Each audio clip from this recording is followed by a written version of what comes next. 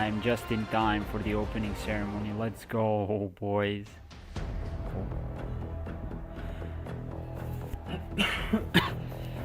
30 seconds. 30 seconds for the start of the finals. Let's go. Who's gonna take it? Is it gonna be T1? Is it gonna be BLG? We're gonna see.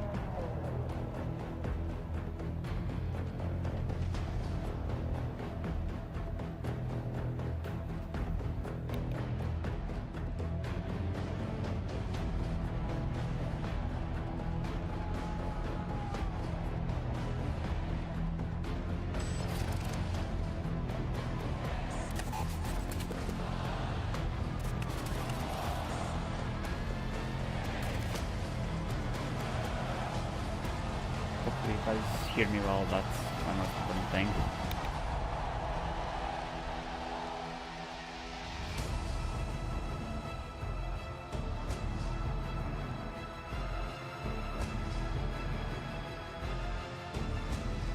Well, let's see who's gonna win, baby.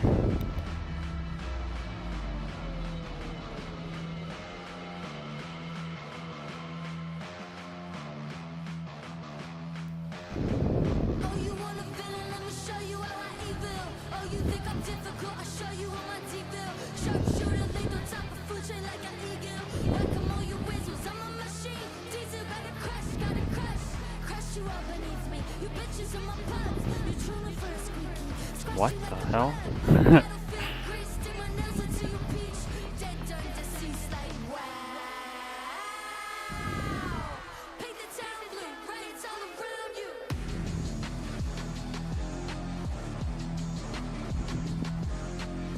I honestly thought the opening ceremony is over, but I guess it's not.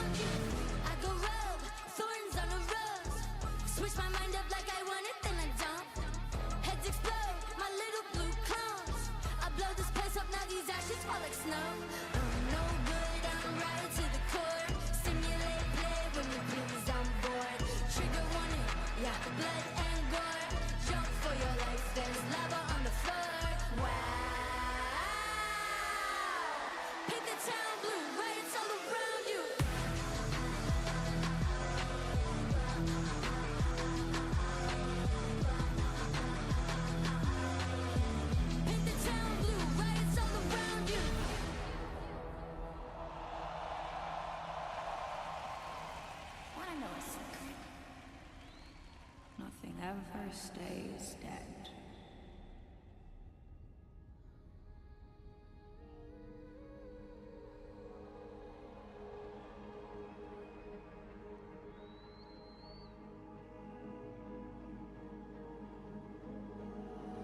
Gripping with my cold hands, the shapes I used to take, hollow like a straw man. But it's easier to push away, 'cause it could all end here with a strange daylight caught in our Here I am. Oh, my tea is not ready yet. stretching out through all the things I left behind.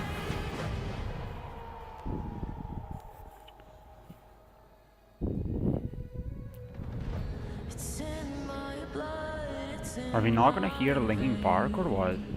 Because I would really love to be able to hear them. I think the song is okay. The MV, the music video is not good for the world's music video. But that's why I would really love to be able to like just listen to them. And before for them to perform live, that is.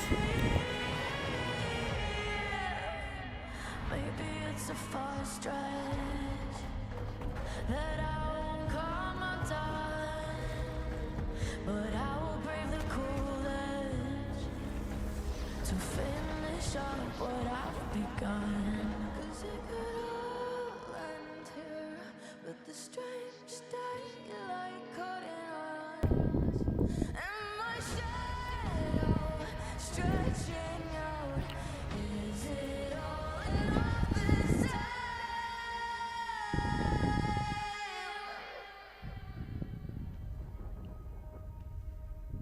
Matrox. I'm still here.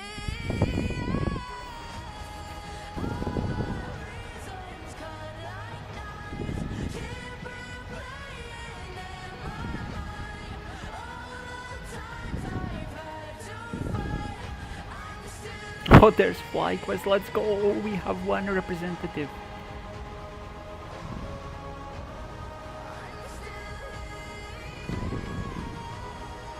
Ah, really reminds me of 2019 with Phoenix.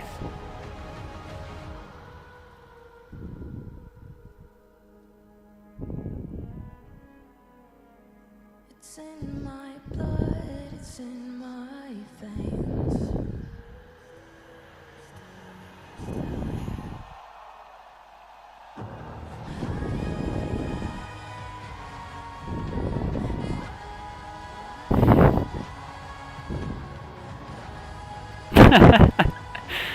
That's my boy Guma, look at him.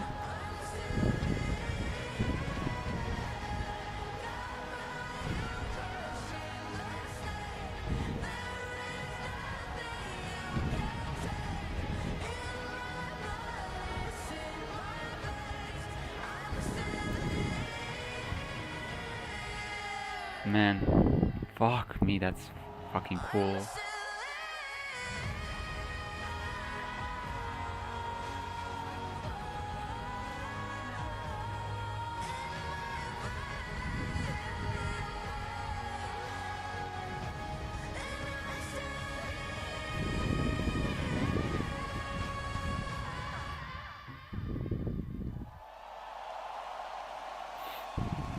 Oh man, but if they don't have Linkin Park, then I don't know.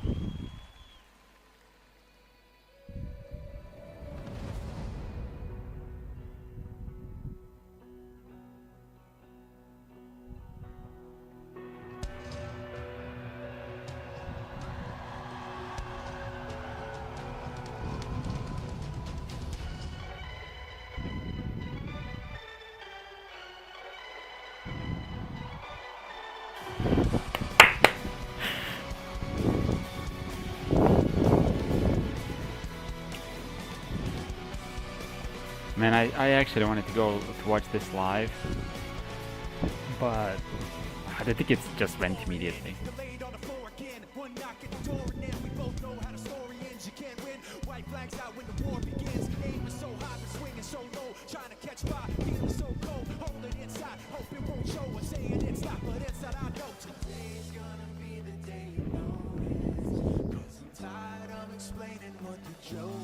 This is what you asked for.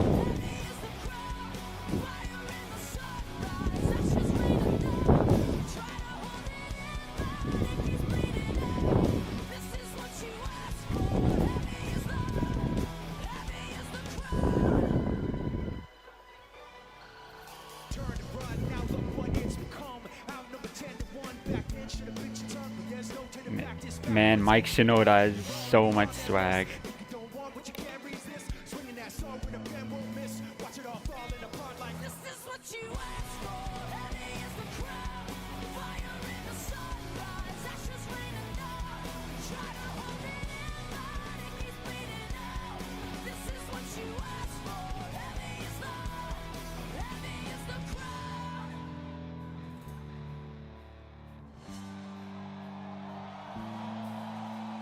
Today's gonna be the day you notice, 'cause I'm tired of explaining what the joke is. This is what you asked for.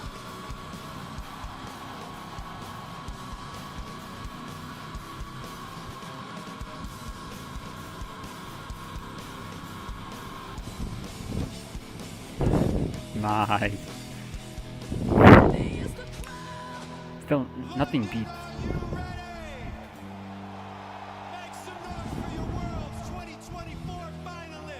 Mike Shinoda actually does watch League as far as I know. I remember him being on one of like the anniversary or something.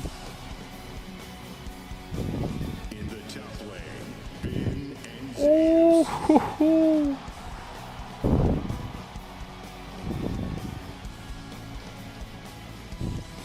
in the jungle, Shun and Omer.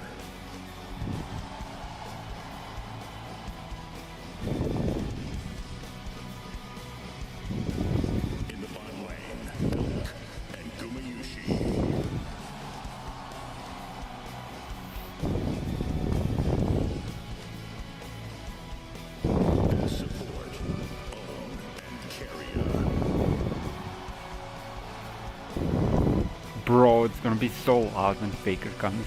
And in mid lane, Knight and Faker. Haha.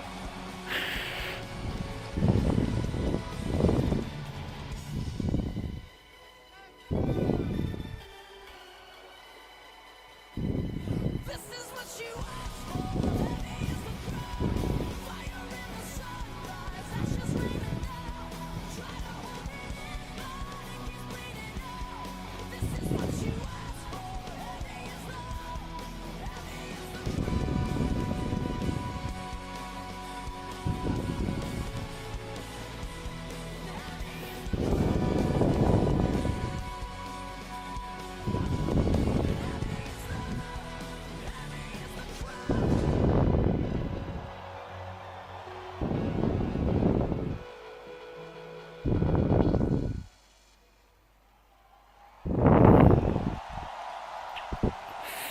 Hype, hype, hype, hype, hype. Let's go.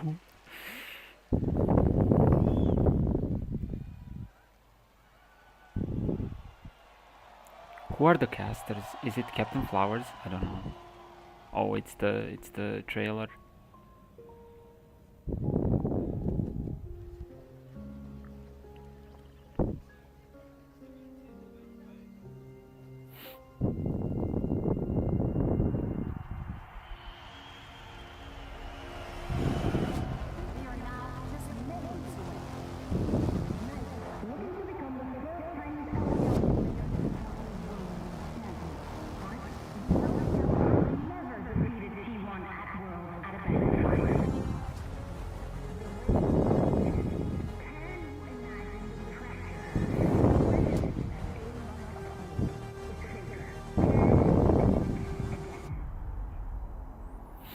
어떻게 해야 할까요?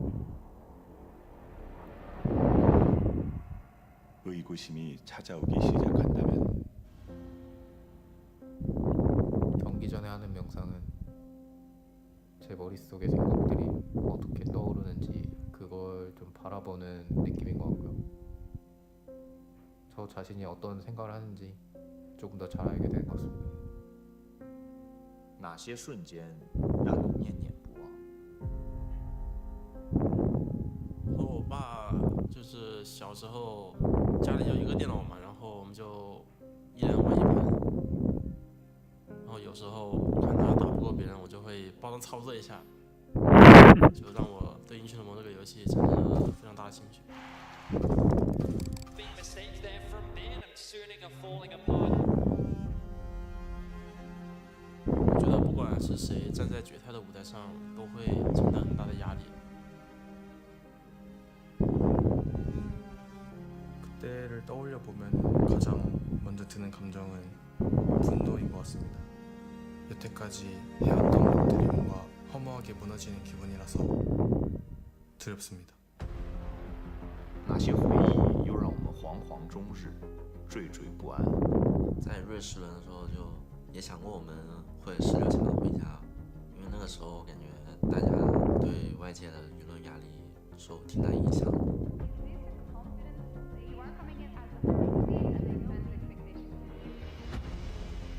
잊혀지는 게 좀 두려운 것 같아요. 사람들한테 잊혀진다라는 게 그만큼 임팩트가 좀 없었다라는 뜻이기도 하니까. 去年我觉得世界赛非常可惜吧，因为我们也是赢了一整年，其实就输了 T1的那个 BLG，所以印象非常深刻。 어둠 속에서 갈 길을 잃었을 때 所思何处能见到斑驳星光？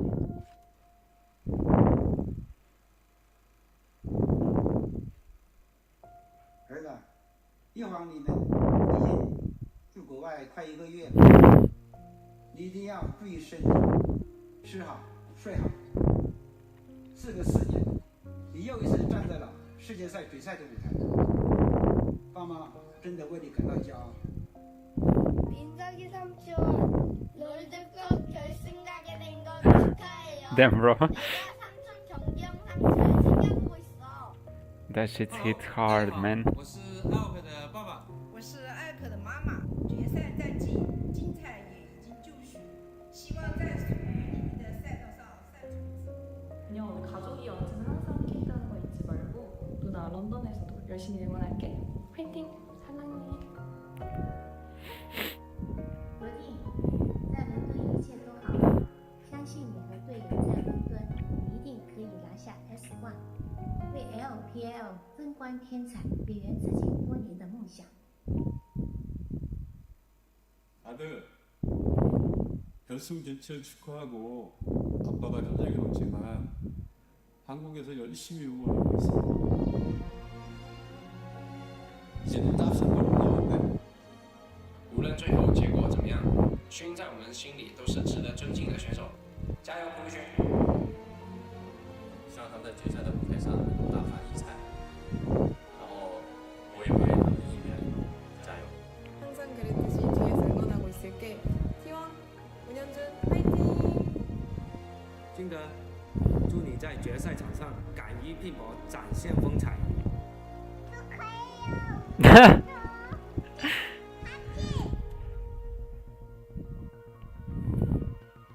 Bro, that shit hits hard, man.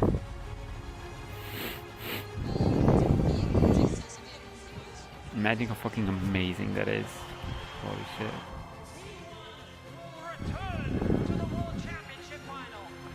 마지막까지도 또 어! 행복하게 잘 했으면 좋겠습니다. 뭐든 좋아. Of course. Of course, full fest. 응원하고 존경합니다. T1 월드 우승 가자. 화이팅!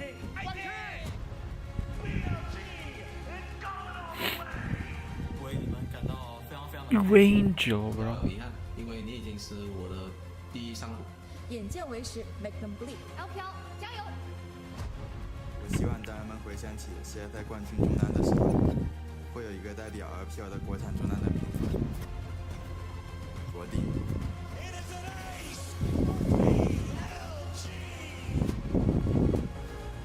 T1은 LPL에게 지지 않습니다. 오늘도 마찬가지일 겁니다.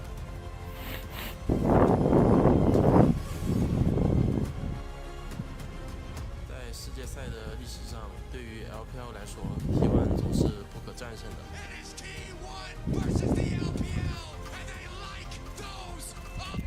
今天我会打破他们不可战胜的神话。 Bro, imagine if Fuzi sent them a message. Holy shit. 어려움이 있어도 저희를 믿어주신 모든 분들 5번째 우승은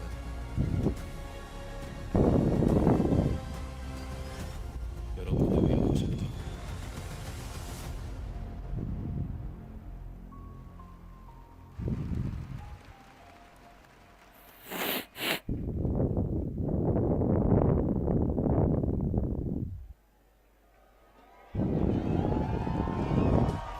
Ladies and gentlemen, and everyone else, it is our divine privilege to bring you the world's finals here in Yo, London, let's by go. Betty and by Toby, and what a series lies ahead of us. And what an amazing intro that was. They made us cry right before Champion Select, Thaddeus. Yeah, I mean, we're going to have to push the emotions aside because we're getting straight into the draft. The Jax respect ban thrown straight towards Immediately the Jax. set taken away from Elk as well. Immediately our attention is drawn towards the Yone first pick as BLG have held off on banning it so far. These were the two main questions we were coming in, looking to test in game number 1 of this series. Will the Yone now be left up that the Jax has already been banned, taken away as that power pick from Bin? See where BLG decides to go. The Aurora and the Vi, they're banned so far. If you do ban it, the Ashe comes up super high priority as well. These bottom lanes for T1.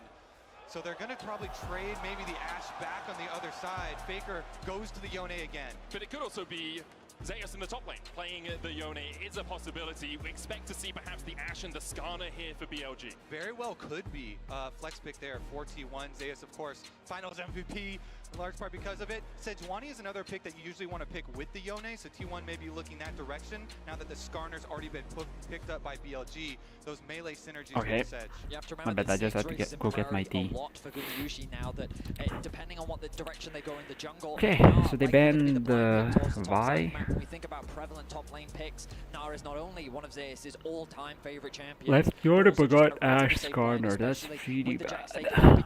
Is there anybody else? There's his band as well. Whether they want to lock in mid or whether they want to give Bin a mighty counter pick on the top side.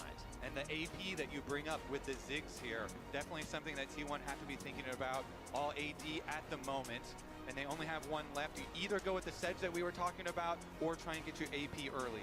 Sedge, of course, synergizes so well when she has melees in her top and in her mid lane. Nah, not always a melee, but can be whenever he goes into that Megnar form. Yone, obviously, one of the better melees, but with Smolder not banned away, Knight is going to look towards that as an answer for the Yone in the mid lane. Whoa, the fake out here. Oh. He's just flashing some of his great champions right now. And they go back to the Sylas. Sylas has been incredible at this tournament. I mean, Sylas is better than always a Nara. bit of a gamble. He must be picking it largely for the team fight value. Sejuani, Na, and Yone all have great ultimates to steal. When we think about BLG, their team fighting has been a core part of their success at this tournament. But they've seen the same Ziggs that we have. They're going to ban it away. Will T1 look to respect ban Bin, knowing that he is famous for his Camille on the top side? I think you have to. Both these teams know each other so well. They've matched up so many times. And at this last MSI, the Camille was effectively used. Double protection bans. They actually do the Renata themselves. It's Such a great pairing that with Ash. Keria having, it's a very good pairing with the Ash, as you say, but Keria has been the Renata aficionado so far. Well, it's the one really bringing it to the forefront of the meta. It's also something that really stuffs heavy engage comps, and since T1 are showing a lot of dive, a lot of heavy engage, a lot of melee, you don't want to play into a Renata ult. I wonder what T1's going to be thinking about the bot lane, like Saya, Rakan immediately as a potential, but again, they are lacking in terms of AP.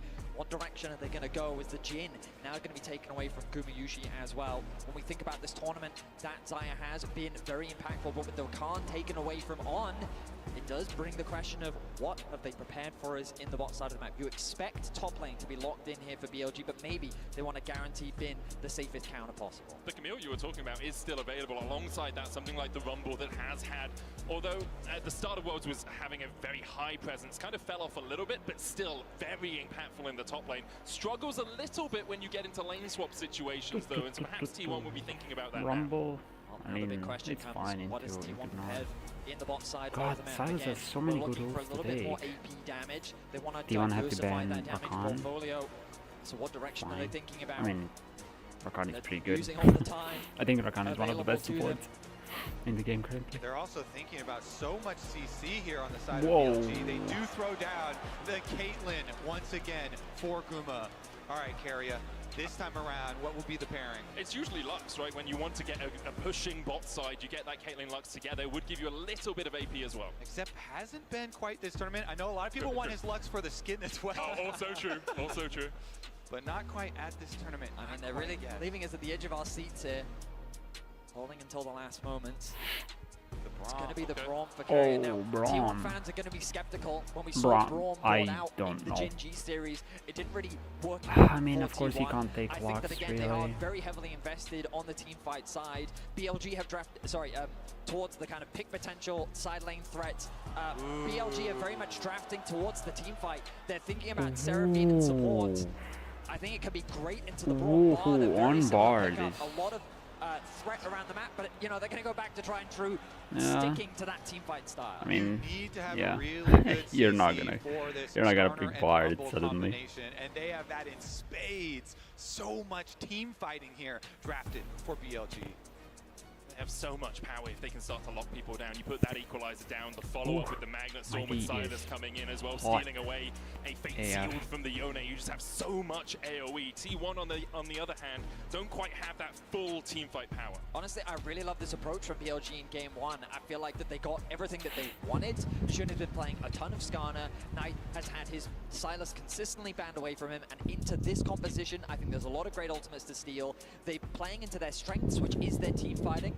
And T1, I think that being so heavily invested on the Yo, BLG what the side, hell? I worry about whether or not they're going to be, how much damage they're going to do in these team No, that's fights. Twitch. This draft is also going to have some ripple effects for the series overall. You know, BLG being on red side wanted to test the waters in game number 1 with the Yone again being left up and having, you know, Knight confidence on either Silas or things like the Akali even to pick into it. If they cannot beat it this time around, you're not afforded that luxury later on in the series. Remember, T1 had side selection. They won the coin toss earlier in the week, decided they wanted to start on the blue side. It has been a favorable side so far at Worlds, but BLG bringing out the big guns in game 1 to try and take that first victory of this best of 5.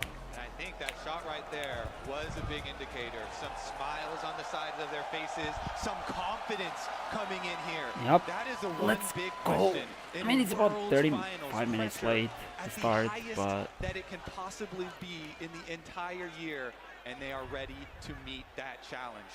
This is what we all asked for.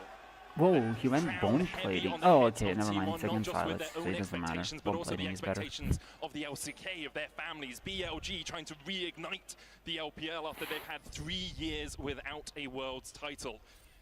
And it's 5 games of glory, I hope, as we get into game 1 here. Elk and On looking for Gumayushi. Knight coming in from the side as well will land the absolute. I don't think Ruma has the flash. Gumayushi still holding on to that flash down. Locks him Why up, flash now? and BLG strike first. What?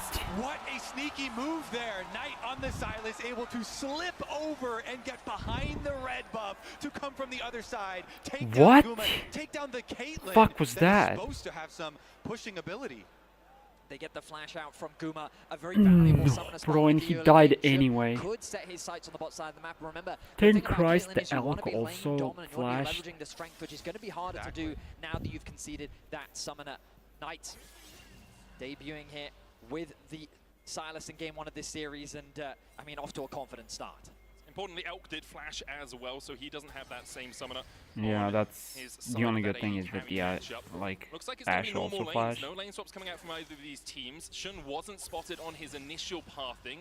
Owner will be spotted when he goes over to the Razorbeak, because there is a ward waiting for him there. Yep, both junglers going to Knight hit walked into full it. clears down to the bottom side of the map. One thing we've seen a lot in T1 games as well is Keria specifically roaming mid to Faker, especially in these melee matchups.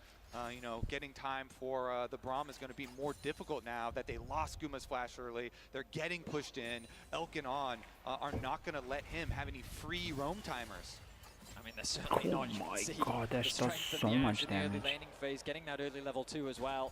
And I mean, when you make that point about Carrier as well, usually he does that on things like the Bard, like the Pike, Rakan, Renata. On the Braum, it's going to be much harder to do. It's why you love to see really good level 1 prep coming into series as big as this. Because Elk, starting with the First Blood, the extra longsword in your inventory just feels so good and completely changes how the early map looks in this matchup. Now BLG have already dropped I mean, it's not that bad, just because Elk also flashed, but that was the weirdest thing that I've seen from Luma. It's like, in those situations, you either flash immediately or you do not flash at all. Already sending his sights on the bot lane play.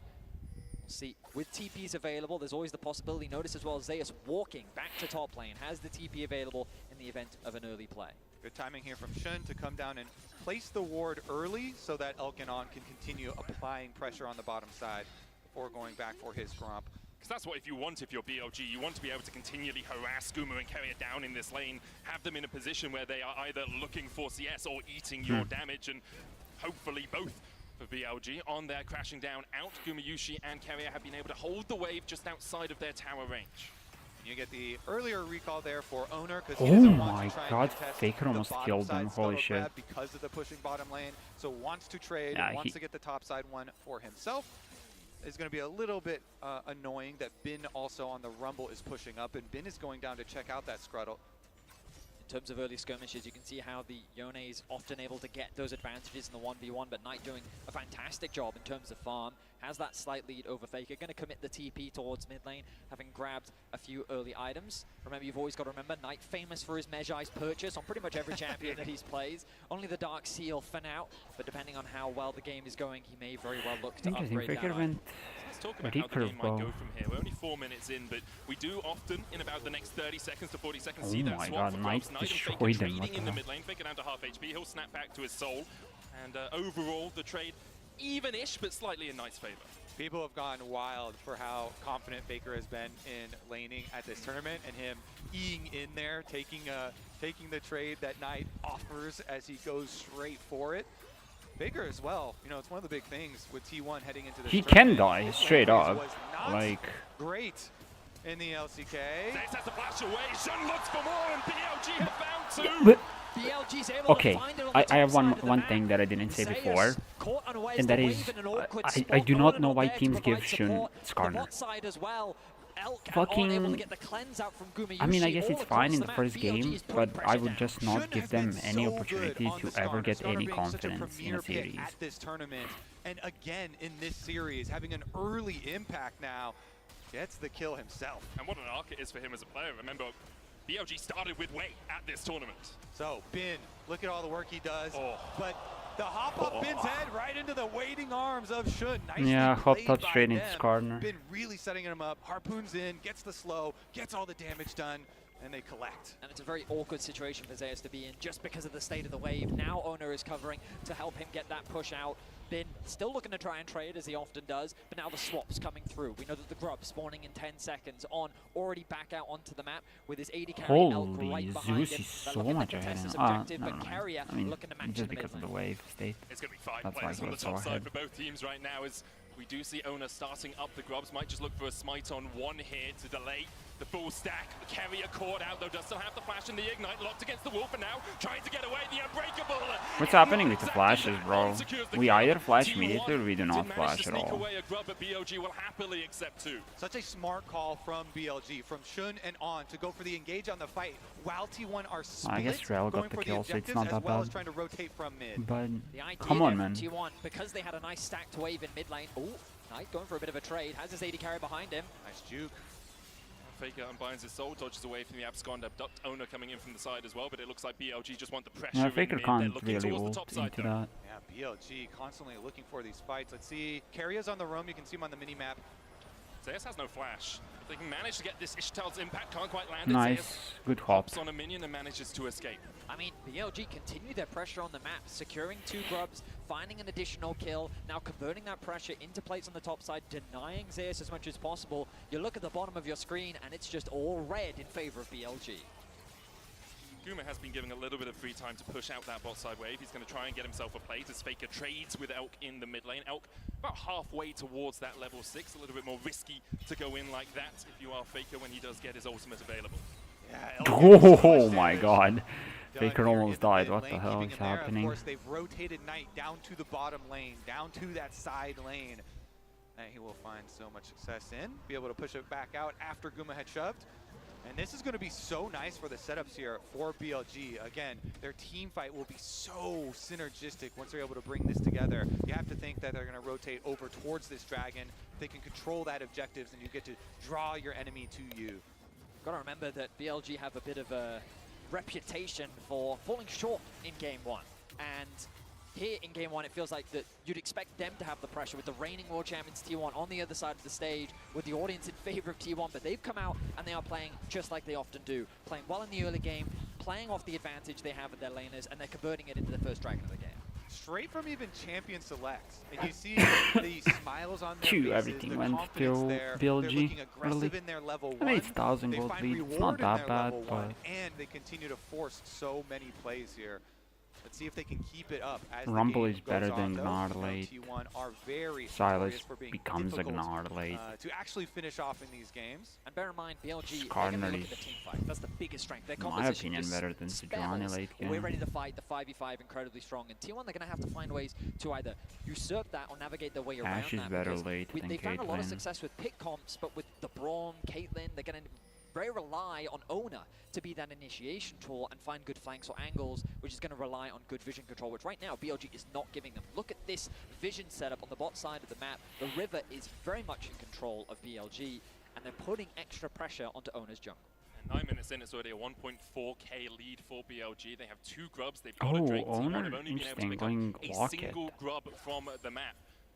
And BLG very much in the driver's seat coming into this series. A lot of us looked at how T1 play the early game, who tends to be in the advantage, and T1 tend to be a little bit more aggressive in the early game, getting out to those leads. BLG here, assessing the apple cart, so to The speak. alternator. Has just been So much burst damage. exceptional this tournament, and especially in their previous series, styling on his Syndra, styling on his Ahri, here styling on his Sylas, stealing Faker's own ultimate, and this pressure, you even see the hover there for Owner, drawing a little bit of time, Sejuani not immediately going over to Gromp, kind of hovering around, see if Faker's going to need anything else, and it'll also kind of extrapolate towards the extra wards around mid lane. If you start to see the mid lane pressure here kind of spill over into other lanes as well for BLG. Okay. You're also just seeing it on the map, right? Because Knight just then, after pushing in mid, hovered into the topside river and he's just moving into fog. He's creating that extra point of pressure, which means that Owner might get invaded on. Maybe jungle plus mid is going to come and put pressure on his jungle. Bin backing in a brush. Where has actually Bin gone? Just those subtle bits of pressure on the map that force I don't know about carry on the Braum. that control at the entrance on the top side to try and spot out some of these plays. T1 do have the vision around the second spawn of the grubs first. You can see BLG on Elk and Shun all making a beeline towards those grubs. Trying to get 2, obviously when you get 4, those mites begin to spawn. All right, so BLG, you can see they've got the early lead on timing on this map. With the push on bottom side for Knight there, a couple of those minions down Knight to has the a tower. He TP, gets his recall so into Faker a has to purchase clear off the wave and and then has his run teleport run ready there. if they decide to fight this grub fight. Currently, Faker as well collecting the minion wave now. His Knight has a teleport proto ready to belt. answer if they do want to throw down. This Faker brush not that even Gary is close standing to in is board. incredibly important for those team fights, but he's going to have to give it up. Shun going to try and chase him down, throws a rock into his back. The TP comes in by Knight, who just finished his rocket belt. And on goes in. Owner's locked up. Abscommed out. Dudley flashes the wall. The arrow goes wide. Yep, BLG those get are everything they want. They the force the enemy things. jungler D1 away. is And not they fighting turn their that. attention to the grubs. C1 decision right now. Do they just let Faker farm turret play? Oh! It's Guma! It's at But it doesn't matter. I know it's the grubs right now, but he always manages to steal it. Whether it's Varus or Guma Caitlyn, ain't stealing Guma's got it. the skill shots to get your objectives. Beautifully done by Gumayushi. Able to get 2 grubs at the very least for T1, so something, and they got a lot of plates both in bot and mid. So collecting a bit of standing gold that's hovering around the map right now. Little that BLG can really do to contest. Instead, they're committing towards the top side, trying to secure this top tower, and they will secure themselves that second plate as well. Right on Guma. Guma trying to get away from this carrier coming in as well with the Winter's Bite. Shun's on the chase with that Ishtal's impact, but locked up with the Glacial Fissure will be slowed. Nice. Protects his That was 80 count. scary. Look at the confidence that Knight is playing with right now. Every time he sees someone on his screen, he's going in for a play. And I like Yeah, the fact I mean that when you BLG, have they Silas, you spot just out gotta play like Owner that. in the You just river, gotta. isolated, It's and very similar to immediately like all collapse LeBlanc, I onto guess. him. They tried to stagger that CC as well to keep him locked down as long as possible. Zeus should be fine. He's going up towards Mega. Is there as anybody well. there? Trade in, TP coming in. T1 have the advantage. The Nav into the wall. On has no flash and only 200 HP to work with. Now that's nothing. Sent back to the fountain. Nice. Sealed out down. T1 Nice. their first 2 kills of the finals. What a play! Zeus strikes here. Wait, Shun is trying to hold off until Knight arrives to defend this tower. Yeah, I mean, Still going to be some I turn play get it. money as well as the kills here for T1. I mean, just great awareness from Zeus, recognizing that in the face of the bot lane, he was actually stronger. He knew that he had the Mega Gnar on its way. He knew that the TP was available from Faker, and they set up for a very nice collapse. Recognizing they had the TP advantage as well, because BLG used 2 TPs to fight over those second grubs. Very good use there of the extra cooldowns and recognizing Nice. that they're going to need some Very money good to play be able from to fight Zeus. in these fights, I was not that are expecting for him upcoming to because go the in, but early I was item like looking at it, completions he had has a already Mega started to Gnar. come in for Does he BLG, go so for it? stops the double I recall honestly thought here, that they are gonna and go then more they make the ham, call, teleport but in, I I've guess got they Mega didn't. Gnar, perfect timing. Oh flashes well, forward against fucked the up wall. the cleanse. Beautifully done. And I mean, even without the TP, he likely could have just gotten on by himself. He gets the summoners out from Elk as well. And those are going to be crucial as we set up for the second dragon of the game. Elk tried T1 should to feel a lot more Captain confident Jack about it, being ready to but fight for that objective. As you're seeing on the mistimed minimap, it though, and it just extra gold going stunned, back got there to stunned the anyway. side of BLG as Knight is able to push in and get another turret plate for himself. So remaining slightly ahead there in his matchup. About 1,000 gold between the 2 teams right now. Only a 200 gold lead for Knight. Gumayushi, the only spotted blue in that sky at the bottom. It's only 20 gold ahead, now 2. Really not an advantage at all. And gold as well. It really is about the item completions. True. And before Faker does get his Blade of the Ruined King, you know, already Knight sitting on the Proto Belt, that play-making item for himself. Gives you a lot of that. God, Grell already has a support item finished. A bit of setup around Braum the not topside objective. Braum You is can see not Faker yet fishing there. for information. Looks like that no one's going to be sounding on the side of BLG. Dragon is available, but really no setup on either side towards that objective. Resets have come through, items. I mean, nothing really happened in top lane. They didn't really try to fight each other on anything. Incredibly close to that blade completion. On his next back, he should have it, and it is crucial. It is a game changer in terms of your ability to fight on the sideline. Another thing that is oftentimes hard for, as we start up the Rift Trail here, seems like they should be able to get it though. Another thing that's kind of hard for fans to track usually is information that the teams have, because it's not necessarily shown on the scoreboard, but it is critical to the success of these types of teams that they have set up here. And so without the extra vision, looks like it is just going to be the trade. Dragon for Herald, no problem. But I will say, Knight staying on this outer turret and getting the outer turret gold himself again, more money funneled into the Silas. The Silas that does scale so well. He got it alone. Again, it kind of, while Holy. T1 did find that And TP, they got now they're this. behind in terms of TP. The arrow connects mid. Oh, Zeus is probably dead, honestly. As well as BLG look to collapse. Already they've locked up T1 in the middle of the meat grinder, and one has gone down. Zeus falls. Faker getting chased out as well, and Bin's Nice. Faker is down, but oh, Guma is dead anyway. Shit, man. Oh, but what happened? A triple kill for the AD carry of BLG. A nice arrow to set up the whole play. T1 saw an angle to secure that mid tower and immediately get punished. And BLG are so quick with it. Elk's arrow snipes him right out of the air after the 2 kills with the Herald. Immediately turn it into gold. Liquid gold here for BLG. They shoot ahead on the God, they got everything. Hours out of it as well. Yes, so much gold goes into their pockets. 4.5k the lead now for BLG. And it's a situation where Bro, the this cross game map, was right? You see over Knight on the top already. side of the map, but the arrow comes through just as Zeus is jumping past. I mean, Nice Zeus would have sidestep been from stuck On. He there connects the anyway, stun, because and he then a actually beautiful eat into the wall. multi-man ulti comes through from On with the follow-up as T1's forced to retreat. And now the Impale's going to land on Keviv as well, and he has no place to get out of this, nowhere to go apart from back to the fountain in a body bag. BLG now God, 7-2 up. what is happening? Hello, team? Why are we just like trolling this game? The undisputed What the best fuck? team in the LPL coming out firing on all cylinders. They are not giving T1 a moment to regroup at all. Faker now even under attack, he's slowed in the pit. The TP is coming behind here as they look to try and turn this play around. Bin trying to get the damage down onto Faker here. Hit him with the harpoons. Faker dodges away with the Q3 and manages to live through the Leandri. Give it to Guma, bro. Find some semblance of hope in the bottom side, but BLG are not stopping their advance on top. Oh, Ash killed fucking Yon, by the way, with the ult. Are ripping this map to shreds. It is often a play that Faker, teams have tried to collapse on him on a side lane, and it's resulted in their demise. They're doomed the over chase of that star mid laner, but BLG don't care. They're keeping pressure on the top side. T1 members collapsed on the bot, but it costs them greatly as they lose 2 towers top. And we're only 18 minutes into the game, and BLG have already opened the doorway into the T1 base. They do lose a tier 2 in the bottom. The only side good of thing is that BLG. T1 has traded with them. Like, when you're losing this hard, T1 need to find some way back into this, 'cause now trading is not even that bad, honestly. They do have these hex gates to work with. 2 minutes on the next Drake. Baron up in There a was a minute 50. kill We've for seen T1 sneak them in the past 1 to get kill back for into 2 games. kills. And we said it in the draft, And when we saw this 2 BLG turrets for 2 composition, turrets. So it it's like really you're is down a 1 kill. comfort pick and play style for BLG. You look at the Your champions of inhib what is typically open, in the but past 18 associated minutes into the with his game, they're rumble, not gonna it has go become at a it. staple part of his champion pool. And here in the 1v1, he realizes, I think I can get this solo kill onto Faker. He has no way of getting out of this situation. Faker doesn't have so the they're ult. If forced he has to the ult, to he just collapse. kills him. Gumayushi comes down, Zeus comes down, but on the other side of the map is BLG. Exactly, you could see the counter.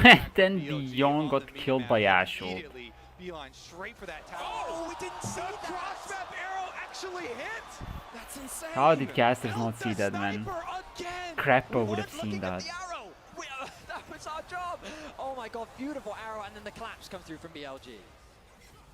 Reminds me of the Prey arrow, but that one was a game-winning one. This one I don't think it is. Of the recall spot, he used the hawk shot to spot it out. The hawk shot comes in, then the arrow. That is sublime. No, he didn't use the hawk shot. Hawk shot came slightly before the arrow. He actually blinded at an arrow and a hawk shot. On the other side of the map, but look at that explosion in terms of gold advantage for BLG past the 15-minute mark. And I mean, it all stems from that level 1 play. The fact that they got that flash out on the bot side of the map. Elk and On had consistent pressure on the bot side. Knight was able to trade very effectively in Elk lane is in the 2 1v1. items. Even later Kraken, on in the lane, out trading Faker. And on the last top side, whisper. that's where Shun This was game putting the looks pressure. That's where he was able to find that early absolutely game. over And it's just been skirmish after if we don't advantage do after something. pick, where BLG have just been slowly but surely dominating the map. I don't even know what we can do, honestly. Maybe catch somebody off, like get a odd number fight with more people kill like Knight and Bin, maybe, so that they cannot sideline. But if you can make the soul a possibility, it puts more I mean, pressure this on is not T1. like a Gen G BLG, they're comp so far ahead, they don't need to where give anything over you to have T1, like so all you have to do is keep Ash, one little bit of Tristana, vision and on the then like Baron, 3 then tanks, go I think collect it the was. dragon, make sure that No, T1 it was aren't Nidalee able to and 2 get tanks. any sort of trade on the map because they don't have the ability to fight you, so deny them everything. Oh, wait a second. Okay, good. Not aware of the recall in the brush. Knight's going to catch this bot wave. This is going to be an uncontested dragon. BLG with a strong start to game 1. And while this game definitely T1 isn't cannot over, sneak it. BLG have all the tools to secure the first game of this series. And coming into this series, we need to remind you again, BLG at MSI this year, they beat T1 twice in best of 5s, and last year at MSI. They definitely have shown that they have what it takes, and they are But it wasn't the definitely same showing team. that in This game year it number was. 1. Last year it You could even wasn't. go back to 2022. Last being team, beaten on RNG last in the year MSI finals as BLG well. was. I mean, T1, the World Championship has definitely They have been Knight their last tournament. year. But when it comes to MSI, that is where the LPL know. have been able to find those advantages. Now, though, here at the World's first game, BLG 4K gold up, 2 dragons to their name. Baron is now an option, and this becomes a big point of contention. It's an opportunity for T1 to turn the game around. They have had some spectacular Baron plays so far at this World Championship, whether it be sneaking them, whether it be finding incredible team fights around this objective. It is a point in the game that BLG will have to be cautious and respect T1. I mean, Braum, Locket, T1 just trying to get towards those maybe it's second, 2 third items items, you lock it fight. on Owner, but the Blade of the Ruin King yet to see second item for Like, Faker. It really comes Yone is online just not at when you get up Strikebreaker towards yet. 2-3, the Yone is so powerful in team fights, so powerful in side lanes right now, but he can't even step past where his Krugs would be because he doesn't know if BLG are on that bottom side of the map. So It's like he you has can to fight accept at the full pressure much items, deeper so it's like on towards his side of the map. Look at that, Knight even like hovering in when the everybody brush, has 2 waiting items until he you fight, collects all the but information. or like The at least rest of an BLG item here, when it comes to just keeping including tabs on Braum the as Baron well. as we wait for Elk to arrive on the map. He hex skates out with his 3 item power spike already completed. His Lord Doms because they're so far ahead. That Ash is Elk, a player that Ash is came so onto the scene strong. was called Jongmong, widely regarded as a good player who would be way too aggressive a lot of the time, would overstep in plays. People said he has got Jongmong fever because he would just throw games from time to time. We haven't I mean, seen if that in Guma years. can He has get been Last so Whisper, whatever it is, consistent for building BLG. in Faker Strikebreaker, then Now maybe you with 5 fight. kills to his name, you have to expect that Then BLG will protect him in these upcoming team Hope fights that and just Silas allow at him that point to doesn't rip have through a T1. full Sonya. So far his arrows have been great as well. Sniping Zeus in the hop in mid lane. Of course, the kill onto Faker as well. And it looks like, again, you don't have to give T1 anything. BLG are so far ahead and they have so many pick tools. Not to mention just the arrow, but also Shun and Ond, and they're going to look for it. Shun going in with the Ishtal's impact, can't quite land onto Ona. Does have that passive as well to avoid that slow. Yeah, they're just God, gonna Knight chase has him out so of that much jungle. HP. Make sure Huh? that the entire pathway leading to Baron. Get the cleanse out from Gumiyushi. You'll notice as well, Elk quite happy to solo push on this mid wave at times just because he knows the Yeah, only I real mean, threat this is if probably Owner the and best Zeus possible collectively fight that you can diving get, on top of because it, Owner this is is not when it all getting comes 2 down. He items has the before cleanse, and that's really the people only are getting negotiation 3 unless at Zeus- BLG. sorry, Faker is able to find that angle. That's Ward offering a lot of value for T1. They'll see that it's going to be started off. The pings are coming through, but can they really get access into the pit? Well, they're definitely going to try. Betty Carey is the one to face check that mid. They don't know the Knight is there. They've not seen him yet. Ah, Guma is dead. Yeah, it's over. You have to flash, man. They're just saving the flashes for too long. Connecting to the AD carry. Guma does not flash away, and this leaves the Baron wide open for BLG. The beautiful positioning from him on Silas too, coming from the mid lane. T1, they don't expect it. Now without Guma, they try and fight them. So almost spotted as he walked towards that Razorbeak pit. The Baron down to 2,000, Knight on the front line. Owner trying to No, Faker with the ult. Oh my god, Faker actually died. Straight up in his E. This game is Jover, bro. It's complete annihilation. BLG are gonna try and chase him This down. wasn't even close. I think we stopped giving this guy fucking Skarner and force him to play something else, bro. Like, test him. Is he good at anything else? Like, this is 4 games in a row that he got Skarner. I don't think Skarner is the reason they're winning, but it doesn't help. And Braum for Keria is not it. Keep track of this angle. He's staying in the fog of war. He's playing Braum like he would play Rakan. He finds the good angle. But you gotta flash, bro. You have to flash. You cannot allow that to hit you. He also body blocks Owner. Look at the position. I know that it's scary, but Faker is too far away. Whiffs the ultimate. Knight is just, he's spectacular. Oh, that was a beautiful one from Knight. Baker's been pushed off it.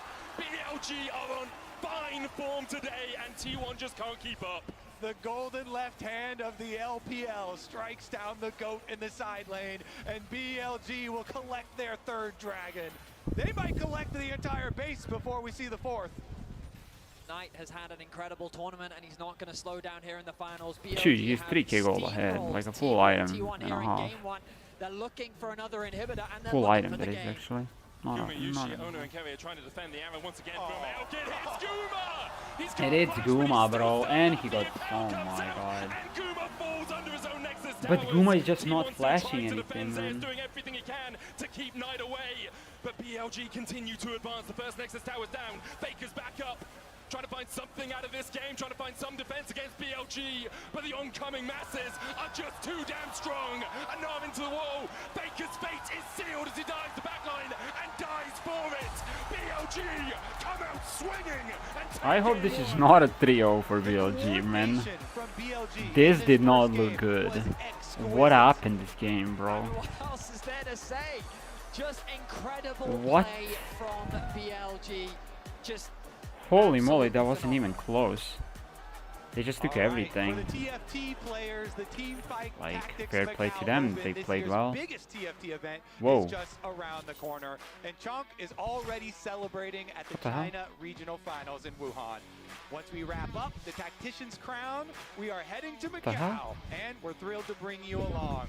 With Magic and Mayhem winding down, a new set Fuck featuring this TFT, Arcane man. is on the It does look horizon, cool, promising Chonk, big, game-changing but moments. 512 the players hell? will battle it out live, diving into this brand new set that is sure to shake things up. Get ready for more unforgettable moments.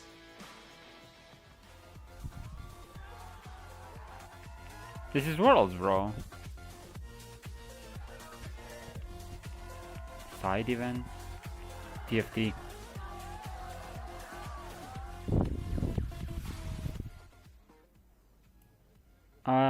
What could be the change for next game? What do we do for the next game? Well, we are... Wait a second. Actually, we had blue. So we have a side selection again. Because we lost. Well, I guess you take blue again. I mean, T1 probably doesn't want to give Knight the Yone, but... They now know that they don't have to ban it. because they can just pick Silas into it. This game ults for Silas were amazing just across the board. Like,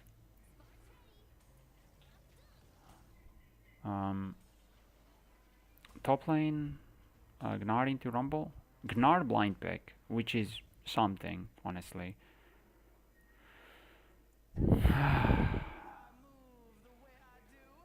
Actually, did T1 have side selection? I don't know.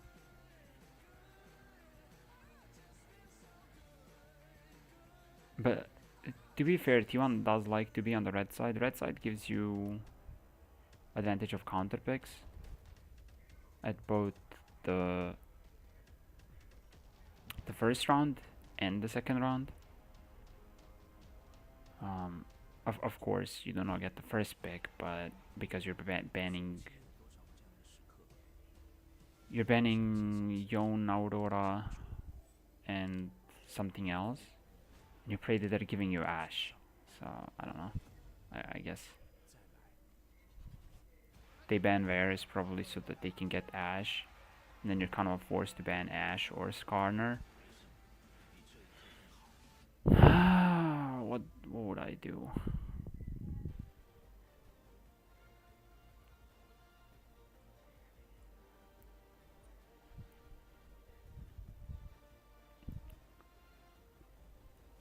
I mean, maybe on the blue side I would ban Yone instead of one of the picks that they banned.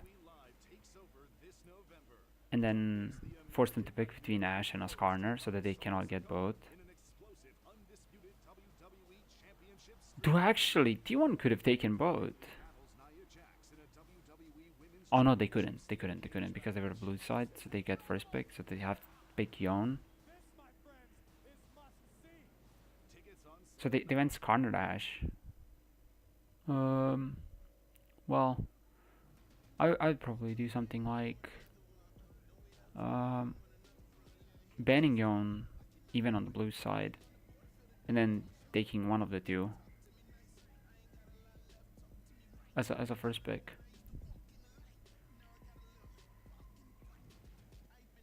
I think Skarner is better. I mean, I don't think it's better, but I think it's better to deny Skarner than to deny Ashe.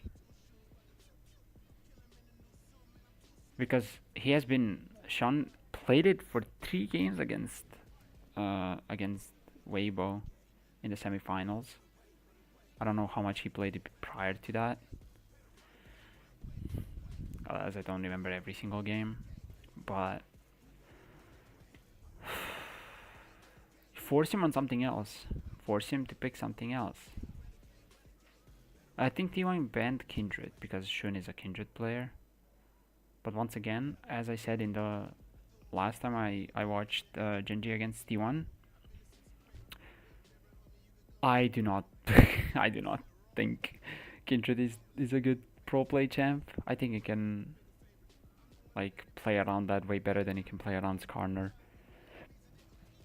So I don't know.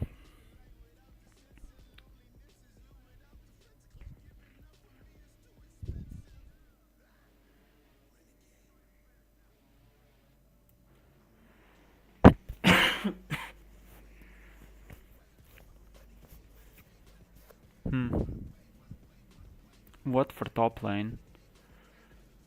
I mean, ignoring to Rumble was fine. I don't think Rumble was a problem really that game. He just contributed as they started winning.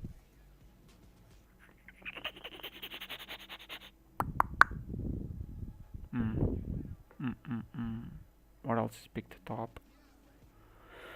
I mean, you can't give Jax, so you just I guess have to trade.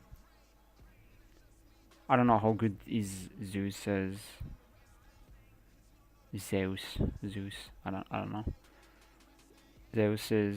Zeus's Rumble. I don't know how good it is.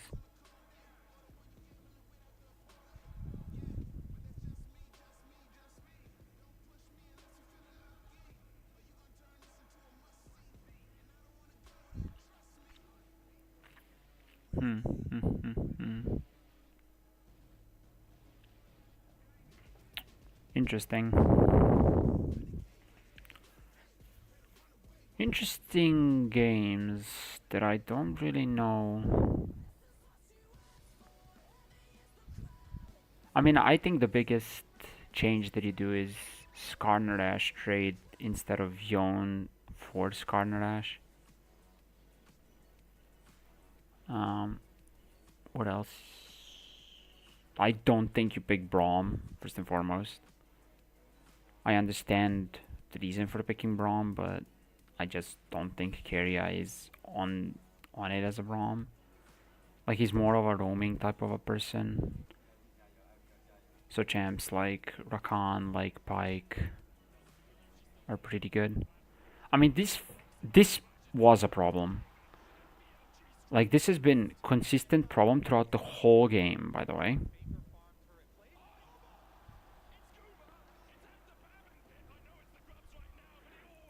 This has been a problem the whole game. He just wasn't flashing stuff. Like...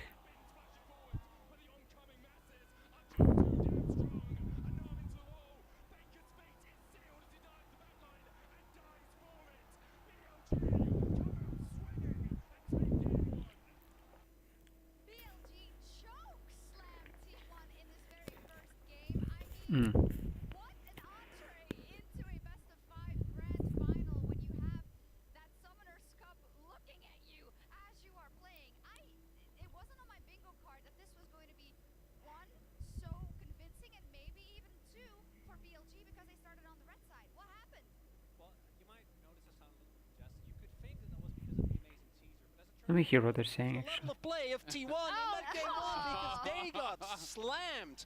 And we can talk about a draft a little bit later, but to me, this was mostly just about the gameplay that came through from BLG. Yeah, and it starts at level 1, right? Like where they do have the level 1 collapse here. As you see, this gets Knight off to a really great start, puts T1 in a really difficult position, and this also... What do you mean gets Knight off to a really good start? Knight didn't get anything out of it.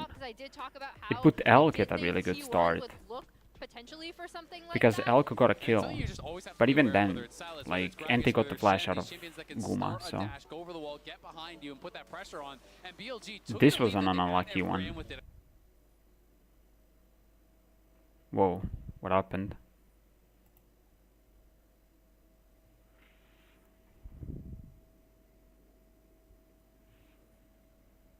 Whoa? Hello?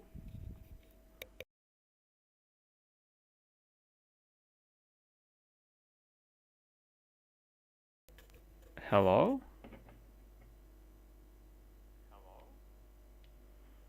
So it's just the stream is done. Wait, let me restart this.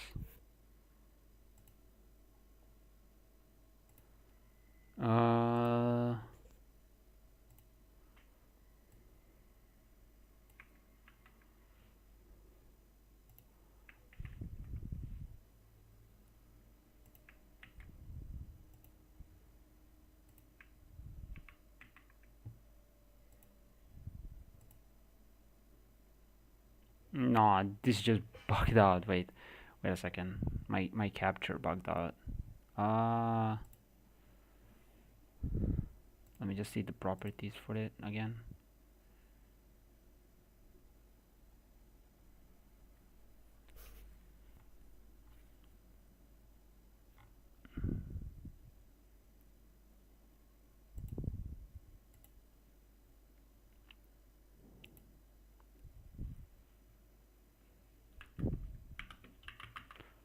Whoops. I don't know why did that happen.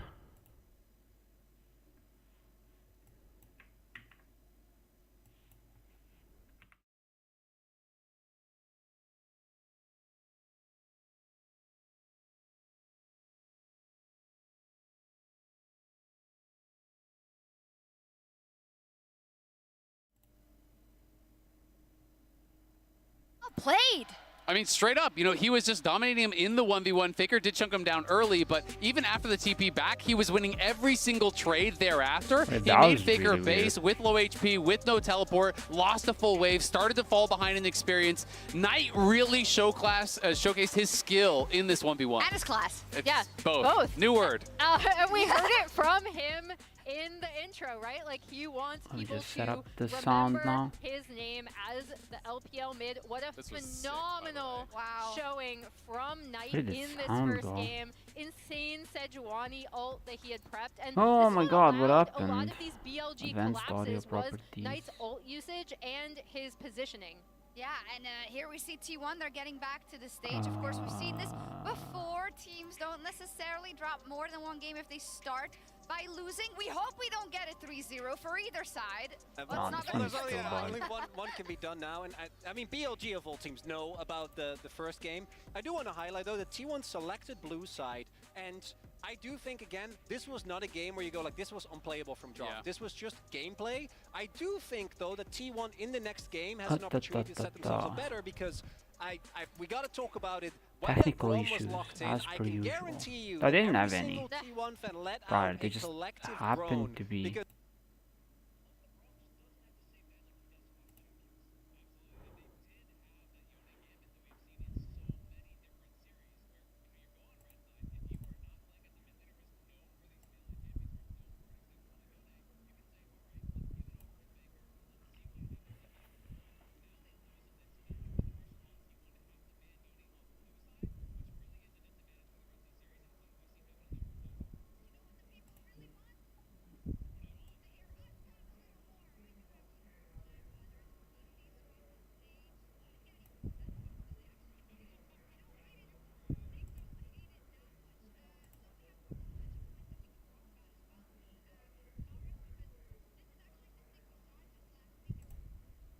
something we saw just last week as well. What a weird thing. With kind of Keria on the Braum, and I think when you think about Keria as a I player, I in the just context of don't the world runs understand that why T1 is has this done, we always happening said now. about pushing the meta forward, about making it happen. Brad just doesn't do it. Well, yeah, and you might look at this and go, man, that's not bad. I want you to keep in mind which team this is. This is a team that has, particularly domestically, even though they haven't won, they win a whole lot. So this really isn't by recommendation for that problem, but it's Okay, when you never look at mind, the I actual fixed gameplay, it, I compare think. this to his Rakan game that we saw in quarters. Exactly, and that is the big thing to me. It's not, the point is, Carry's a bad Braum. You know, sometimes when a team, you know, you compile it, okay, well, maybe you disagree. But to me, it's more about how exceptional he is on some of these playmaking champions and how he enables the Oh rest of man, his team, I missed right? a lot And of there the are players like this, discussion, you know, but you were I guess talking it's about fine, Mako whatever. earlier, we were talking about Core JJ, and players who can play in Chambers, can play different styles, but sometimes, you know, they are more well-suited for what the team is. Okay, I fixed it. It was just needed to be refreshed, but it just wouldn't. I didn't realize that I can do it through the OBS.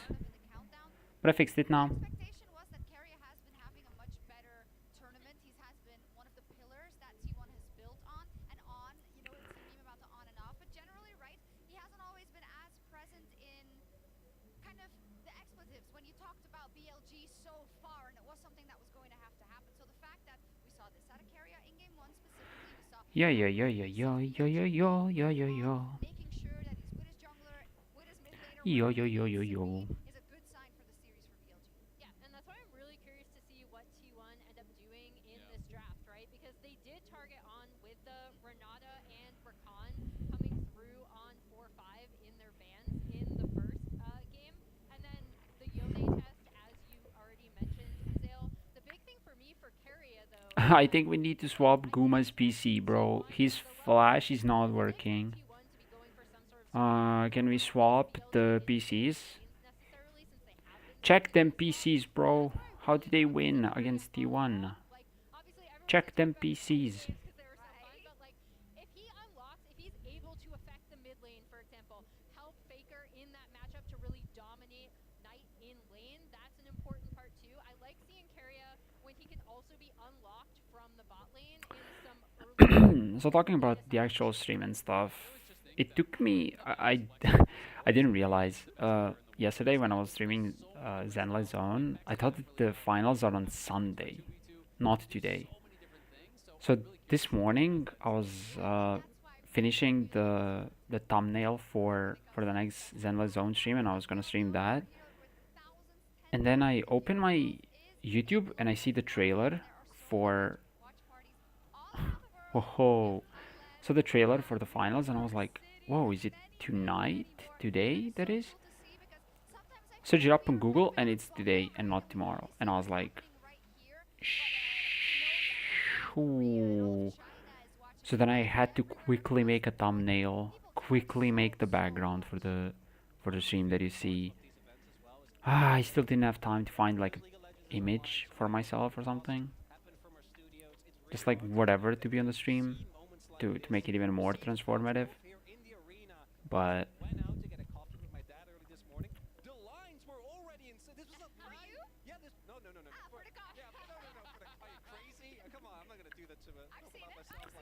yeah, tomorrow I should be streaming Zenless Zone.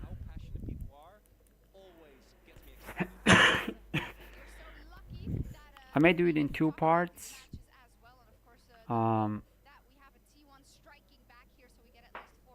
But yeah.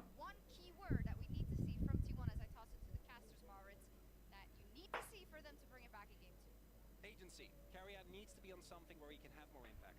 Carrier, you need to have more impact. Do you agree with that, Medic?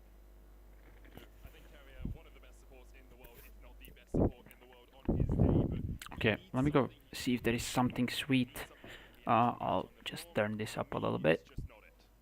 Personally, I think that BLG's draft approach was just so smart because yeah, the draft was very smart. Incredible player. I do think that his pool at this World Championship has been a little predictable, and I think that what happened is that by putting him on the Yone and then not locking either an AP jungle or an AP bot laner, it kind of limited the options that T1 actually had on the bot side of the map. Now, do I think that they lost because of the draft? No, I mean, I think BLG really just outplayed them in the early game, but I think that what T1 is good at, or at least what they've shown at this World Championship, is their ability to come back into games, whether it be through clever Barons or fantastic picks. This comp didn't really give them any options to do that, so I want to see them have those options available to them and showcase the playmaking power that this roster does have. Yeah, I think the big issue here for T1 is not only did they get outplayed in game number 1 on the map, but also it's going to be even more difficult now, I feel like, for them to draft versus BLG, with BLG already calling the Yone shot and then hitting that shot out of the park. Get on into this champion select powered by Omen and HyperX. Again, we see the Jackson. There's the blue side Yone ban from T1. Yep, that's exactly what we're talking about. The knock-on effects of that game number 1. And the Skarner response as well, not wanting to hand that one over. This means that we're going to see Shun on something different.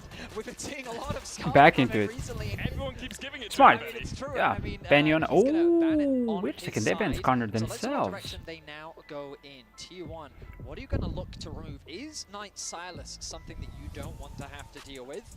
Or perhaps something like the Callista, once again, is something that you think is worthy taking off the board? Yeah, bottom lane has been terrifying. They're gonna ban Ashe. Yet, Knight Silas was insane. Maybe they would even consider first picking and stealing it away. Perhaps now the Ashe and Callista are both available. This is an important choice for BLG. Do you ban away the Ashe and then give over the Callista, which is partially why we see the Varus ban as a solid answer into the Callista. They're going to take away the Vi instead, so all AD carries are available.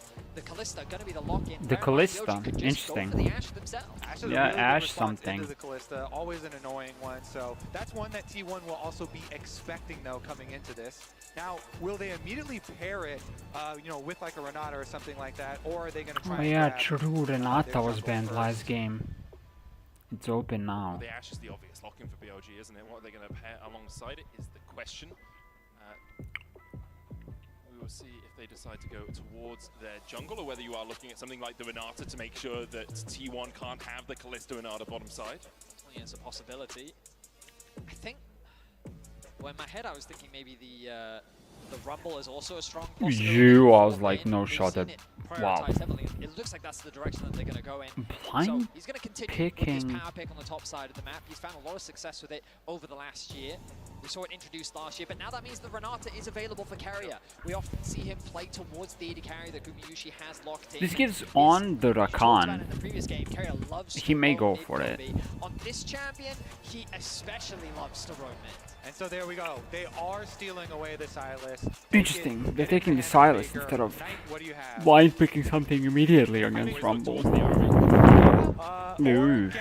Okay, so if they do Galio, it's a Kindred game potentially. Exactly. Are we in for a should Kindred? Because they're like, oh, he just keeps getting Skarner. And they're gonna ban him, Signature Kindred. possibilities. Those are very far down the line.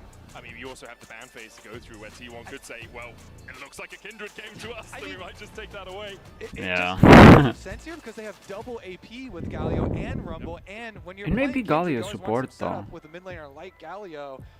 So maybe T1 And they still will ban pick it away. Ari after. Maybe not. He could still just play like Xin Zhao or something. I don't want to overcook, but there's always the world where the Rumble goes bot lane, and then there's still a counter pick top for Bin. For now, we'll assume that it's on the top side of the map, given that we're seeing these Kindred top lane ban. bans come through. The Gnar going to be taken away, and there's the Kindred. So it seems that T1 had the same read that we did. I wonder if, well, I'd actually be very surprised if they go for something like the Nidalee. But let's see what direction that BLG now go, because they're going to need a little bit more damage to come through from the jungle. They do, of course, have Elk and Bin on these high damage threats, with the Sejuani taken away. The pool in the jungle is getting much narrower. Could always go towards the Xin Zhao, as you said, Kobe. It's a possibility. Let's see if T1 decides to ban that. Would owner Alongside that, ever you pick have Lee things Sin like the into Graves, this? Even the Poppy a possibility as well. I mean, Poppy is a good one. Sylas and Callista, both pretty good things to shut down. I know. Nasus support. Yeah, I think Lock it in. the Poppy is you could flex it as well, but Jun, taking his time, thinking about what jungle direction he wants to go, and it's going to be locked in for the Xin Zhao. So I think Galio plus Xin is a great combo. You have that utility in the mid lane provided by the carry threat that the Xin You're not Zhao gonna kill provides, them. and an easy You're not engage killing to Xin follow up on Zhao. any Ash arrow that connects. Zin's ultimate is just Whoa. so good for those team fights as well. They have a That would be a lot of, crazy fucking synergies here pick. that they could combine. Now on the side of T1 though, Wow. with the Callista, we do get the Ornn lock in first. Okay, T1 is responding with some good fighting of their own. It's also very long range. Ornn ultimates On Nocturne for Seraphine. global here as well. I don't think I. Semi-global himself, trying to combat some of the global power of the Galio. We have lots of long range stuff. There's always the threat. I mean, Rakan is the obvious, my opinion, but. Quietly in the back line, that support pick wasn't locked in, and when we think about Ornn's career all-time, this is his best champion. It's his most played, it has a 73% win rate. He's battling against Kuma, though, with 30 games on Renata. Absolute cinema, baby. So the support battle in this game is A incredibly T1 truck, exciting. okay, no. Team compositions being routed out as well. What do we think? They may get trucked if they lose the finals. Delivery for the Galio as well. And I just think it's hilarious that here in the World Finals, these players have high win rates on a lot of champions, right? They tend to win a lot, and it's fantastic to see. Game 1, BLG just came out swinging. A phenomenal performance from them, straight from Ornn one. is T1, you definitely a have to imagine choice, their draft is but I very different. Their bot side map dig is it. a lot more With confident, taking Nocturne, out on an AP damage threat. Nocturne He's gonna into have a lot of Galio is agency with pretty the Sylas decent to as steal away well. Ash Arrow, Galio ultimate, along with the Rumble red carpet. It's going to be an interesting matchup for sure. But there is not much follow-up. World Finals game I guess Silas is your follow-up. in the O2 arena. We've been blessed to be able to watch a massive fight between these two teams. I think a lot of people Look in at the Easy audience, even Hoon. if they're not T1 fans, are hoping that T1 can fight back and take us all the way to 5 games. But BLG in game 1 came out and clobbered the LCK number 4 seed. And BLG this year for them has just been so strong, adding Knight to the lineup. First in spring, second at MSI, first in summer in the LPL, and here in finals, up 1 game already on T1. For BLG as well, it was a team that was, when it was originally Okay, wasn't let's go, game 2. expected to have this sort I of like this success. draft. Went all the way back, BLG did buy A bit Super more Team. than They the were last looking for one, this incredible roster of but 5 superstars, to but be fair, the BLG addition has of a good Bin, draft as Elk, well. On, Shun, they were looking at a team that would grow Engage with Rakan, into a Galio, super team, and that's nice exactly what follow-up. they've done, as you Nice say, with follow-up the addition of Knight this year. Bro, they have onto the biggest stage with the He may entire just die, by world the way. watching. They get the Double knock-up already. Carry is down to half HP. He's going to have to flash. Gumayushi cleanses away from Knight. The chase continues. BLG flashing forward. The heal coming out. Gumayushi now slowed by the Ash. And you can't escape the quiver of Elk. First You bro, is this gonna happen every fucking game? What the hell is happening? Another one! Level 1 first blood for Elk! In the exact same spot as game 1, Gumayushi will lose his life. Summoners blown, And T1, they were just trying to get some vision, get a bit of early information, maybe even drop a ward into BLG's bot side jungle. But the collapse from On and Elk, the chase down of the Ashe, means that BLG draw first blood. Elk flashes forward so he can get the slows onto Guma, and it's enough. They get both his summoner spells. I mean, a lot of summoner spells were also used offensively by Guma BLG, very smart though. It is still going to be the lane Very, swap. very smart. After the first blood here, T1 will go topside. They actually lane swapped, which is pretty good, because Ornn would... Whoa, he may just die, bro. Whoa, that is disgusting, absolutely disgusting play from Zeus. What is happening, bro? A lot of damage for it, and now we have been going mid to soak experience. Faker, no, he's not dead. Okay. Oh my god. But he's able to hold on to the flash for now. We'll catch this wave as it crashes towards his tower. Then making a beeline towards the bot lane. I mean, I really think they need to set up for a dive onto Zeus. He actually hasn't gone back to base. He's at about 50% HP. You'll notice Shun still on the top side of the map, pathing towards his bot side.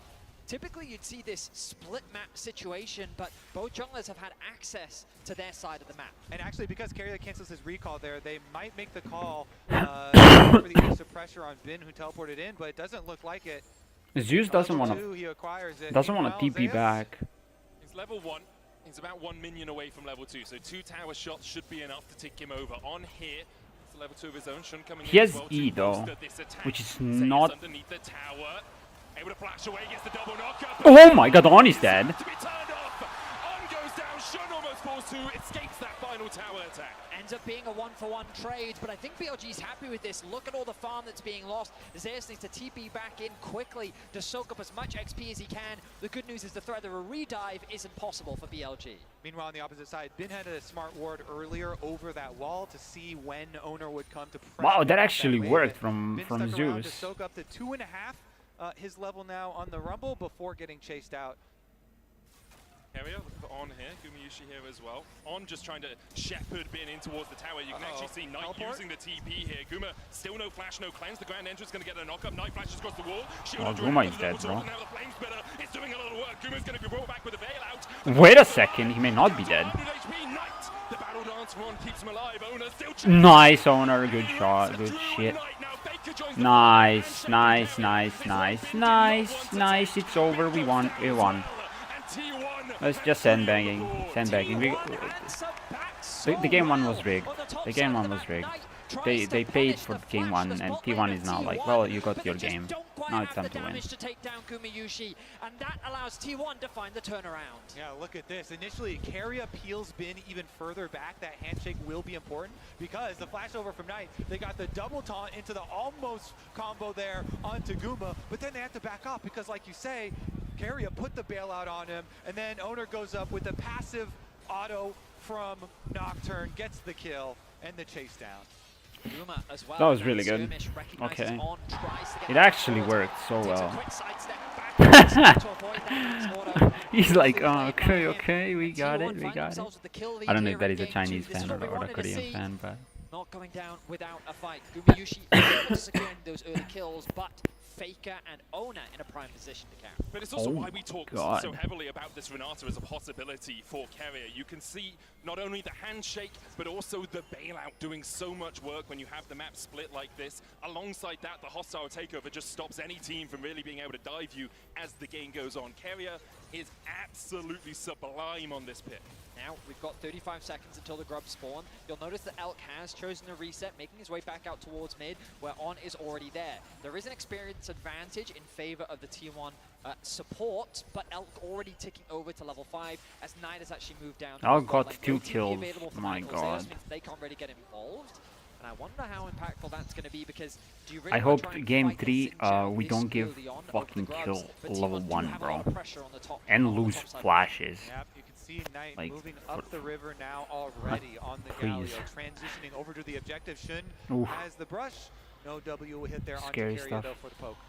Very close level 6 for both Knight and Faker. Those are going to be crucial levels for the upcoming fight. Tick now for Knight and Elk as well. Yep, soaks it in mid lane here. This could be dangerous for T1. BLG gonna start Did they know that Elk is 6 though? Level 3 has the flash, has the Oh, Honor got it. handshake pulls on back, but he can dance out with that W, and he'll manage What? to They're not fighting it? Oh, relative safety oh. of this top lane. Wait, everybody's here. T1 will find 2 grubs They of their own, actually gave it up force fully. BLG away. What the hell? Zeus also able to walk up. He just barely got his level 6 on that Ornn, so big Ornn ultimate coming through. BLG don't want any part of that. It's gonna be Oh, okay, Guma is 2 levels down. I was like, what the hell happened? Top lane is 2 levels down. Is going to be down in experience here in the 1v1 if 2 matchup, but you see that Almost out of vision, but they do get spotted. You can see On trying to dance in there, help immediately using the cleanse because he knows T1 can continue to advance. Carrier holding the handshake there to get rid of that summoner from BLG. Knight hovering around the top side jungle, ready to leap in at a moment's notice. I mean, No thing is, TP if Honor available uses for the mid. ultimate, Bear he in mind, ain't he's still ever only level like jumping 4, in. being denied a lot of experience. With Zeus having the ultimate available, the threat of a dive is a real possibility. Faker keeping his pressure up in mid lane, about to tick over to level 7. T1 will be able to get the first plate of this push. They're second in the top lane. Bin is catching Everybody's here. not yet level 6. Yeah, I think it's a good defense there from BLG. They make the call, they sacrifice bottom lane, it's okay. Bin rotate over towards mid, catch that wave, so he can safely get some experience while the rest of BLG trying to defend on the top tower. The big wave on bottom side is going to crash on bot soon, though. Bin has to go. Yeah, Bin has to go, but that leaves room for Faker to roam up top. Now they can guarantee numbers advantage, and they can set their sights on the tower. Bin shows now. Do T1 pull the trigger? Do they go for the fight? Zeus was trying to I don't know about this, bro. I do not know. Oh, okay, now they do not go. Chip damage, but not much else. Unlocked up for the moment as Faker looks for that abscond. That dot can't quite land the chains. Carrier and Gumayushi pushing through the wave now. Paranoia coming out. Call of the Forge God is stopped. Zeus dashing forward. The shield is around for the taunt, blocked by Ona. The knocker coming out as well as BLG trying desperately to defend. Okay, wait. Nice. Holy shit, that actually turned out so well. It was looking so fucking scary, bro. A good play for T1. There were a few seconds left on Bin's teleport. He could not join. They forced the dive on, looking for any recallers. I mean, T1 is sticking around. The TP will come through. Shun already down. Bin walks into a scarred battlefield. He'll still take out Gumayushi.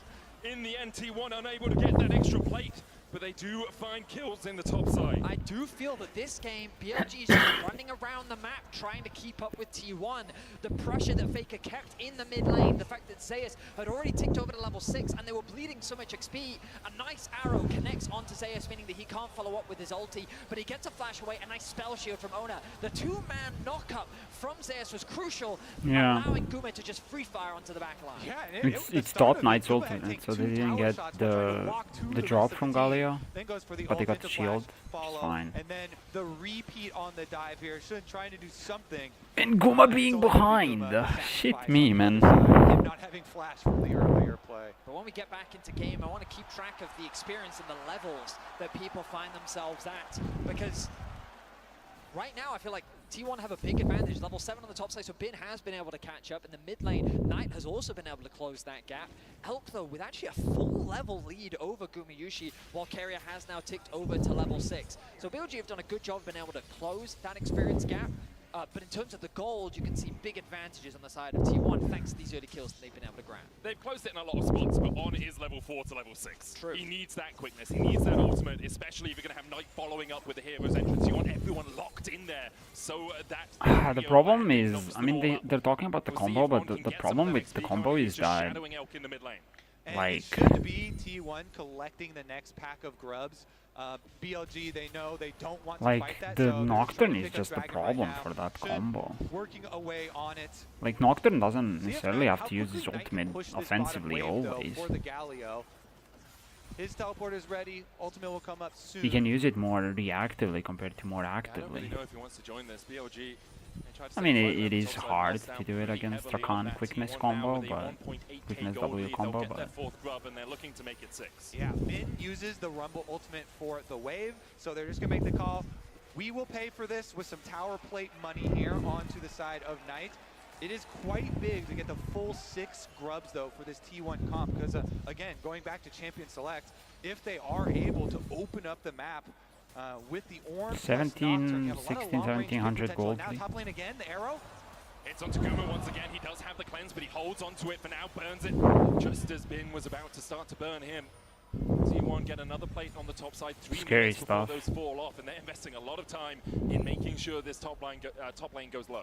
I mean, right now T1 is playing a very heavy 4-1 style, but they're forcing BLG to respond to the top side of the map. They keep dragging BLG up here, and every time they do, BLG is losing a little bit more on the map. Ona secures the plate, gets another plate in the mid lane, and T1, they're not going to alleviate that pressure. And look at the positioning of Carrier here. Something he often does on this Renata is he just walks in your face. He is not afraid. He knows he has the mechanics to be able to outplay you. And it 3k gold lead. space that allows an easy objective secure for 11 minutes into the game. Kind of a bit better than last game. You have to find flanks. Obviously, BLG weren't looking for a fight in the top. It's like a 4k goal difference compared to the last game, and they were like 1,000 goal behind at this point. And then 16 minutes into the game, they were like 4k goal behind. Now it's going to calm down a little bit. BLG going for their resets at the moment. Yeah, the game, as they said, is now gonna stall out. I doubt T1 is gonna suddenly like do exactly the same thing down to the bot side. Back down bottom. Try and get their push there first. Oh, T1, I think, to unlock that mid tower. I think that this comp can be a little difficult to see. Oh, he's going to face check, knocked up with the Justice Punch. nice. Handshake stops Knight from being in range for that shield of Duran Taunt. Elk is on his way as well. 4 seconds on the arrow. He'll look to see if he can catch out Guma. Underneath the wave, he just volleys away the minions instead. But you see the confidence the carrier has? Yeah. Happy to face check in a situation like Yeah, I mean, he has Callista. He can just face check whatever he wants. On is still level 5, by the way. Right. We are going to get the early push on top side for Zeus as well. The early tempo here for T1. What play can they create with it? He doesn't quite have teleport, so it is a little awkward. And he's not even going for the recall, so it doesn't look like they're going to force quite yet. But you always have to look at these hovers from Ona. The Nocturne kind of shadowed there with Faker Silas, making the roams, threatening down to the side. And the hawk shot cooldown is very important for BLG. Every time they're trying I mean, Nocturne is 1,000 gold ahead, but it doesn't really mean anything. They're both on one item, and like on level difference between it before 11 isn't that bad. He's, I think he's stronger 1v1, not entirely sure, but because I don't really know all the jungle matchups. But yeah, I mean, they're now level 9, 1 item both, like... And the bot lane of BLG now regrouping with the rest of the team. T1 have just had prio in basically every single lane, 9 plates to 3. In this game, Ona did start up the Rift Herald. Her patience is going to run out, and she'll scuttle her way back towards the pit for now. And in payment for that, Zeus is able to, again, push another top wave. You can see in the MasterCard lane economy snapshot just how different it looks from Game 1. In Game 1, was only MasterCard lane economy snapshot, okay, that's telling me a lot. On there now. I mean, Faker is not killing this Galio. Nice. Galio is taking damage, do not worry, guys. Meanwhile, across towards the Rift Herald, that handshake from Carrier going wide. On does have the quickness. Faker still trading down towards the bottom side. Knight goes in with the Justice Punch. Carrier down at half HP. BLG gonna get the advance through the mid lane. Faker and Knight. Faker just has to keep in bot lane. Each other around. No one is going to fall in that bot lane for now. Those side lane trades are so interesting because Knight's trying to make the trade as quick as possible, get use out of the aftershock. Oh, on. Just pulled back with a handshake. He's going to have the grand entrance his way to a grand exit. Manages to escape for now. For a second, I thought he might fall. Faker dashing back. He lands the abduct as well. The taunt will connect onto him and slow his advance in that bot side. But with Wave pushed in, he now has the opportunity to back into Fog of War and then TP into the fight. T1 still looking for a bit of a battle around this Rift Herald. The question is, will BLG acquiesce to their request to take a fight towards this top side? And it looks like they're going to go for the recall first there for Galio is teleporting. Galio is actually like full HP. Full heal, teleport out. I mean, the important thing here is Faker didn't reset before TPing in, so he's at half HP. Does have the quickness stolen away. The scuttle grab will go across. On goes in with the quickness, knocked back with the crescent guard as well. Oh, Shun really screwed that up, by the way. Nice. Shun fucked that one up so badly, by the way.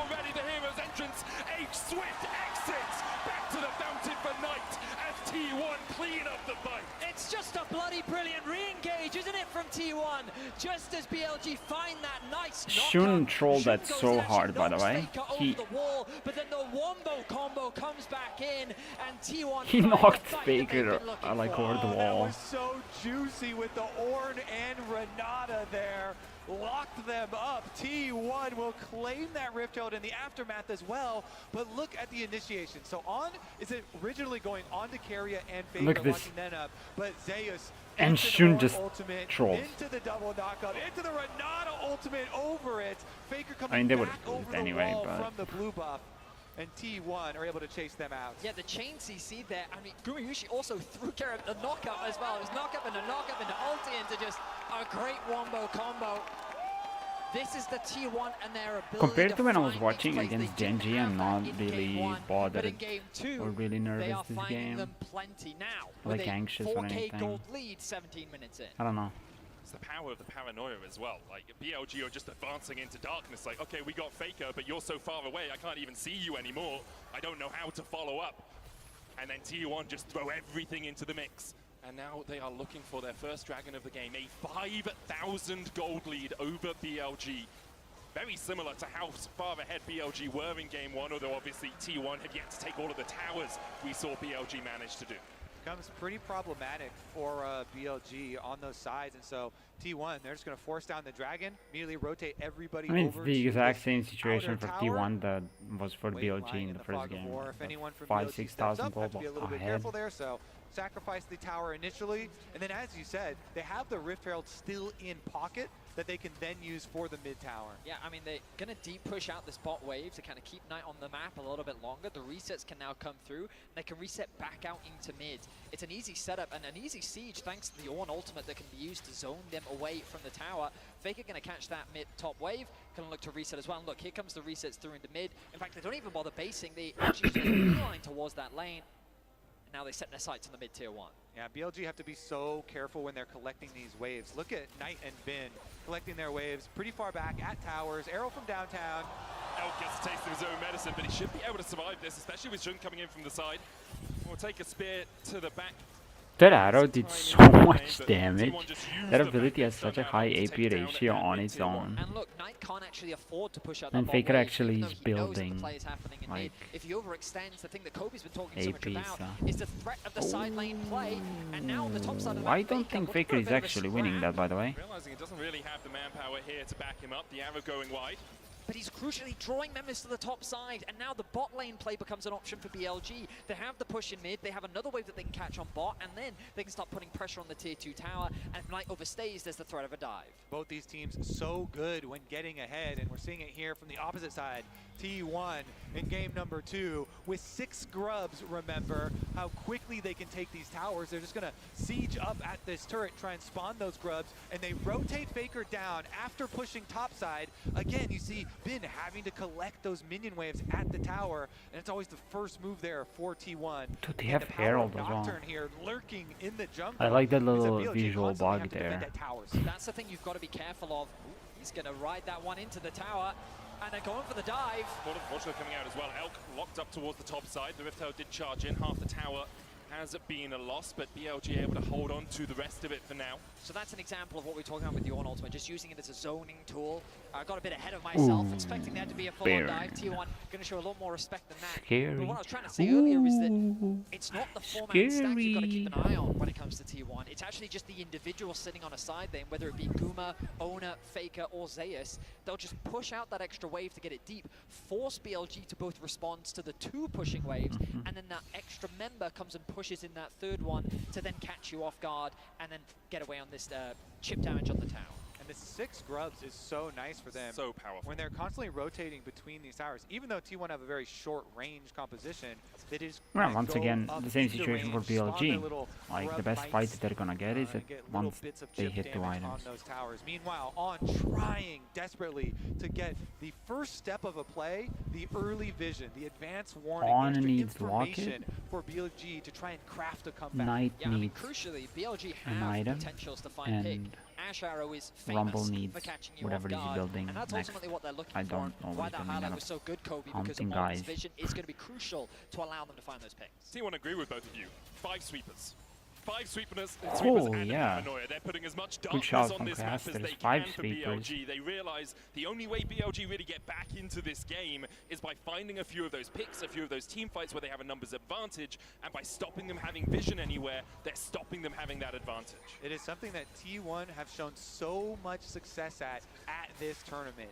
Just denying your opponents a vision and then making picks, making these plays, being very quick in their active thinking here. And so step number 1 accomplished. Step number 2 now, try and draw out BLG into the dangerous open area of the map. Dragon will arrive shortly. Well, I mean, it's still scary for T1 to just like straight up engage onto them. You see T1 first on the side waves, pushing those ones in. They're pretty low range. You know, it can go wrong. Again, the side waves are so annoying for BLG now. It's constantly catching Like, and catching and catching. And it's 3 T1 that melee always get that champs, push out onto Renata holding is this mid whatever tier she 1 is so doesn't attack, valuable as but well. and Dragon, Callista. 20 seconds. Of course, And on the other threat side of you assault have Rumble, not quite Galio, there yet Rakan, for either side. Ash. Like, T1 set their sights on the enemy camps. you make a wrong looking to move, suffocate one BLG wrong out move, and you may actually just die. All right, BLG. Oh, the flank. Zeus has got behind them here, brings the call to the Forge God. Yep, that's what I mean. And what is Knight gonna do about that? He falls first, still has both the summoners. On's gonna dash away. The chase comes in by Faker, steals away the quickness. A hero's entrance from Knight just to defend. His support, T1 though find one, and they'll turn their eyes towards the Drake. Born and Nocturne, it is just too dangerous to step out onto the map, out in front of any of your towers. And as soon as they do, T1 close the trap shut. They get their extra kill. Elk doesn't even use a summoner spell, and I understand why. Like, what's the point? He's like, Where's yep, he you gonna got go? me. And he'd rather save it for the upcoming fight. He knows that there's still wastelands coming up. Faker just took same amount of damage as to fall Knight. to this little skirmish in the mid lane, but it all comes back to what you gentlemen were talking about earlier, the denial. I just think they went with Galio. Did they think that T1 is not gonna ban Kindred? Like, what actually is happening? BLG at this point just kind of have to cobble together as much gold as they can off the map and try and create at least some more 2-item power spikes here, hopefully for Knight to get his second, and then try and rely on some magnificent team fighting. It's going to be so difficult versus T1 though. Again, Faker here, hide on bush. Just going to chip away at Knight. Knight, as you say, very, very tanky. Has that Bramble Vest as well to try and reduce a little bit of the healing coming out from T1. The arrow comes down. Just wide of Faker. On still on the chase here. The rest of BLG is starting to Just back use away. W straight onto that. They don't want to advance any further. Don't have the vision around the blue buff where T1 are beginning to advance themselves. I mean, Faker does have the global aggro debuff that we've all known him to have. Him and Teemo, the two. Yeah, BLG not going to be baited in. Or they see Faker here. Been trading with Zeus. Quickness coming out as they look to be engaged. They find Faker. Still has the flash. Paranoia comes out. The pressing guard will keep Faker alive for the moment. And Carrier has a flank position of its own. Oda has the bailout on his shoulders. And Shun is already down. TP now invested from Ben or from Knight as they look to Yeah, this game is over. Yep. Oh, Faker may be dead. He's not dead. That's my goat, baby. That's my goat. Faker does not fall that easily. His team is quick to react, and just like that, 4 members down. T1 will secure the Baron. BLG knew we are falling behind. We have to make an attempt at a pick ourselves. They try and go at Faker, but T1 pounce in response. It's just the one player that is so hard to catch. And that is not because he is an individual, makes these crazy outplays. It's because his team is so quick to respond. Look, Owner is there starting off the Baron with him. Immediate ultimate into the backline. He steals away the Xin Zhao ultimate to create a bit of space, but he dives into the fight, knowing the carries on the way. The heal comes through from Gumeyushi, and then the turnaround. And Faker crucially sticks around. He applies the slow onto Knight. He gets a bit of a heal as well. And then T1 turn the play around. He still healed so much from the W. Over to Gumeyushi. All right, back to live. You can already see the ramifications. Did he die? Play. The Baron buff in the hands I was like, of T1. no shot. He just went for a camp and died to a Towers, they camp. just fall over in front of them. This series here, very likely to get evened up. The response in game number 2 for T1, taking back the Silas. I just don't think that BLG has really damage without Rumble. And they are giving Bin Rumble, forcing him to play it, and he just doesn't really have any agency in the game. Like, he hasn't really done anything. Continue to pile the pressure on. On looks for Owner, can't find him. BLG just trying to find some semblance of an engage, trying to find some way to break through the armor of T1 right now, and perhaps it's Faker that they want, but he dives back in onto Oh my god, Faker actually almost killed him. And T1 just chipping away. That's all they need to do. They have the Baron buff for another minute's time. Again, Baron buff and 6 grubs just solve so many siege problems. Nice. That's what you have to do. Flash was lost there for Carrier, but the damage is still being done. BLG's picked. There they go. Quickness, paranoia coming out. The quickness goes in. Gumayushi locked up here. Essentials going in as well as Knight looks for the back line. My goodness gracious, they are all dead. It doesn't matter. It was a valiant effort, but BLG find nothing. T1 will strike back in game. Yeah, Shun is not beating the Skarner one-trick allegations. He has not done anything on this Jinja. T1 are on home turf, and we're going to a best of 3. Lethal efficiency from T1 as they change up the draft. And even though they concede first blood, they're able to bounce back with some incredible team fights. Both teams have been so good at snowballing their lead, so good when they get ahead. Yeah, T1 plays really well early game, just completely overloaded one side of the map with like more pressure. The question is, will that Seesaw continue to swing the way it has? They were the first to move constantly, and BLG had fall. Time here in the World's Finals. They were always one step behind. Good play. Tournament long, but really, Silas may be stealing the show. It certainly may very well be. Now, you can dominate the Rift with Opera GX and have a chance to secure a Masterwork chest and key to Celebrate Finals. Get your official League mods for your browser, access a dedicated Riot Corner for tournament news, and enjoy a brand new co-streaming hub. We'll be back after this.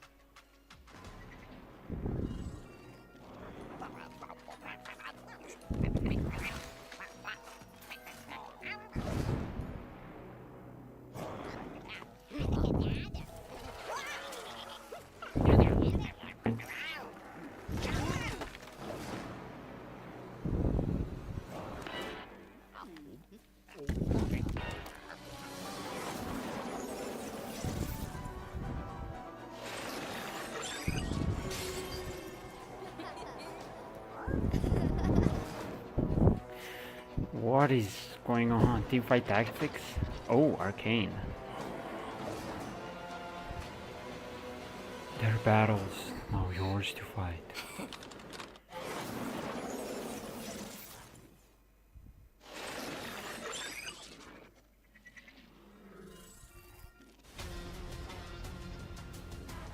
Arcane.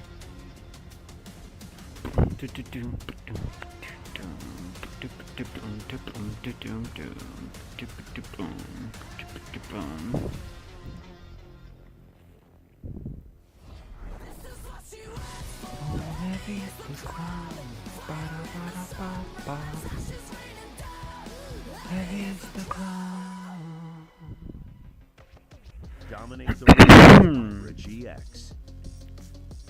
Install any official LoL esports mod Yeah, I mean, GX store to what are these ads?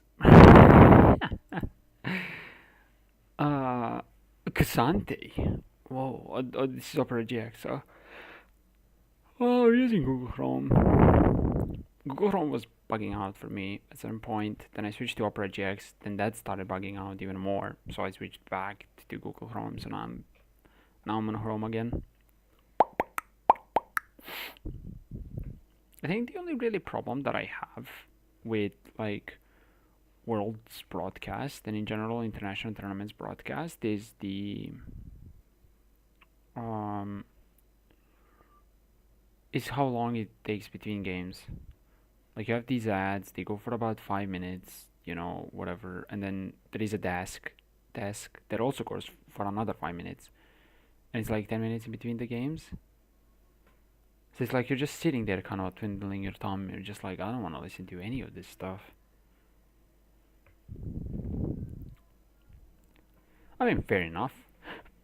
I understand that that's more of a kind of American style broadcast than a European one, but I don't know. I don't really like it. I don't really like it in NBA either. NBA is even worse.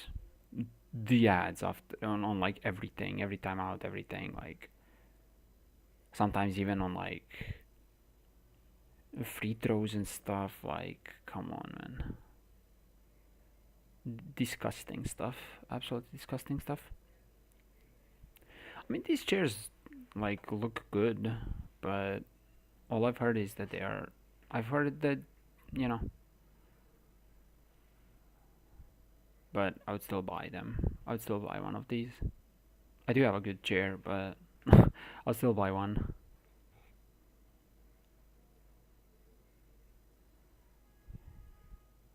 Titan Evo 2022. Yeah, see? That was 3 or 4 minutes. Now 3 minutes. Now desk 3 minutes. You feel like, I don't know, man. You feel like that it takes a little bit too long.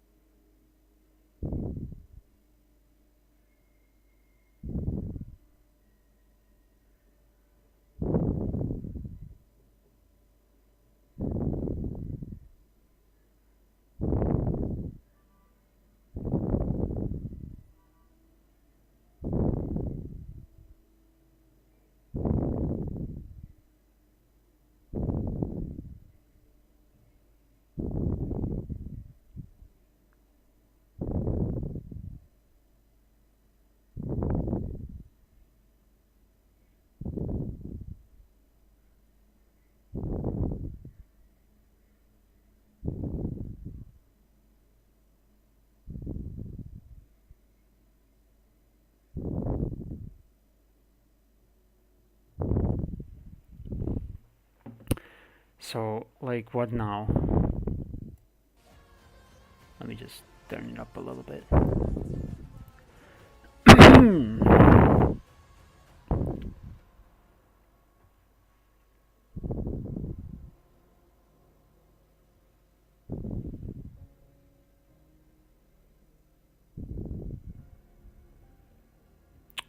Well, no league. No professional league after today. For a while. I don't know what is next, like All-Stars or something, I guess. Or maybe there is that Red Bull one again. That one was pretty fucking... That one was a weird stuff. It was a weird event. It was fun, but T1 got absolutely rolled. Like, they came in, and then I think next day they flew to Europe. Next day they played like 7-8 games in a row against EU teams, and they were like fearless draft.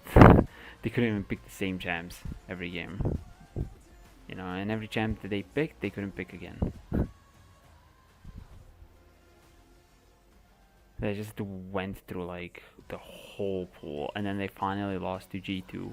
They still beat everybody except for G2 after like 7 games. Crazy level 1. I think we have to fix that level 1.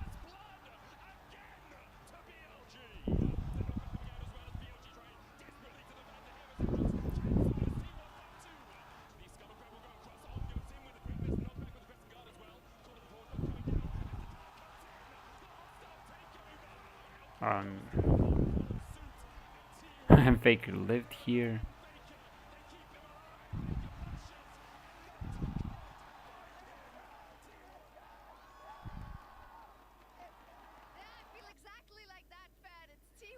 Brings it back. They, I think they smashed BLG in a similar fashion like BLG dealt that first blow in game 1. I think we sub in Reckless. I think it's time. I think Keria needs to step back. Let the EU prodigal son win one game for T1, and then Keria comes back, claps them one last time. Yeah, it's actually really cool because me and Chronicler were talking about how both of these teams are so good when they're ahead, right? Like, they know exactly what they want to do. Yeah, true. Both teams played really well when ahead. Lopsided games, and we have a great series already. And what they do with their lead is punch your face in repeatedly, right? I wonder what is something the BLG can do next game, though. Absolutely. I mean, it's two of the teams that have the highest kills per game of any team in the world. They're both early aggressive teams. They know how to snowball. It's both through fighting, so you just guarantee you're going to get action. Yeah, it's that theory of if we keep punching hard and we make the right What can they do? we can balloon this gold lead. We see other teams that have played a macro game a little bit more.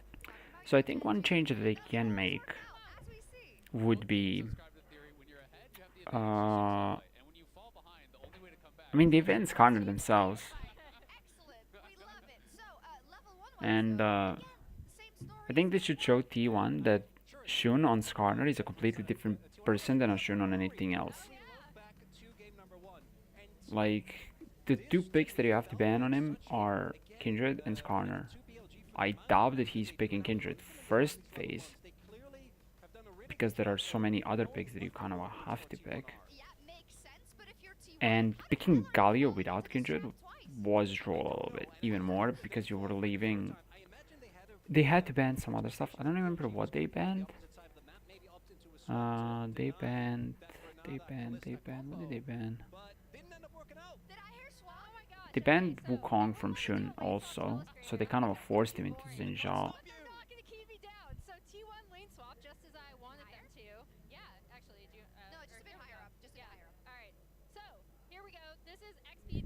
I was told, like, that I look like a male version of Emily. I don't know about that. They made BLG have to respond to them on the map. They set up to get 6 grubs, which T1 is so good with their grub usage. When Emily's... what was she before? I think she used to be like... I don't think she was a caster. I don't think she was an analyst either. I think she was like a journalist. I think she worked with Jacob Wolf on ESPN when they still had like an esports section. What happened to Jacob Wolf? I don't know. He probably swapped to doing something else, maybe following some other esports. Because, or maybe not. Is he still doing stuff? Maybe he's like a freelancer.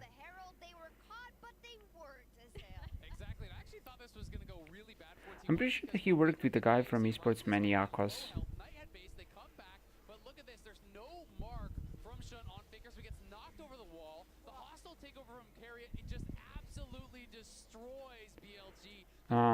But yeah, Emily used to... I'm pretty sure that she was like a columnist or like a writer.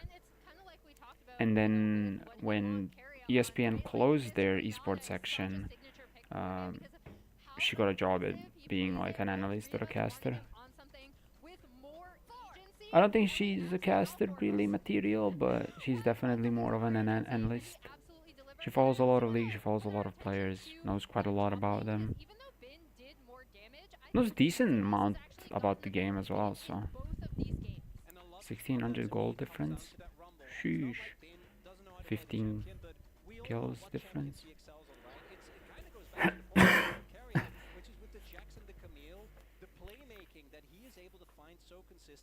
Yeah, this is expected. This force it.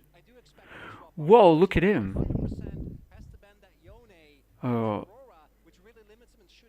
Pink Ward. Look at Pink Ward, man. What? He's at World's Finals, man? Oh, man, I would love to go.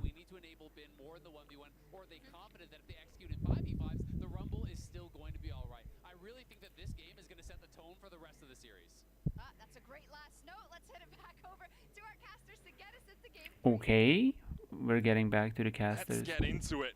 1-1, both slaughters so far. I would like a close game. Same. I'm gonna be honest. Yes. I think it's we deserve one. You know, I feel. yeah, the audience deserves both teams have been like they've got their wins. Now just give us a close one. We don't really mind who wins. Fair is fair. Each got to stomp once. Now we get to see a close couple of games. games. Exactly. Let's get into it, though. Of course, the level 1s have resulted in first bloods both times around. So we'll keep we'll keep an eye on that as well. Yeah, they're just slapping Guma's KDA now. My lord. First time we'll be seeing them on the blue side this series. Do you guys think there's much that changes with that? Well, this time round, we know that T1 will likely be forced to both ban Aurora and Yone, which means that BLG kind of like free up a ban. I'm interested to see what their priority is. Based on the sound effects, that does sound like a different first ban, and it is. Varus going to be banned on the side of BLG. I wonder if they're going to look to implement a similar approach. No, they're going to ban Ash ban. This is definitely screaming a Callista first Aurora. pick for BLG. Yeah, because I know, may have to ban Callista. Shit. when they are on red side, so they don't want to do the same thing. Definitely. I mean, they have to ban either Skyner. I think the like real what? question here for T1 is, in addition to Yone and Aurora bans, is Jax still going to be like your target ban third? Are you still keeping that out of Bin's hands, or do you feel confident Skyner to ban. let them get it and play? So I guess you ban Ooh, Callista or Jax. Interesting. I don't know. By leaving the Jax open, you're forcing BLG to make a choice between Callista and Jax, and I think that T1 is likely considering that possibility. So I imagine, well, Vi is left available. So Vi is Callista left Vi, available, if the true. Jax is left open, and that's locked in first for BLG, I think that T1 would be very happy with that. Using all the time that Nico is going to be banned. So here's the Jax. Let's see what BLG choose to do with it. My Silas prio is also really high here. So Yeah, but Jax prio, Silas Nico ban. prio, as What? well as Callista prio. Those are the three that really spring to mind. For T1 as well, the Vi has got its way through. BLG abandoned out in both games so far. Looks like it is going Renata to be is there. Why did I not ban for Renata? BLG. And I think the response will be a Jax from Zeus. Even though we know Bin for the champion, Zeus is no stranger to it himself, and I wouldn't be surprised to see the Jax plus the Vi locked in here for T1. Maybe the Poppy. Oh, the Renata, of course. Why not? It's been such a fantastic pick for Carrier. And you do not want to give over Callista Renata. The pairing is terrifying. Draven. Pretty Yeah, good let's go response, Draven honestly, mid. I would say from Lock it T1. in, boys. Of course, Elk on the Callista is such a fearsome bottom lane. We'll see what they can. No shot, they're picking Jinx. What's happening? Shouldn't doing a little bit of trolling. Next round of bans come in. No, do not give ban Rumble, bro. Bin Rumble. So far, there is the Rumble for BLG. Why? Shoutouts to Bin also, because he's put so much work in on this Rumble. He spammed it in solo queue. It's one of his most played on his solo queue accounts here. But it and doesn't was really spamming matter. so He has many no games agency on throughout in the game. Champions Like queue if as he well. if they don't get ahead. Are we going to get this locked in? Whoa! Blitzcrank for On as an answer to the Renata. I think it can be a great pick, and On, when he gets out on the map, he's going to be lethal. The Ballista combo. I love this combo. This is the one of the most funny combos you could possibly have for the mega grabs. This would be such a big step up, though. So much playmaking pressure on a Blitzcrank to really be effective and find value. Also so reliant on having good vision control through the game, because Blitzcrank is basically impossible to play if the enemy sees you all of the time. All you're doing is running at them and hoping that they don't manage to dodge away from your hook. And then the last of those, I mean, Zeri is available. Kaisa is available. Zaya is The available. ultimates are always what your key Rumble. Callista potentially can be valuable, but also the juiced up AP scaling Blitz ult can do a lot of damage. Yeah, it actually is. Now the Akali going to be banned away. That respect being shown What else tonight. is banned that was played? Wonder what else they could be Kate, thinking of. Clean Maybe the Jinx. Syndra, even a possibility. The They're problem with all that is he has such available. a I don't know if I deep said Caitlyn champion before. pool. At least he showcased. Like, do you also ban the Ahri? Jhin. We've seen Silas Jhin is use terrible. from both mid laners I wouldn't to pick even it, but answer you into can the still play Ahri. him. Is that something that they want to potentially deny? Is Sejuani taken away on the side of BLG? Yeah, trying to focus. They're not It's hitting such him. an obvious They're ban here with Jax and Silas, double melee solo laners. That would They be are. way too much power They're for saying Owner. to But you were him, talking about pick the Vi earlier Kindred. as well, Vidius. That is something that Owner has played a lot at this tournament. In fact, the most at this Draven, tournament, true. and has been Draven, critical Guma in getting, Draven is some of those picks. available. I think the Vi might open you up to perhaps a Poppy pick from BLG. It gives you like a lot of power. There's already a bunch of dashes. You can put Poppy into the jungle. Shun could look for just some of that control into I think T1. Shun is gonna go Stands out to me was Kindred. that Draven ban from PLG, recognizing that what's a good pairing with the Renata? Oh yeah. Ooh, there we go. It was banned out in the second round. That's of what I bans meant. last game. Now we get to see the Kindred Galio combination from Shun and Knight. Shun is one of these players. I know that these has the teams signature too well, baby. Kindred as well Nah, I'm as just Italy. kidding. It was such a big pick for him at the The MSI draft meta is not. as well, and very, It can very be excited to see interesting him on when it. people It's, throw again, like it's with double AP solo laners as well. It's Spanner with in the works, playmakers but in a Blitzcrank and a Galio for you on the front lines. So while the usually that Rumble doesn't and happen. Galio for BLG remain the same, Usually other teams are components predictable. vastly different. And I mean, a lot of faith is being put in Shun and Elk here, especially when you think of the superstars of this roster and this BLG roster are Knight and Bin, the players that everyone talks about. They're the individuals that when you look at the immaculate carry performances, it's not like Elk is a stranger to it, but those two are the historical players that are expected to make it to these large international finals. And now the carry responsibility going to be falling on Shun, going to be falling on Elk. We'll see how they perform. I think it's so incredible for Shun's story as well. You know, splitting time at this tournament is a very difficult thing to do as a professional player, to have to share practice time and go in and out of the roster. Why is Easyhoon walking like that? Man, throw your back, like, fix your shoulders, your back should be straight up a little bit, you tilt it toward, like, backwards, a little bit, not much, but like maybe a few angles, few degrees, and then you start walking with your head high. That's how you walk and you do not look weird when you're walking in shoes. A lot of people do not know that, but you should do that. There's a tip for you. Here we go. It's a game 3 of the World's final in the O2 Arena. We've seen both teams both rise to the occasion, but also be burnt down by their opposition. It has been very one-sided in the wins. Transcendence, the Faker, Mana Flow Band. I don't know if that is tenacity one or ability haste. Icons and capsules. No, is it haven't done it ability already? haste? You Or should is it? definitely No, do it it. could be. Because we're going to have 3 more games of this. Calling it now. Hope so. All the way to 5. BLG on the blue side for the first time. Their level 1s have been a sight to behold so far here. T1 stacking up, ready and waiting, aware that BLG are looking for something. And I already love what BLG have done here, getting the ward in there onto the blue buff to make sure that you know which side owner is starting on. If you don't see him on the blue buff, by process of elimination, you know he's going to just start on the top side down. And Kindred into Vi is such a fun matchup there, mostly for the Kindred side. So we'll see about the lane swap coming out. Kalista plus Blitzcrank up to the top side here. Meanwhile, rotation over to the other side, and it looks like it is going to be Kindred actually starting on technically their weak side.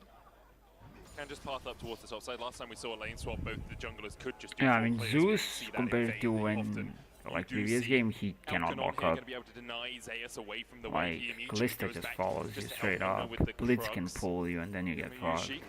Out this wave, Knight going in already, hit the level 2. Faker takes a chunk of his HP for the pleasure of stepping up in the lane. Look at the positioning of Bin in the bot lane. He is hiding just off in the fog of war, but close enough to actually get a bit of experience. He's about half a bar towards that level 2. Carrier, though, going to spot him out, actually walks up and says, no, no, no. I'm going to deny that experience and try and mitigate it as much as possible. This is different from the typical lane swaps we've seen a lot at the World Championship. Similar to what we saw in the previous game, rather than splitting the map, as you guys were highlighting, it is going to be these jungle full clears, pathing away from their weak side of the map, which means the threat of a dive is a little bit lower. But I'm keeping my eye on Ona right now. The pings have come down from Shun that Ona is likely on his wolves. With the pressure the Knight has in mid lane, it becomes harder for Faker to be able to roam down to join in a potential early game dive. BLG also pushed their wave quickly here, while T1 actually just the last hitting, just the slowly building, pushing wave. And so this one crashing a bit later into Bin. He's still going to be able to get his level 2 though, and Owner still being on Grump means he's not currently under the extra pressure just yet. Plenty of time for the swap back here. Oh my god, that did early damage, what the hell? Pushing the wave like we talked about on top side.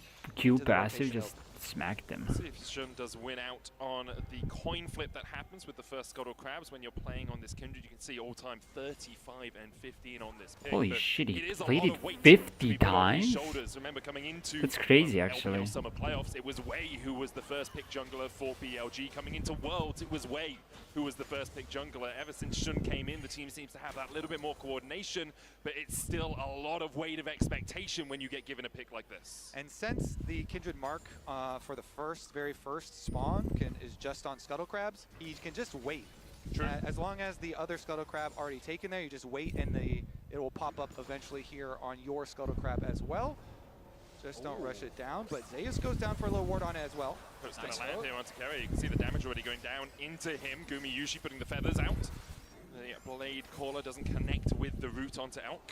Now we're going to see an They both interesting reset, yeah. skirmish around that Scuttle, I expect, because a ward They was call placed by for Zeus to spot Boots it out. dagger. See Ona making his way towards it. Faker has to base, though, has no mana. Going to be forced to TP back into lane. Knight has the push.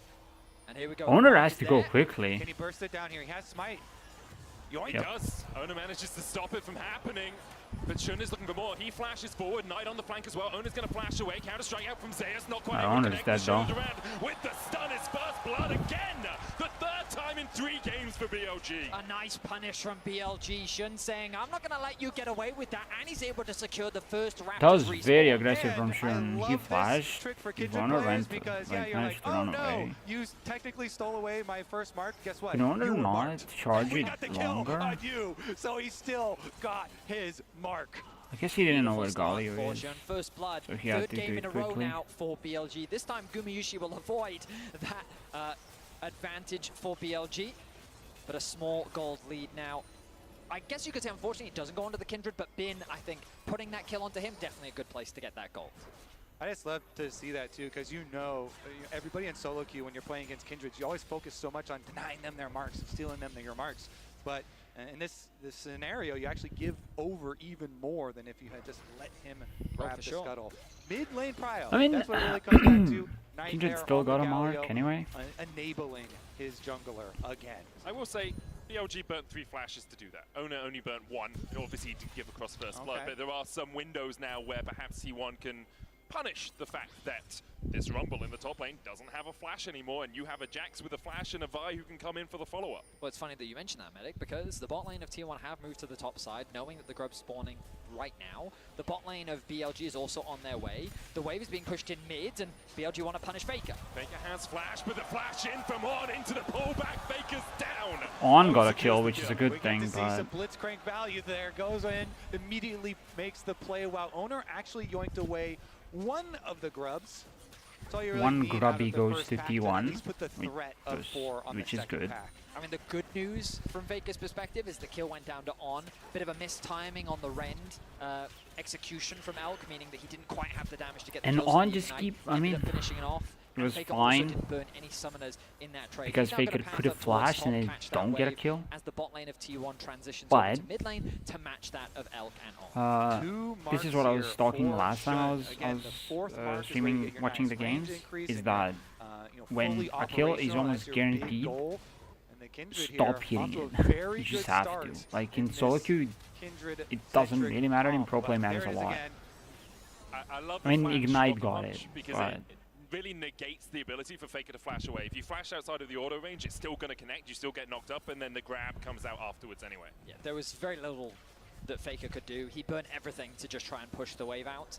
And so I guess the good news as well is that BLG didn't have a wave to actually push the mid tower. So they were able to get a single grub, which is definitely still an advantage, because it means that on the next grub spawn, you can still look to try and contest, maybe even get 3 grubs for yourself, bringing you up to potentially 4. In any case, we turn our attention towards the Dragon as the next major objective.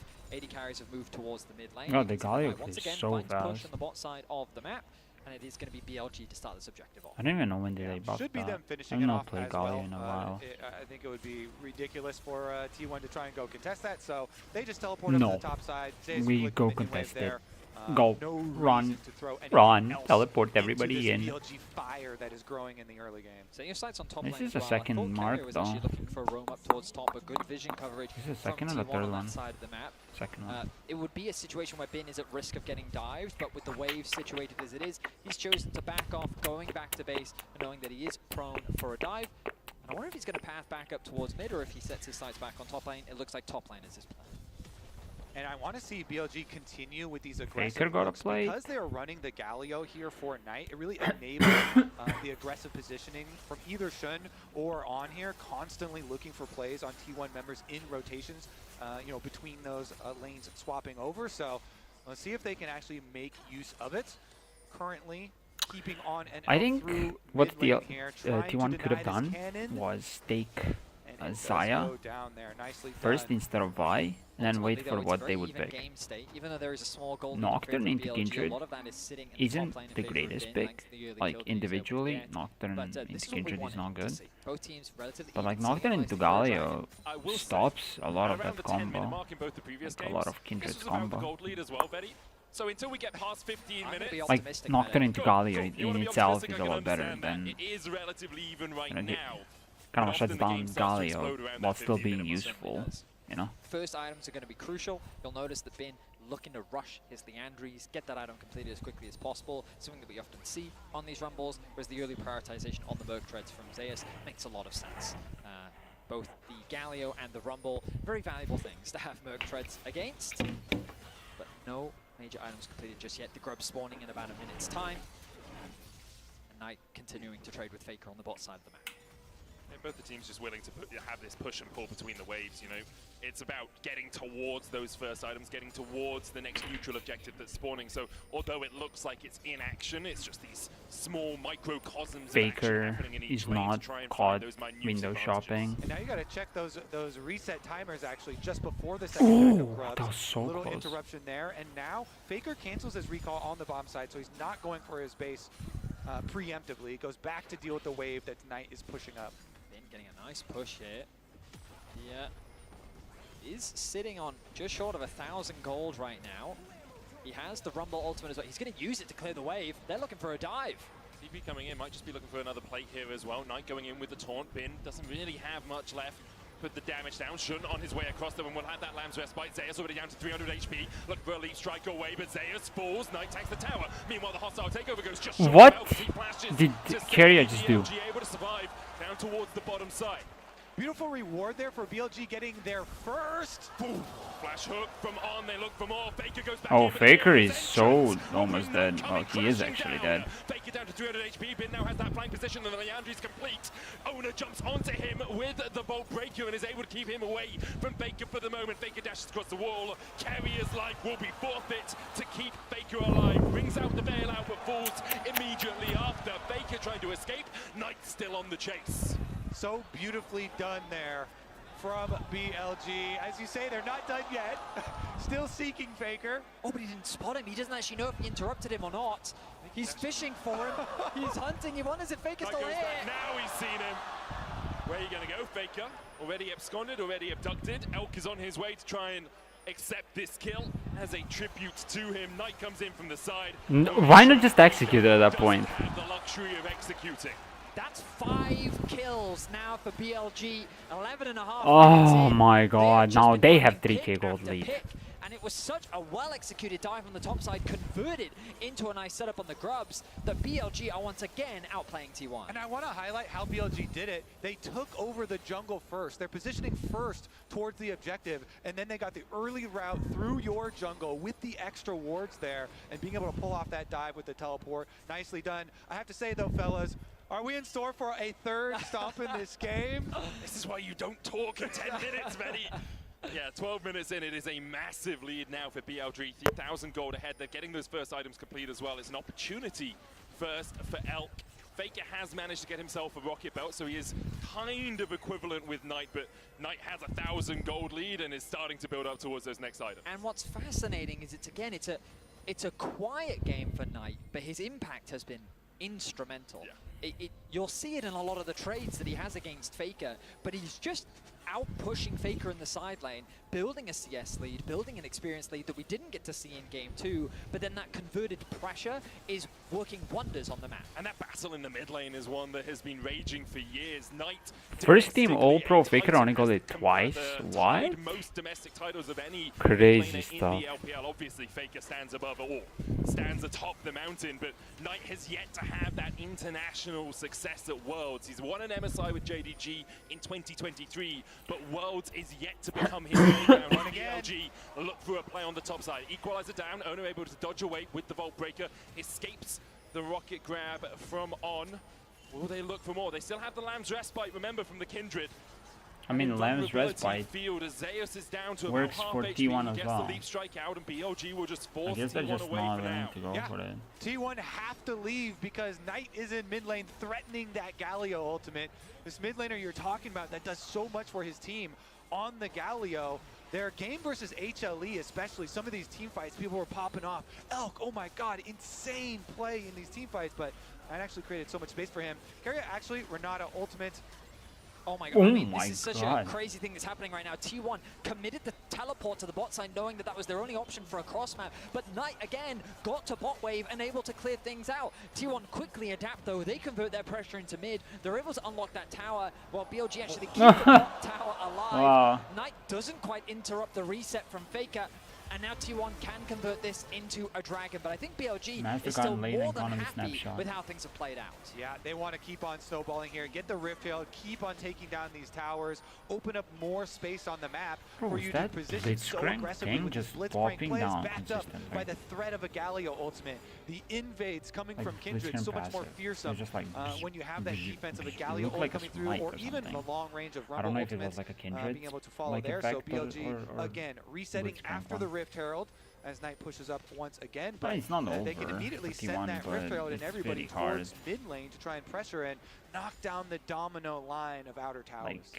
4.6k gold lead 15 minutes in. It's like 3 games exactly the same shit out. You can win one, it's what we've seen both one teams fight do early so well and from an advantageous they're position just like throughout 5k this gold series. ahead. 15 minutes into the game. 4,500 gold ahead, and they are forcing T1 out of their jungle. T1, thankfully for them, managed to pick up these camps before BLG were able to make their advance, but BLG will use that pressure to push through bot. They still have the Rift Herald in pocket as well if they want to look for a tier 2 down here, or if they do want to open up mid. I mean, just look at the pressure that BLG is exerting right now on the minimap. It feels like that everything is collapsing for T1. They're trying their best across map, but that top tower is barely dented. Zeus should be able to get it, but they're going to lose so much in exchange. The bot tier 2 is going to be secured. BLG ballooning their gold. The only problem with losing both and all the towers are not side equal lanes value. on the outer tower is 550 gold for your team. Both turrets is the fact that your secondary mid lane towers is on very, the side lanes open. only worth a full 800 for your team, so even bigger rewards there still for BLG, and why they're investing their Rift Herald into those tier 2s. T1 is doing good job, just not like rolling over and just giving them everything. It really does show in their gold lead. I think what's crucial about this draft as well is we saw it in game 1 where by leaving the Yone open, BLG were able to find a way in which they could shut down T1. Not only did T1 get the Silas, Owner got his Vi, Gumiyushi got his hands on the Xayah, and Carrier got Renata. Like, you look at this draft from T1 and it's like, there's a lot of very comfort picks here. Zeus, also a very good Jax player. And BLG are just running rings around them. The way that they're finding these picks, the way that they're executing upon these plays. To see T1 being put under this kind of pressure is something that we really haven't seen any team do at this World Championship. Yeah, specifically at this World Championship, though, because in the LCK Summer, we saw this a lot. We saw T1 struggling to have the coordination that we have seen from them at Worlds. Remember, they were only just the 4th seed from the LCK, 1 game away from it being KT, who perhaps would be here today. BLG, though, have been like this the entire year, from spring to MSI and now into Worlds. They are a dominant team, and when they get a lead at 15 minutes, they have about an 88% win rate, and we've seen that so far at this tournament. Heroes Entrance coming out, T1 trying to defend this mid-tier 1. Knight locked up underneath the tower, but he is damn tanky right now, and already Owner is down. The counter Heroes Entrance coming out from Faker. He stole one away just to escape the play. BLG lose Knight, but they take the mid-tier 1. Ooh, that was very aggressive. On under tower, they go for the Blitzcrank ult, and they start the play very, very early. They still get it, and they trade in the kills. I really thought that was going to be a huge throw for BLG. T1 did a good job of clearing out the wave first before got the turning their 4th attention mark. to BLG. Now he's actually online. The focus was divided between the tower and the fight, but somehow they get away with a 1-for-1 along with securing the objective. Yeah, again, and the extra objective you talk about, yeah. The outer tower, 500 gold, plus the kills. But here's the Kuma get pulled? hook on the Blitzcrank to start it out. So they're still tanking tower a bit, they're fine with it. Galio ult comes down, Renata does delay them under it, then they're trying to both get their kills, but then also finish off the tower. So many flashes used though. In exchange for Ona, Faker steals away the Galio ultimate to What? help with the Oh, disengage. it's a minion. You can feel Is the it a tension minion? in the arena as I think it T1, their backs are getting closer and closer to that wall. BLG continuing to extend the gold lead. Dragon spawns in 55 seconds. You imagine that T1 is going to look to concede this objective, as right now they're not really in a position to win a fight.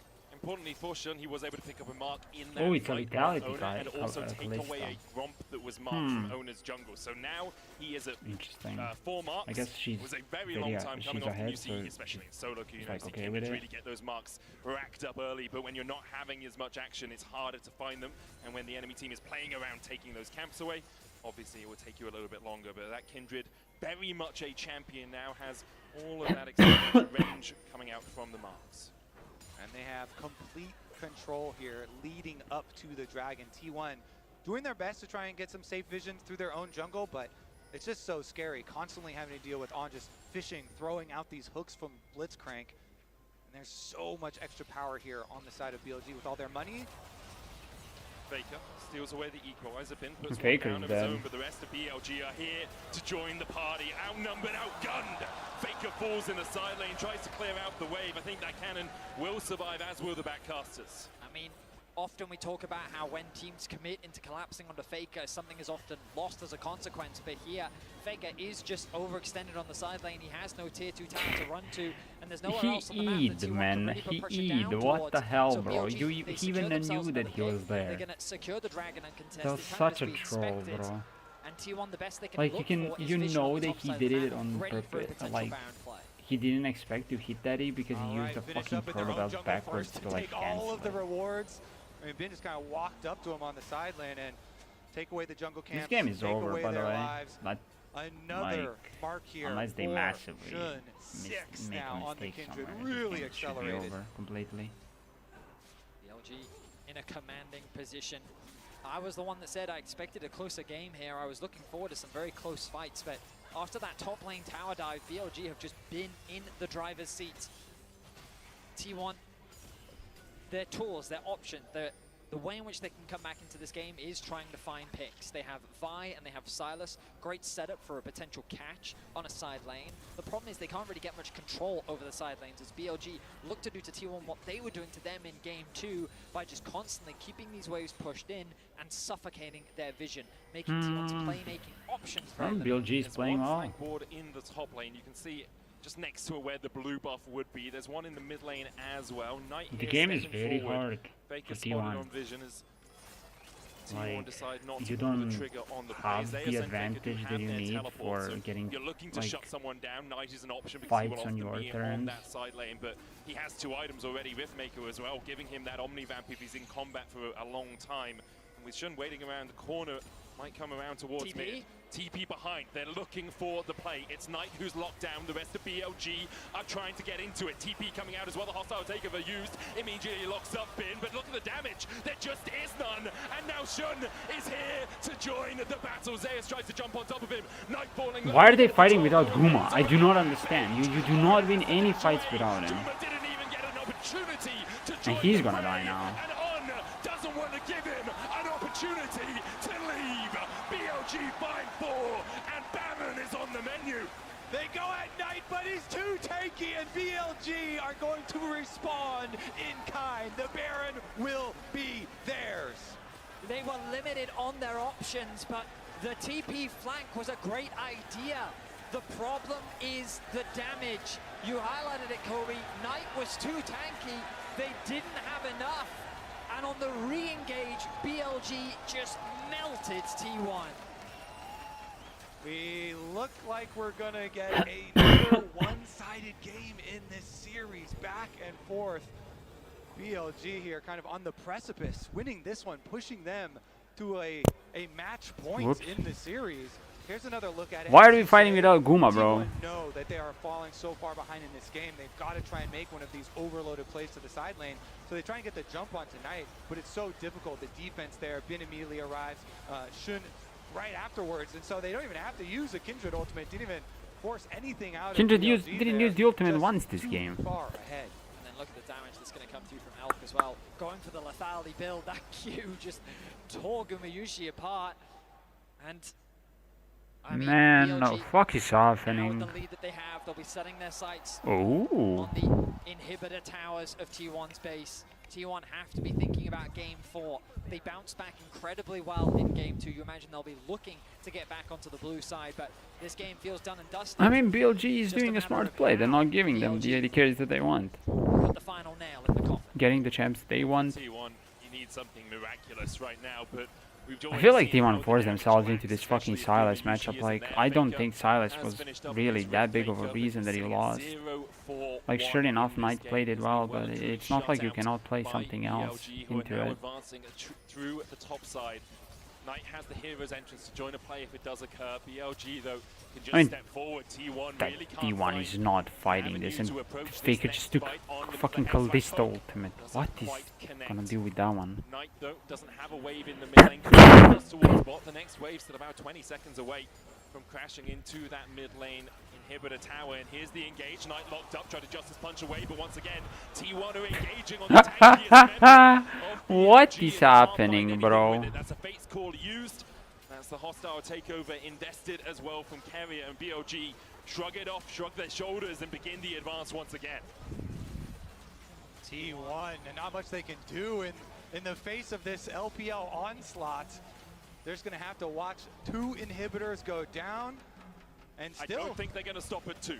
Still, they've got another 34 seconds left on this Baron, and so they're immediately pushing this one down as well. I mean, all I'm thinking of right now is what a great story for Shun it has been. You guys already mentioned what happened during the regular season with the income of Wei, but to bring out the Kindred now once again, the TP flank. Hook going down, cease and desist, they look at the lockdown. Shun, Kerry already fallen as the hero's entrance will block Shun from taking any more damage. Alongside that, for Lamb's Respite. T1 have lost their support, but can they find the fight? Zeus sponsors stopwatch. No! Okay, Guma. Zeus is dead though. Gumayushi down to half HP. Zeus has already fallen as BLG continue to advance. A 2 for 2 is not Trying to terrible. hold the line here. They managed to find something. They got 2 kills out of it, but they've lost 3 inhibs for it. I mean, it's the best fight that T1 have been able to find so far in this game, but the problem is they're too far behind. And At the end of Zeus that fight, didn't have Knight flash to literally kill just on walked menacingly quickly. towards T1 and said, "You're not defending this inhibitor, concede it now." And they're gonna get a dragon as well. BLG, 3 inhibitors secured, dragon as well. Here's another look at it. The teleport very deep in the jungle. Oh, that was quite nice, actually. Owner with his ultimate able to still stay connected, but they have the emergency buttons of the Galio and the Kindred ultimate, which kept their backline alive while they killed off Carrier. Did Zeus flash over the wall? What Throws out the happened? ultis to secure the kill onto On. Where Zeus, did though, this flash go? he'd already I don't committed know. everything to try and getting a kill. Means that on the retreat, it ends up being a trade back. Guma with no flash. 13k goal behind. T1. Yeah, this They're just game left looks with the scraps of unwinnable. their base. And it's been looking unwinnable for a BLG while walk now. away with everything. BLG on the precipice of winning this series, of claiming the world title once again. It's 4 years ago on Suning. He wasn't quite able to take that final hurdle. Coming back here, he said, I want to win the glory back for the LPL. And I think that resurrection for the LPL, that redemption so important for them. Redemption as well for BLG as they lost to Weibo last year and weren't able to make it to the finals. Now, with 3 waves of super minions pushing in, BLG are forcing T1 to make their final stand in this game. Owner goes in with a bolt breaker, hooked in as well, the cease and desist. Silence Onimus on the way. A hero's entrance is followed by a second, but it looks like Faker's more like Icarus than any hero taking to the skies. Knight pumps a stopwatch. T1 go pop. Zeus locked up towards the top side. Already BLG. Man. They are looking to take us to match point. Man, why are we sandbagging, bro? What's happening? Been calm and cool as he walks off the stage. But BLG have come into this series looking nothing but confident. You can say that again. Straight from draft, straight from the level 1s. Just people are just not playing well. Like they're just getting outplayed completely. With game 4 in just a few moments' time. Don't you dare go anywhere. Just like nobody's playing well. on T1.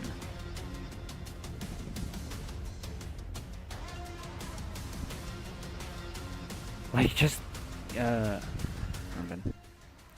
giving away first bloods every game till now. Like every single game gave up first blood. Okay, that's not a problem, right? But 2 of those were just completely avoidable. Like one of them you just got a flash, which Kuma didn't do, and the second one was, I don't know what the second one was. The second one was just crazy one. Okay, so after that,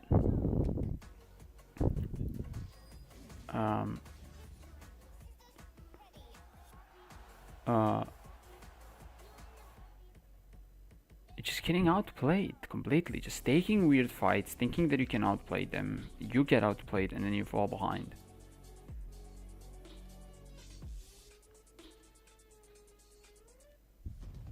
Like that dive should not have worked, honestly. I don't know how did that dive work, but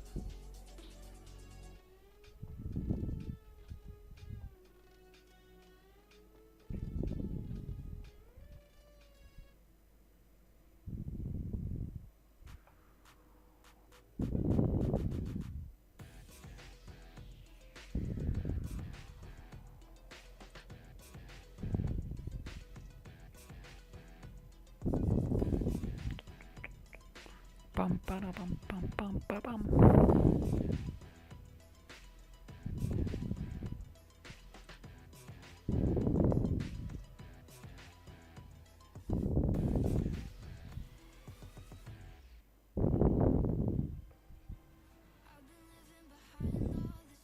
So yeah, just honestly, I don't know what is happening.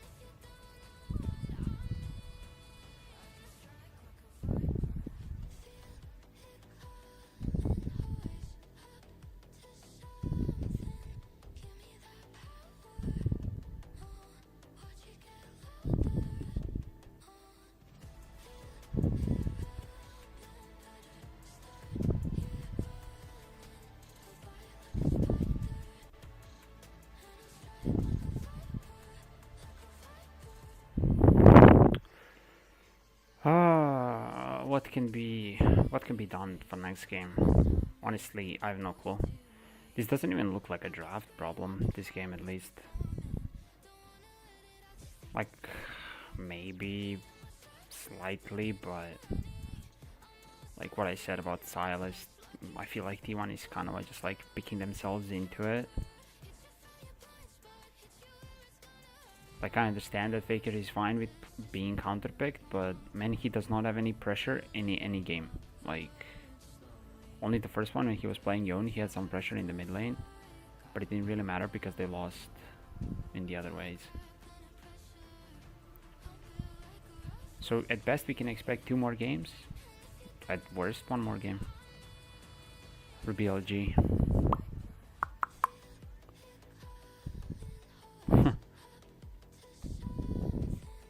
Cody Rhodes, Solo Sikoa. I know who Cody Rhodes is, not who the other guy is. I don't really follow WWE. Didn't even know that they had the advertisement on it.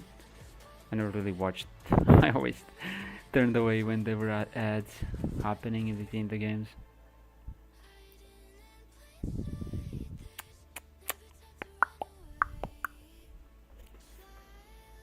So I can expect after 7 for it to be finished. If every game is a stomp, that is. Which is kind of a looking for now that it's going to be.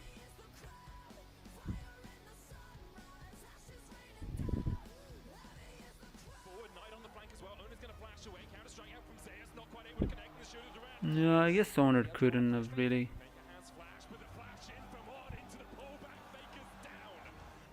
That one wasn't necessarily a problem. This one was a crazy overplay for whatever reason. And just everybody died.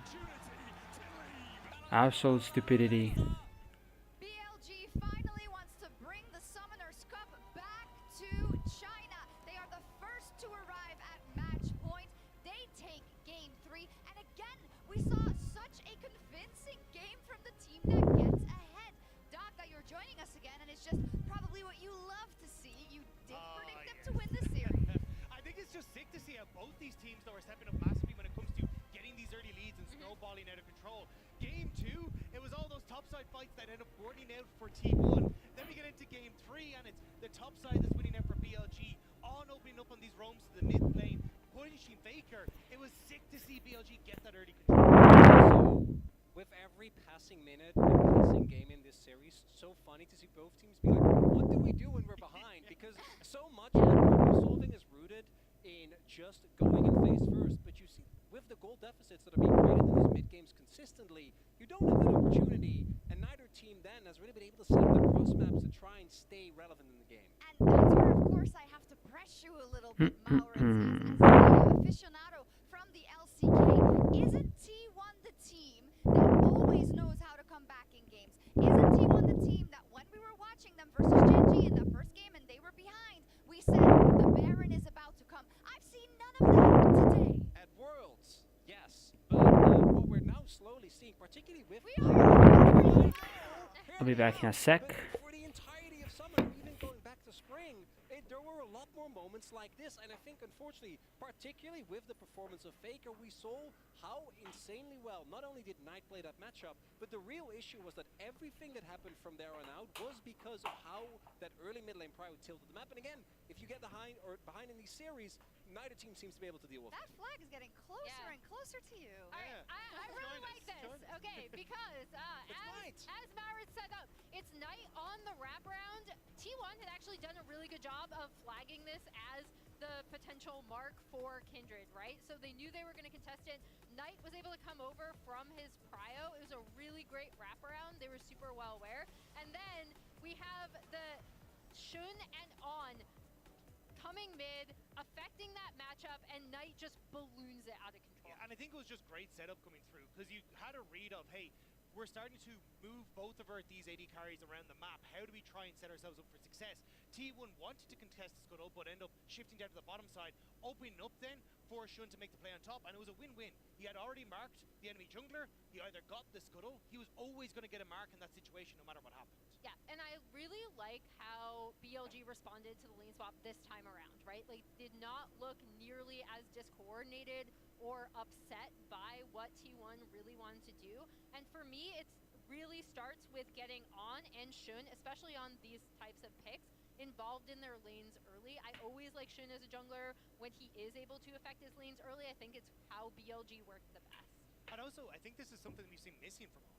He hasn't at this tournament been really able to step up and be that playmaker, play with the confidence and the bravado that we've seen from him. Ooh, Benny's taking Red Bull. He has been able to step up. Red Bull gives you wings. That he regularly does for his team, and the Blitzcrank performance really did take over in the early stage. And it's also something where you know the moment it gets locked in, T1 goes, oh god, we've been here before, hands pulled out multiple times to much the same effect. And also kind of throws a wrench in the gears when it comes to the draft, because if the Granada blind is... Oh, Azael is gone and Dagda is back. What is T1 going to do in that fourth game? What can T1 do? I mean, you gotta change the draft and you gotta change the way that you play the early game. Draft last game wasn't terrible, it was a playable draft. Relatively standard.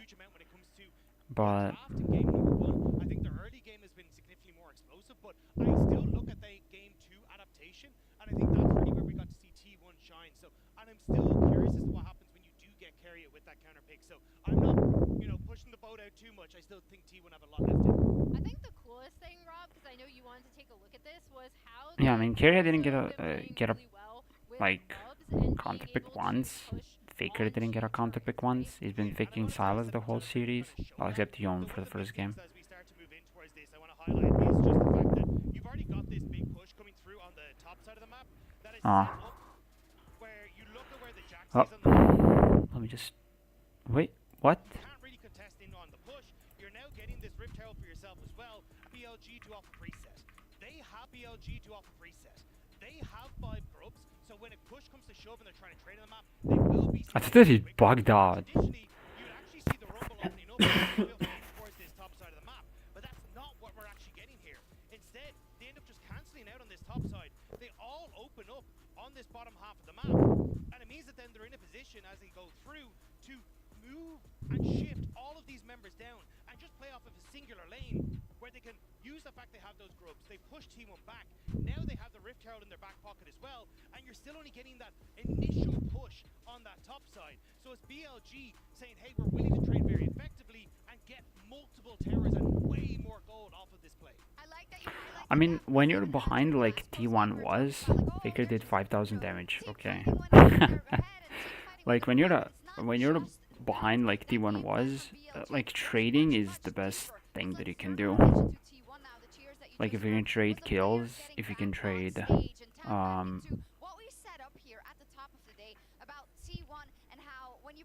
if you can trade kills, if you can trade turrets and stuff, but you have to keep it an even trade, you know. If they get 2 turrets and you get 1, like that's not good. Like, but the thing is that for the most part, you're like, if they get 1 turret and you don't get anything,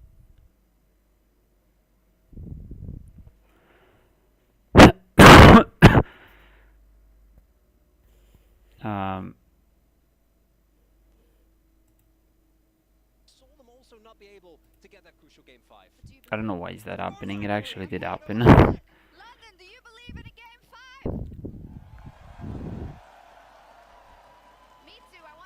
I mean, Faker has only like if they get. I was gonna go into something else, but the original discussion was like if they get a turret and you try to defend the secondary one and they don't get it, like they're still ahead. You know, like exactly the same as if you traded 1 for 2. You know, but you didn't get any gold.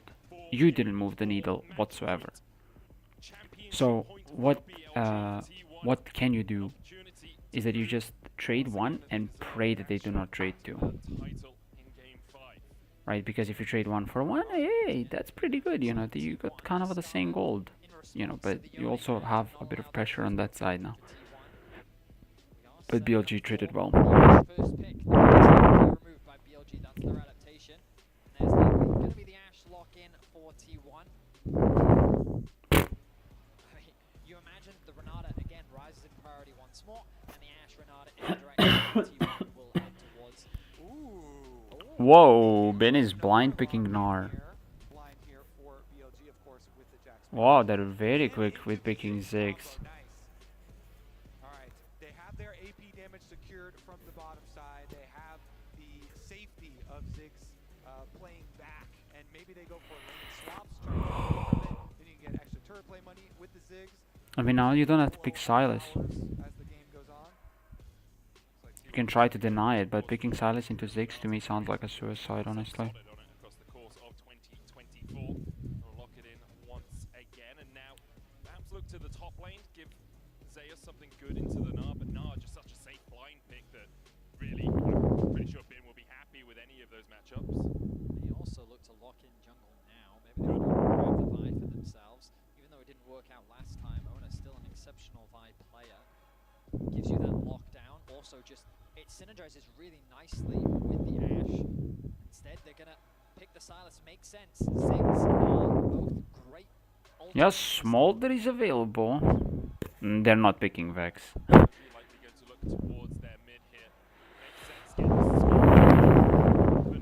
Faker doesn't play Smolder, so they can't pick it. It's a controversial champion. Yes, does have to scale a lot and stack up dragon stacks, but we've also seen the lane phase against a lot of these melee matchups be pretty impressive in itself. So let's say I'm picking Vi, and then they pick Silas, and then you just get Ahri Akali banned. on you probably from a side of BLG, and then you're just like, what do I take? What do I go? I mean, another pick was Cassidy into it. Like, Cassidy into Silas is bad early, but it can work. It's pretty hard, like, you just get rolled early, but... The ban Nocturne, very smart. I mean, I think you just ban Kindred at this point. Fuck it. No, I don't think they're picking Kindred, but... Are you trading Wukong, Xin Zhao? The blind pick now kind of deters that again, and BLG's draft approach I think has been very smart. They know the tendencies that T1 like to go towards. The Xin Zhao are going to be taken away from Jun, so the jungle pool now very pinched, but the Sejuani still available, a reliable Sejuani available. And that's going to be locked in. And a pretty good denial pick. Don't want I think it may be Maokai bot lane for BLG. Though the other one is Rakan, but I think you have to at some point give Keria the... Keria has Renata. Shit, I forgot. I don't know. I don't like this. I do not like the Zeus Rumble. Oh my god. This looks like they got so picked into. Like, this looks like a fucking EDG MSI 2015 Game 5. Where they just knew what they were gonna pick, and they were just like, let them have Morgana. No shot. Looks like it's going to be Poppy though for Ona instead. Signature pick for Ona, one that he's incredibly comfortable on. Yeah, and kind of preemptively into what you expect to be an on Rakan. Yeah, I think that's a really good answer for sure.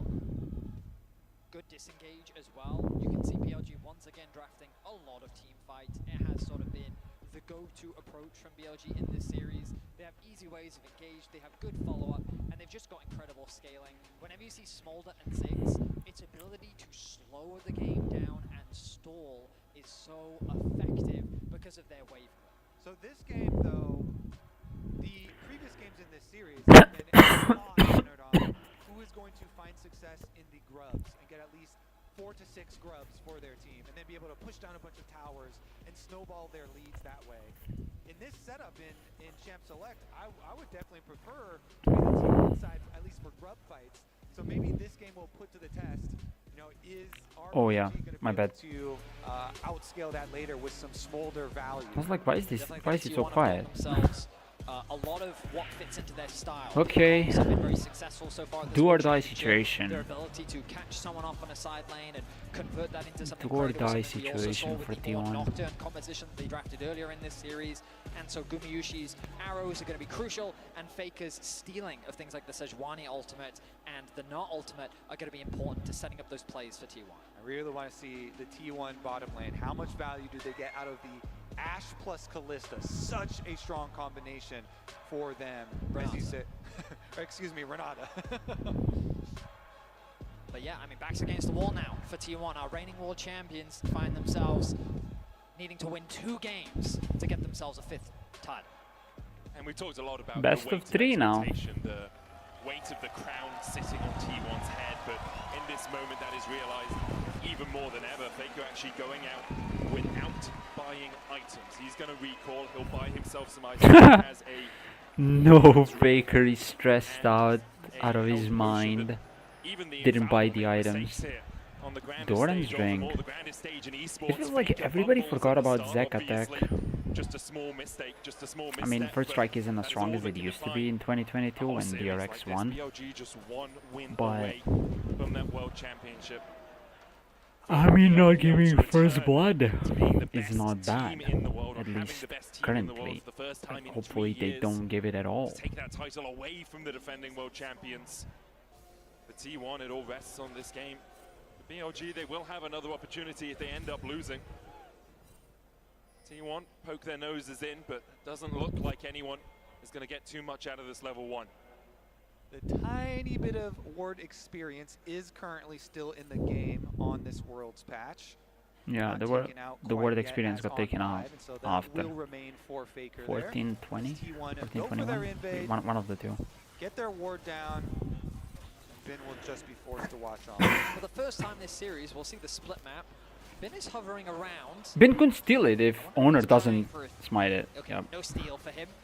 The ward in the brush as well will spot out if Bin tries to do anything cheeky. But we haven't seen this split map swap so far. Both top laners throughout the series have been doing what you see Zeus doing now, trying to leech what experience they can. But Zeus is very much isolated from the rest of his team. I'm kind of surprised that we don't see him hovering around the mid lane, sharing experience with Faker, getting ready for the potential dive, because the thing is, Jun is going to be trapped on the bottom side of the map, which means that Zeus is very susceptible to an incoming dive, and with Bin on the way, T1 have to be ready to stop this. He just has to leave the turret, bro. Yeah, they're going to bring all four here. Bin helping Shun accelerate his jungle clear while they build up the rest of that wave and head on over. Now Carrier, level 2, gone back to base, making a beeline towards the bottom lane, has to get there as quickly as possible. Owner hovering around the top side, ready for a potential TP. If he can get level 2, then he may live long enough. He needs to get it. Trying to get back into this lane, he may just be cut off. He just not get it. He'll be seen on that ward about now. Zeus gets the level 2 underneath the tower, flashes away from the grand entrance, but the damage continues to rain down from Binchen, tanking the tower. Zeus gets a bailout. Carrier keeps him alive for the moment. That bailout will run out though, and BLG can look for a redive if they so decide to. Zeus taken down. Bin flashes away on tank. Oh my god, are we giving first blood every game, bro? Nice, just the tip of the W there from Shun, able to get it. They're able to finish it off. Elk here cashes in once again. So many games we've had Elk getting first blood. He'll be rich on the Ziggs again. I mean, in terms of XP, Bin hasn't really been able to catch much. He's not even going to TP to the top wave. He's just going to run towards it. Ultimately, though, BLG secure themselves the kill. But I'm not sure I would say that it was a huge advantage gained, as Zeus TP's back into the bot side, is able to catch a lot of the remaining wave, and the gold still remains even. The big thing affecting these lane swaps, though, is that Ziggs also takes teleport here. So not only did Elk get the first blood money there with the cash-in, but then teleports right back down to the bottom lane.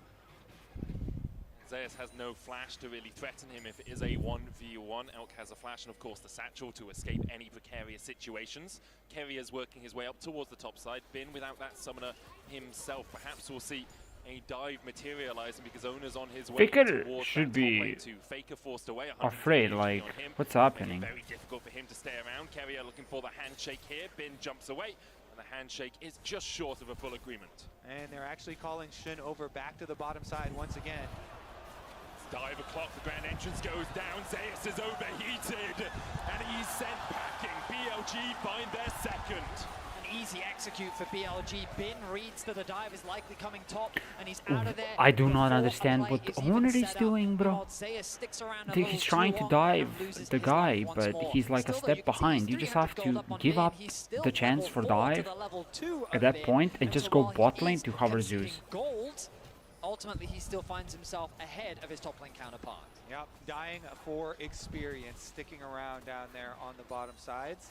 Meanwhile, finishing up with the rest of this split map jungle camps here. Take away the rest of the Raptors before swapping over. And BLG feeling pretty good about this one because in the mid lane, Knight has just been pushing in constantly with this Smolder, stacking up, scaling quite nicely, even working away at his own turret plate. He's going to get knocked up here. It's more about just getting stacks for Knight. As you say, he's on 24 right now. We'll just want to get to Zeus is going to die again, bro. Once again, a little bit overstepped here in the bottom side. Just go give up a kill, man. Just takes the highway express to get towards this Rumble, who goes overheated. Flame Spitter going down, but Zeus is going to go back to the fountain again. No escape for him. He tries to clear the wave, but in the end, he will be put in the ground by Bin. BLG now 3-0 up, a 700 gold lead, only 6 minutes into this game. And I mean, the first few kills, I think, weren't the end of the world for Zeus, but now adding a third is really going to make things difficult for T1 in this early game. You can see Shun with a 300 gold lead over his jungle counterpart. That Ziggs is being accelerated so much. He's just completely invisible in these games. That had previously been built up in favor of Zeus. On's on the warpath here, passes through mid, and T1 are trying to stick to that game plan of taking down the grubs to be able to snowball turret plate money and turrets later on. But BLG with so many early kills already, throwing a wrench into the plan. I mean, Shun has just been so active throughout this series, constantly looking for ganks, and he's a core part of why BLG is even here. The turnaround in the Swiss stage that he brought to the team, and just his playmaking in the early game has been phenomenal. He is continuing that trend. He finds himself involved in all 3 of BLG's early game kills. Elk and On with their synergy with this Rakan and Ziggs as well. You know, knockups into satchel charges. So far, nicely executed from their side.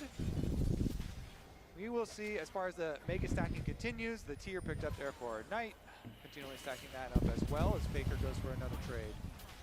Steals away the Smolder ultimate, can use that obviously later to clear a wave or just to heal himself up. To give you a bit of health regeneration. And it's not in the middle of it. Faker bad, but down towards that bottom side. Owner's on his way down there as well. Gumayushi and Carrier able to take a plate in the top what lane. is Guma doing now? Level 5 right now, does have the flash. Guma's 6, so has that enchanted crystal arrow. Okay, they know that the other guy, that the jungler is on the other side of the map. Safety of the tower. Exactly, it was a nice little kind of Red Rover, send one member over there as Guma and Carrier run past the tower to zone Elk out from the minions, but On tries to go collect, as you said. So On actually gets in, and they're kind of funneling extra experience there into him, but now Elk is finally able to make his way over. Only gets in range for the last 2 minions though, so did lose a bunch of XP there. You can see Elk still not level 6, while Gumayushi's almost towards level 7. T1 will use the pressure they have in the top side and the push that they had through bot to now take away the first dragon of the game. It's 3 Grubs and a Drake in their names at the 8-minute mark. I think that will be critical for T1 moving forward, since BLG have drafted really good late game for themselves. T1 are going to use these objectives, try and draw them out to you. I mean, there are different ways to look at this, right? Because from BLG's perspective, the fact that they've been able to find these advantages in what is a very scaling comp, Knight, that's the flash there, yep. Play from Owner was very risky. I mean, that's how you play it usually. You just preemptively flash, because it's the best thing. Ooh. Straight into Shun, the Glacial Prison hits, but Faker heals up with that Kingslayer. Owner's going to force Shun away for now. On does have the quickness, but doesn't want to dash in to bolster the attack of Shun. In the end, Faker does manage to escape, doesn't burn the flash, and holds on to that summoner. And I mean, what I'm talking about, things can look good from the perspective of BLG. T1 have been able to secure all these early objectives. Kobe was already highlighting the fact that the early investment in the Grubs, their skirmishing potential of the composition, and the fact that Zeus is actually, even with all that pressure, still a level up, and he has a huge stacked wave on the bottom side of the map. No, well, there is 1,000 gold lead that they were like usually get. Even though things aren't looking great for them in the early game. So probably a bit less once everybody from T1 gets on the map and starts hitting the waves and stuff, but even though the rest of BLG getting kills onto him in the 1 versus 1 feels pretty decent for himself. T1 do have those pick tools as well, so even if you do start to fall behind a little bit, you've got the arrow, you've got the follow-up, the equalizer, you have Faker jumping in with the abscond that does just like this. Elk doesn't sidestep. Faker dashing forward for a little bit more damage, using that passive to its full effect. Steals away the Mega Inferno bomb. Elk has to flash it. Faker takes the tower. Nice, Faker! This is hunting season. He just runs him down. Even yep, I mean, it would be weird that he doesn't. Smart play from Faker. Finishes the job himself now. Shun will just get there a little bit later. Not going to have any sort of kill threat as far as damage goes, so no harm, no foul, though. Again, the Ziggs with the teleport, he can get back to the minions at the very least. I mean, what a confidence booster for T1 as well. To see Faker getting a solo kill on the side lane has to reignite the T1 members and the T1 fandom as Carrier now in danger. Caught out with the quickness alongside that Glacial Prison. Carrier, though, still has 150 HP to work with here. Hostile takeover only hits onto Shun. Guma starts to open up. FBI open up, but this time it's your base.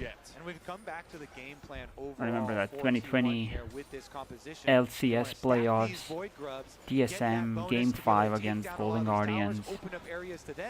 Make their signature picks on the Captain map Flowers, as per usual.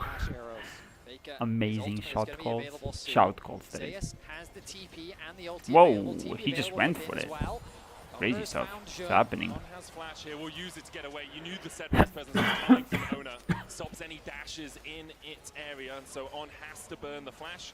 use the blink instead of one of Rakan's many dashes. Knight too far away from the plate, now making his way down, but Faker controlling Knight the TP'd river, back trying though. to force on back. The arrow isn't quite going to connect, and that is looking to be 6 grubs for T1, so part 1 of the plan coming true, Cody. Exactly. Even though BLG getting some extra early kills in the lane swap and in the side lane, T1 still, let's see if they can actually get the 6th one here. It is actually kind of important to get the double Void Might spawn. Should be able to, no problem. Nobody might steal, and they will. That is scary, bro. if Elk was there with the bomb, you might just lose it, and then it's like so sad. There's a potential play onto Zeus. BLG is still ahead. They're still ahead. Instead, the rest of T1 is going to look They're to not reset. that behind. You can see the Elk benefiting from finding those early kills onto Zeus, but after losing his life on Gumayushi, kind of playing the map well, he's been able to close that gold gap thanks to the CS advantage that he's been able to find. And we find ourselves in a neutral game state, 12.5 minutes into game 4. Tiny gold lead for BLG. You can see Shun about 500 gold ahead, the bot side about 200 gold ahead each as well, but as close to neutral as you can get in this series. T1 though do have the neutrals themselves, those 6 grubs and the Drake. Next Drake up in 40 seconds time. You see Carrier pathing through that bot side jungle. I mean, Ziggs is gonna be scary this game. Already has Ludens. Holy shit, what? That bottom side to make sure they can control that bot side river. They have so much wave control. Ziggs in the mid lane, have the Smolder Silas on top side. Oh no, looks for Bin, he locks him up. Bin though with a great arm into the wall. Ona's gonna have to flash away the locket, invested as well. Didn't flash. Onto his summoner, BLG beginning to collapse the Mega Inferno Bomb coming out as well. There's the arrow, Bin sidesteps it. Zeus might have to flash the wall here. Ono on that front line, locked up with the quick. Oh, carry! Oh my god. Wait, maybe it's okay. It's actually okay. Good, good, good. It's actually okay. No, Guma doesn't have it. Shit.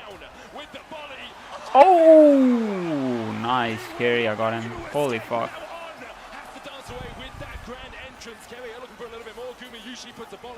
Oh my god, that looked so fucking bad, bro. That looked so bad. Like when I saw Owner eating the guy out of the Renata ultimate, I was like, oh my god, they're all gonna die. For T1, Ona setting things up by getting that collapse onto Bin. The follow-up from the rest of T1 as well as BLG tried to collapse onto T1, thinking that they'd overstayed their welcome on the bottom lane, but they're able to turn the play around thanks to the arrival of Gumayushi and Carrier. T1 looking strong here in game 4. And BLG off their resets, off their deaths, immediately trying to get out onto the map and take this Rift Herald away, because they know if T1 get the Rift Herald alongside 6 grubs, that is a tower-taking machine. Faker's here to check though, and the rest of T1 are making their advance through the mid lane. On and Shun in the pit, the Rift Herald down to 2000 HP, Bin looking for that Nav as well. The Rift Herald still sitting at 2000, that eye is... Nice. T1 will close it and slam the door as well in BLG's face. Back out onto the map, T1 don't waste any moments. Securing the Rift Herald, forcing BLG back. They can look to drop that mid if they want. The Ziggs wave clear is going to be so obnoxious, so they're not going to look to use it on this wave. Come back to the crucial point. BLG's composition have a lot of tools to stall, so securing that Rift Herald is going to help T1 unlock these towers and keep the pressure up.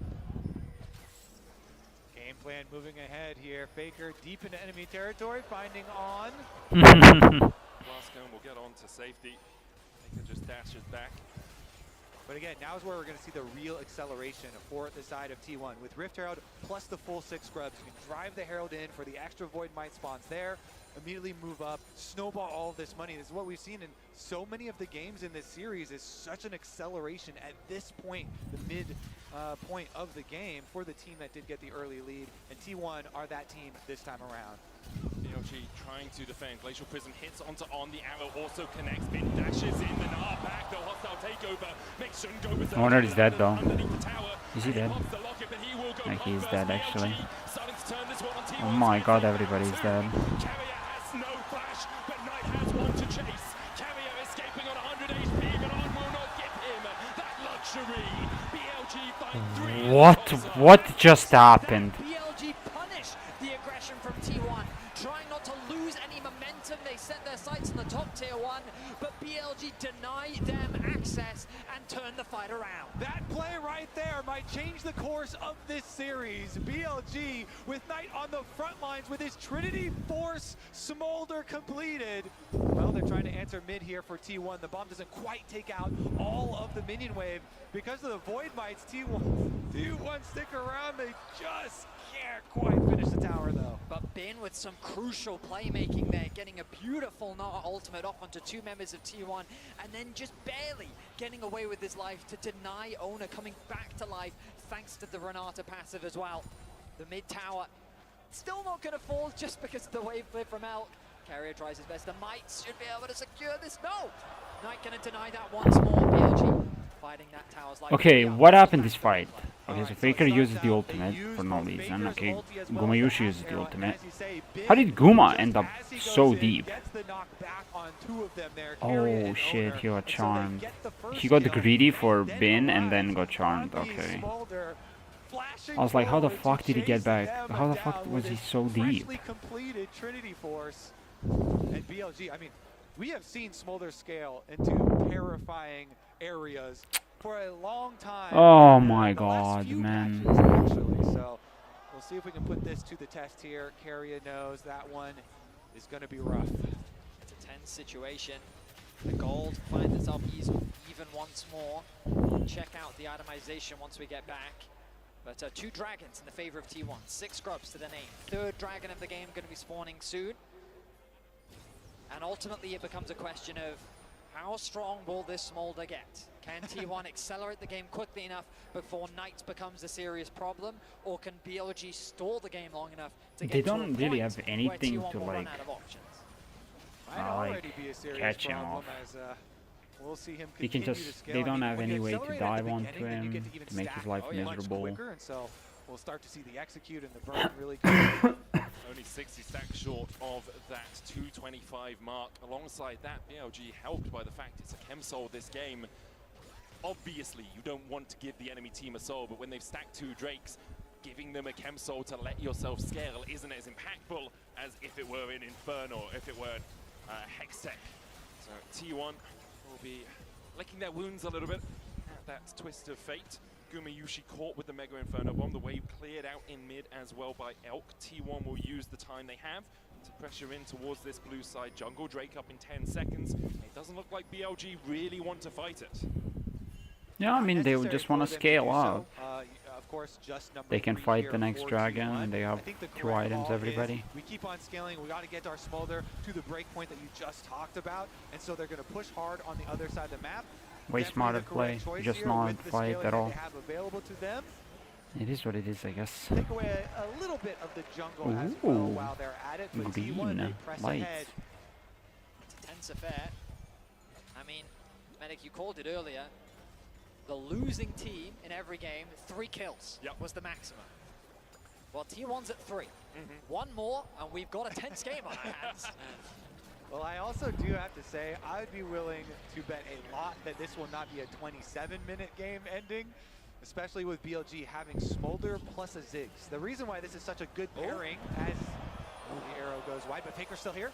Take a look at that flank. Will seal away the quickness from on guess. Charm flashes in, finds 2. Equalizer in the back line as well. As Faker is not off this. No, Faker, bro. That's my goat. That's my fucking goat. Exceptional play from T1. You think that the play falls short because the arrow doesn't connect, but Faker will find a way. And then with the 6 scrubs, with the Riptail, they immediately take the tower afterwards. And guess what? They're turning straight towards. Oh! Oh my god! Just bullied his ass. What the hell? Tries to turn it around and BLG unable to hold on to their tier 2. Bin's coming across from the side as well. He TP'd in. T1 have started the Baron, and you have to feel it all hinges on this. On a knife's edge between T1 and BLG. Will BLG look to try and take the fight? Chun has Flash and Smite. Elk now joins the battle, teleports in. Bin looks for Carrier, lands the slow with the boomerang. Knight TP'd in as well. BLG are going all guns blazing into the battle here as T1 are hailing the retreat. On dashing forward, he's only at 300 HP.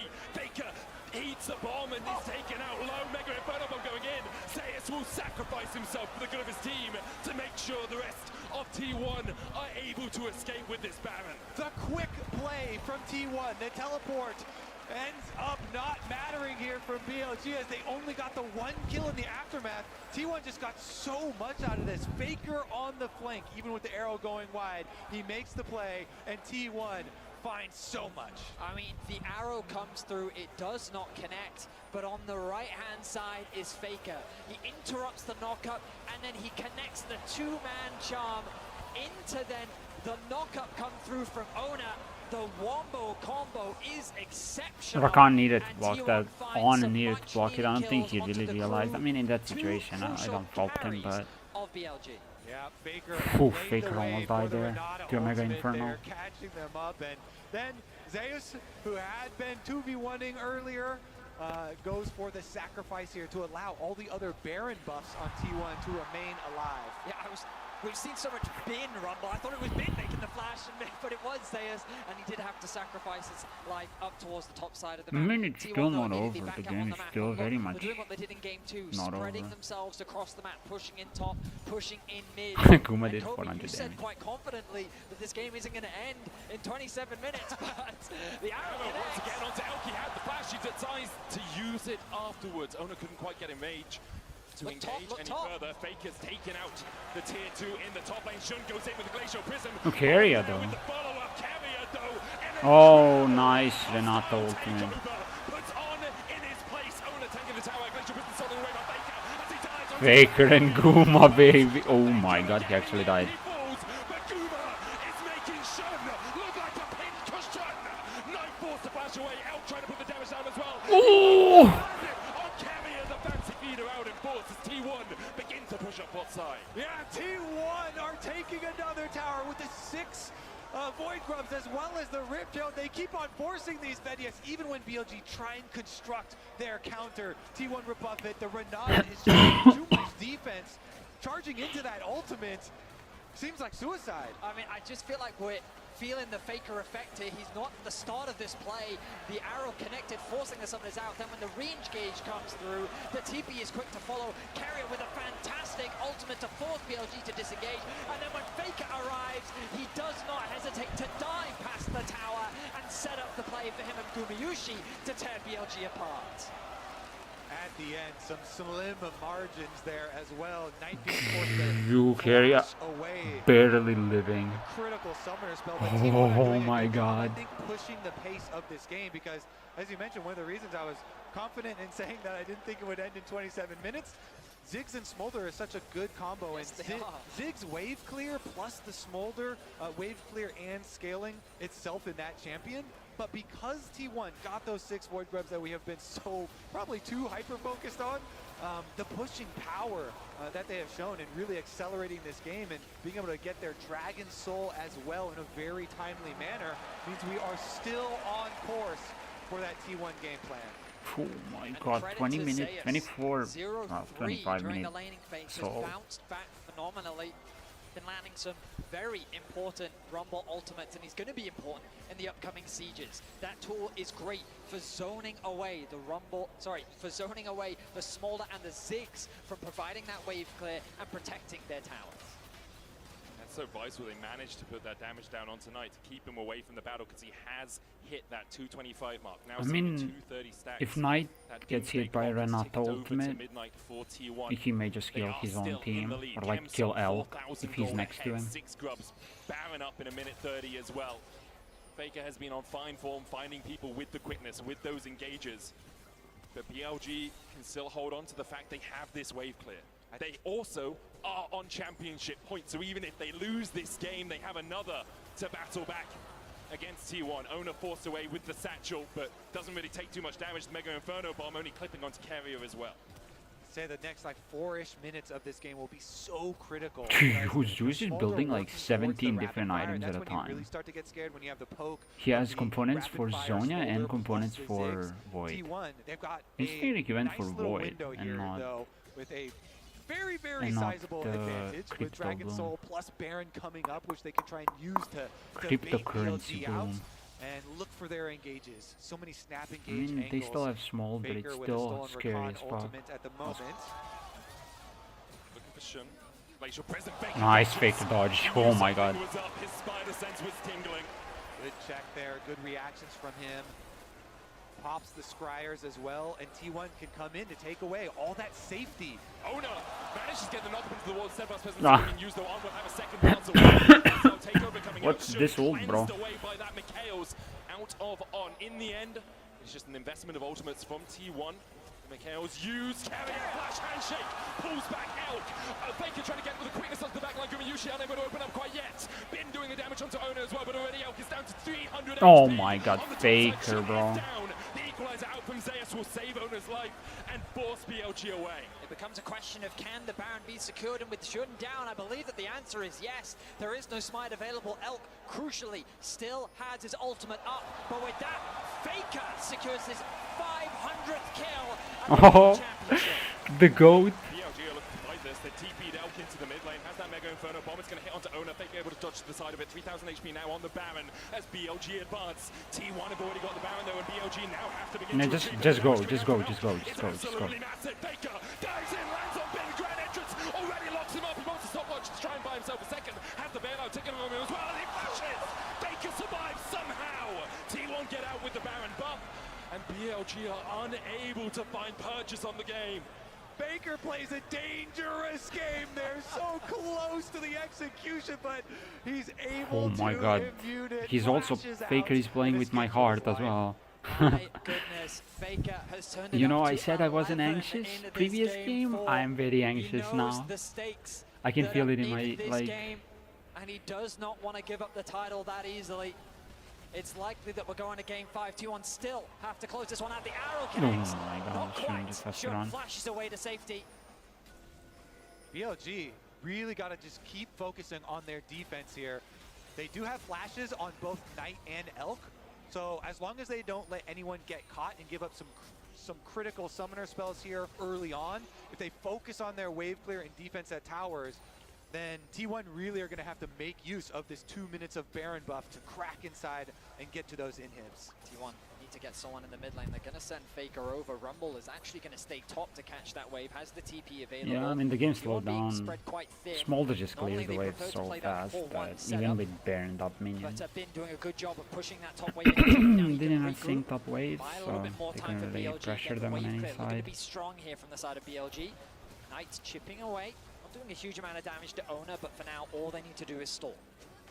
They're doing exactly that. 90 seconds before the Elder Dragon comes to bear. BLG yet to pick up a Drake in this game, but if they get the Elder, I mean Smolder is still scary. 3 items, bro.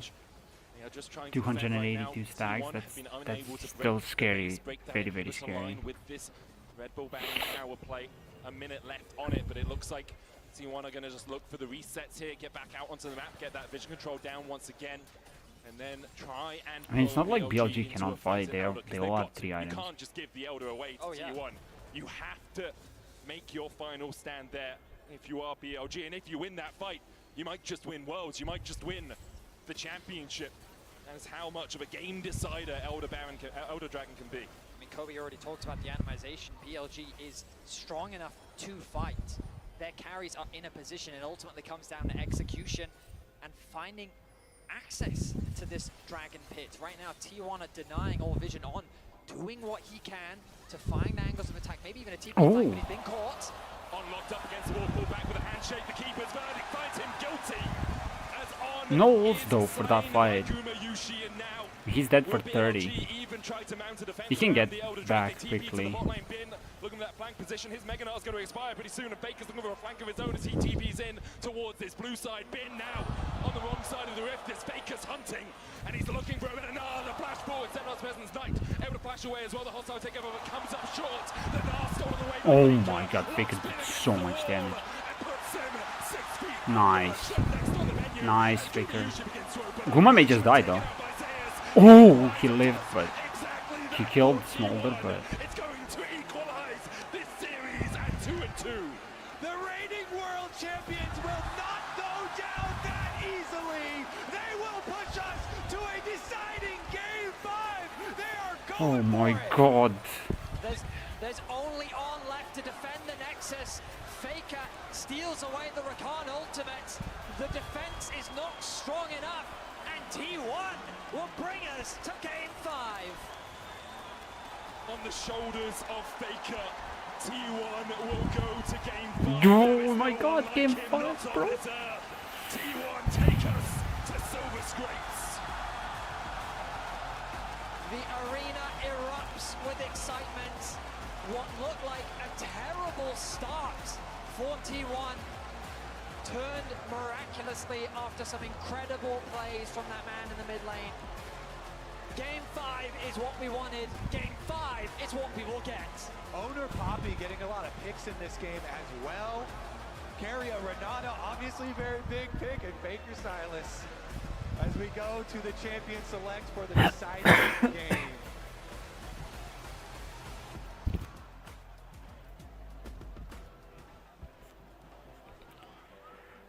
Oh, Silver Scrapes, baby. Oh my god. I'm so stressed.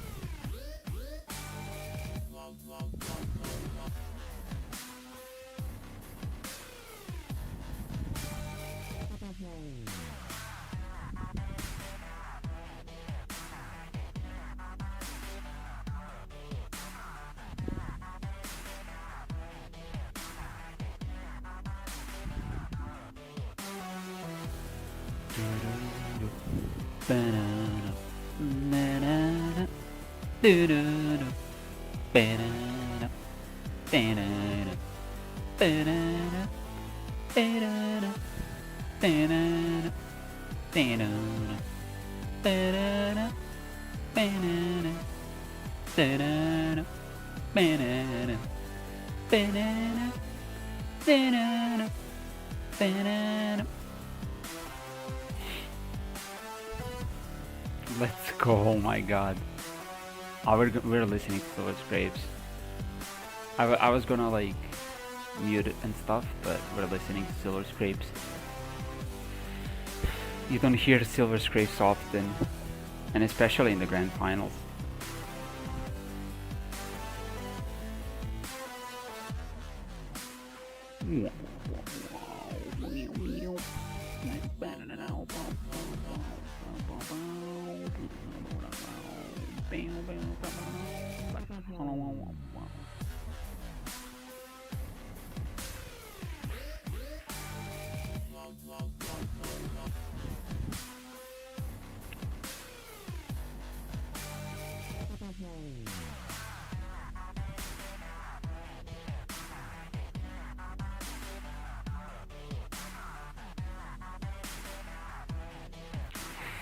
Fuck me, baby.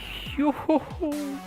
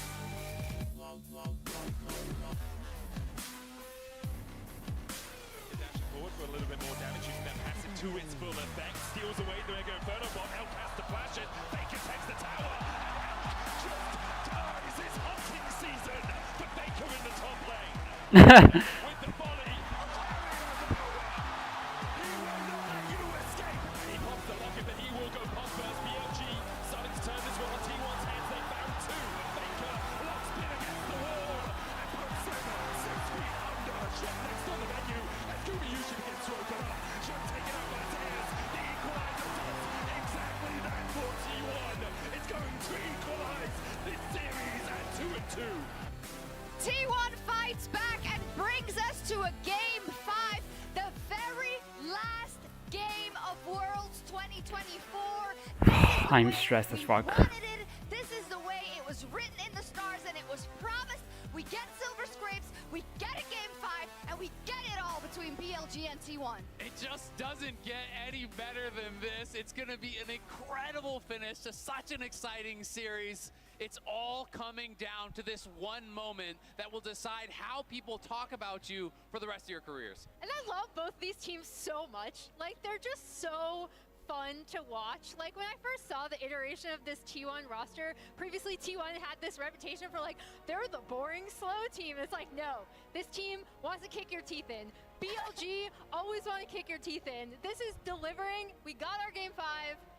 It's great. And this game, there was actually a little bit more punching back. Finally, man. Finally, it wasn't as much of a blowout. There was a top lane moment, but crucially, and I know we keep talking about it, but we have to talk about it. It's Faker, that's the difference maker again. Yeah, and I know that people are always like, oh, they're glazing him again. Well, why would you not? And I think these replays that we're going to see, right, in just a second, it's going to be a good play to a great play to a GOAT play. Absolutely, and it was so funny when we were watching this. I turned across there and I said, someone on T1 needs to actually step up if they're going to win this game. Not 10 seconds later, solo kill heal from Faker, and it just felt like the momentum really started to swing. And the big thing for me in this series, we talked about the early game, talked about the level 1, but an even bigger indicator of which team is doing well is which mid laner is making the impact. And in the wins, both Knight and Faker have been absolutely crucial. They have. We said a good play, a great play, and then the GOAT play, we saw the good one already. Well, roll the great one in the bot lane. Yeah, this play comes on the bot side of the map. As we see this setup from Owner going with the Poppy again, something that he is also super comfortable with. And this is coming off of Zeus actually getting dove over and over again on this bot side of the map, right? And so you see BLG are going to want to try to end up with a collapse. Oh my god, this when Owner eated Elk out of the Renata ult, I was like, oh, they're all dead. But it actually worked somehow. The better Vin overall across the series, and I thought he recovered so well in a lot of these fights. And this is also after the topside play that ended up backfiring immensely for T1. And more importantly, it also highlights, I think, why Keria, even though you look at this, this isn't a dive comp. You're playing into a lot of range, a lot of poke, but they're still able to make it work. And I think part of that was also because BLG, why are you fighting this? You have Smolder and Ziggs. You can stall until infinity, which they didn't do, but it also makes these skirmishes so insanely oppressive. I got blamed for the glazing so much because he wasn't even in that. It wasn't, that's a different one. Regardless, you brought up a good point, though, and this is always the case. Oh yeah, there's a bit of trivia, guys. I don't know if you would. I don't think anybody would know it, but I'm pretty sure. Where did I see it? I think I either heard her talk about it, or somebody else mention it, or maybe I've seen it once, like on like a lol pedia or whatever, Liquidpedia. Emily used to play rugby. Emily Rand, so the girl, the woman with the glasses, currently on the desk. She used to play rugby, by the way, in high school. What the hell? She does not look like somebody that is playing rugby.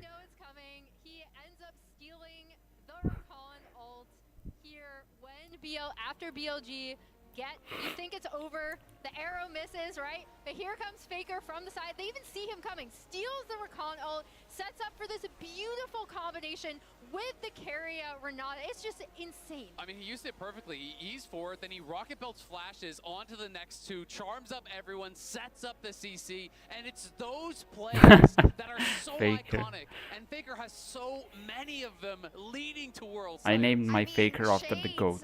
of the Azir catch on Ruler, right? In a similar situation versus an LPL team in a situation where you're up against match point, Maurits. Class is forever. And then it's also the follow-up, right? Like Owner flashing on immediately, Carrier being at the ready, and they're gonna need that as well, because in this game number 5, do not forget, because of the fact that T1 lost on the red side, BLG will have the opportunity to go back to blue. And this roster of T1, 7-7 in game 5, so they are beatable. We'll see if BLG can pull it off. Yeah, because I'm not gonna run. And BLG doesn't look stressed. They love playing these grudge matches, these best of 5s back in the LPL. They can go forever, Emily, but this is their backs against the wall. Everything that we have set up at the beginning of the day about the pressure of all of the LPL fans, of all of the BLG fans, they are the ones that were supposed to exact their revenge on T1, and they had him, and they didn't finish it. Is it gonna come back to bite him? I'll be back in a bit. I gotta go to the toilet.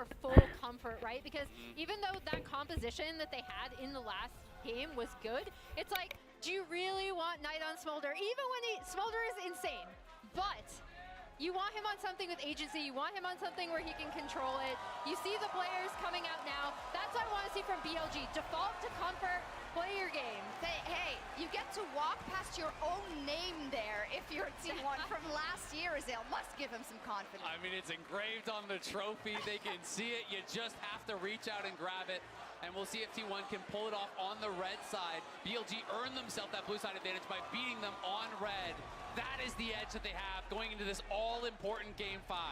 And if you look at the games thus far, I actually think BLG have looked better. It's obviously been close. The games have been really one-sided, which makes it hard. But like this punch back that we saw in topside for BLG, for example, I think spells a lot of hope. But the real question is, how are they going to be able to deal with the pressure of being in that game number 5? And I gotta say, I think it's a toss-up at this point. It is. All 10 players walking in look completely unfazed. Neither side seems nervous at all. Absolutely, and that's what we want to see. And if you feel like it is building up to a crescendo, I hope so as well. We heard some of the music pieces, but one was too loud for the one orchestra and the other was too loud for the other. I want to see them synergize and fight it out till the very, very end. It is only one game that stands between us and knowing who our 2024 world champion is. Will it be Faker with his 5th or Knight with his 1st? It's a good question, Shocks, and I don't think any of us here at the caster desk have an answer that will please you too much. However, I can promise you the 10 players in the middle of this arena, full of people in the middle of London, are ready to provide that answer. Faker rebooting, locking in, preparing himself for another Game 5 on the world stage. It has only happened 4 times in finals across the history of Worlds, and Faker has been in 3 of those. He has lost 1 to DRX, he has won 1 all the way back in, 1-1 against Samsung Galaxy, in 2016. And now we'll see if he can win against BLG, who are on the blue side. Varus, their first ban. So last time that BLG were on blue side, they did the Varus, Ashe, and Skarner bans. And T1, they did their duty in doing the Aurora and Yone bans, and threw in the Nico as well, as both Knight and Faker are very good on that champion, as well as on Encaria, this flex pick. But I'm really curious, will they still ban the Nico once again? I think it's Kalista. I think they'll take it away. I think it's proven to be too strong in this series, and I don't think they're going to allow it to go through. Honestly, I agree with you. I just think that the Kalista is just such a powerful bot. But we had the same conversation where it's a question of, do you trade Kalista for Jax? And then T1 couldn't find much success from the Jax pick, and BLG really made the Kalista work for them. Now they have to make the decision. The Kalista will be banned, but that does mean that in Game 5, Bin is going to get his Jax, and without hesitation, he immediately locks it in. All right, are we going to get the Zeus Gragas, the Zeus Gnar, perhaps? I mean, you have to trust in Zeus. He's shown that his Gragas is an effective answer into the Jax. I would call it an old school counter pick, but it's the one that Zeus has been leveraging throughout this World Championship. I don't think they need to lock it in now. They could grab themselves the Vi if they wanted to, perhaps even the Renata for Carrier once more. They're hovering it. Oh yeah! Locked in straight away. Bin lays down the gauntlet, and Zeus immediately answers. Bin has only lost 3 times on his Jax this year. Twice against T1, once against Genji. Now we'll see if Zeus can stand in his way once again. T1 looking towards perhaps a Galio in the mid lane here for Faker. And it's going to be locked in as well, so they have a very tanky front line already. Gragas obviously I'm here, just in time. Tank, the Galio as well. No, they give Galio. Pretty much Wait, what? unkillable unless you can manage to get ahead of him. I'm honestly surprised to see the Galio locked in this early for T1 rather than securing something like the Xayah Rakan for themselves. They've chosen to go Well, for Kai'Sa has not been played for a long time at least. Elk taking it may not be bad. Can he get himself as Kai'Sa? Ooh, we have to think they're going to build more on top of this dive then for BLG. Yes, some strong side laners plus some dive. Ahri would be BLG interesting. are just saying, how comfortable can we be? Oh my goodness. We'll give Elk Kai'Sa, we'll give Knight Ahri. That is the epitome of what BLG like. How many legendary player champion combos are we going to get in a deciding Game 5 of World Finals? Knight on his Ahri, Bin on his Jax. Those very well, if they win, would be their skins. I mean, Knight, he's world famous for his Ahri. This World Championship hasn't had the best win rate for him, but you cannot afford to underestimate it. Oh, they're really milking that pick. Going to be locked in for T1. You imagine that Rakan is Xayah going pick. to rise to priority. BLG likely looking to ban that one away. 100% agree with you there. Just works too well with the T1 comp. Let's see. What will the bans towards BLG be here for T1 though, as we try and whittle down? I mean, possible jungle, possible jungle takeaways here for Shun. I mean, if BLG continue down their comfort route, do you just get rid of something like the Rakan as well? Obviously, T1 kind of want the Rakan themselves, so BLG will remove it. In the end, no one's getting Rakan. I'm thinking like the Vi is just such a no-brainer pairing with the Ahri as well. True. But they do leave the Vi up there for Shun to take. The Kindred ban is like, okay, we can see how much comfort you're drafting. We're not going to allow that. Man, but Vi, I would even prefer a Vi over a Kindred if you know, if we're running Ahri, plus we have lots of dive on our side too. Renata, I mean, Vi is a good shot. To the Rakan ban there, take away Does he go? I mean, Poppy is another thing. Stops a lot of engage. Galio and Gragas have a very telegraphed engage. Wondering if they put Ono on something a little more orientated.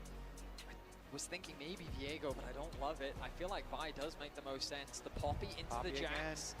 In terms of damage though, but it's so good at shutting down all of these carries that BLG are already it's also showing. A flex pick. You can also put it into the support No, I guess T1 took it. see what BLG draft and then decide after that. Yikes, bro! This does not look like a good team comp. BLG's one, on the other hand, is very good. Wow, that would be a pick and a half.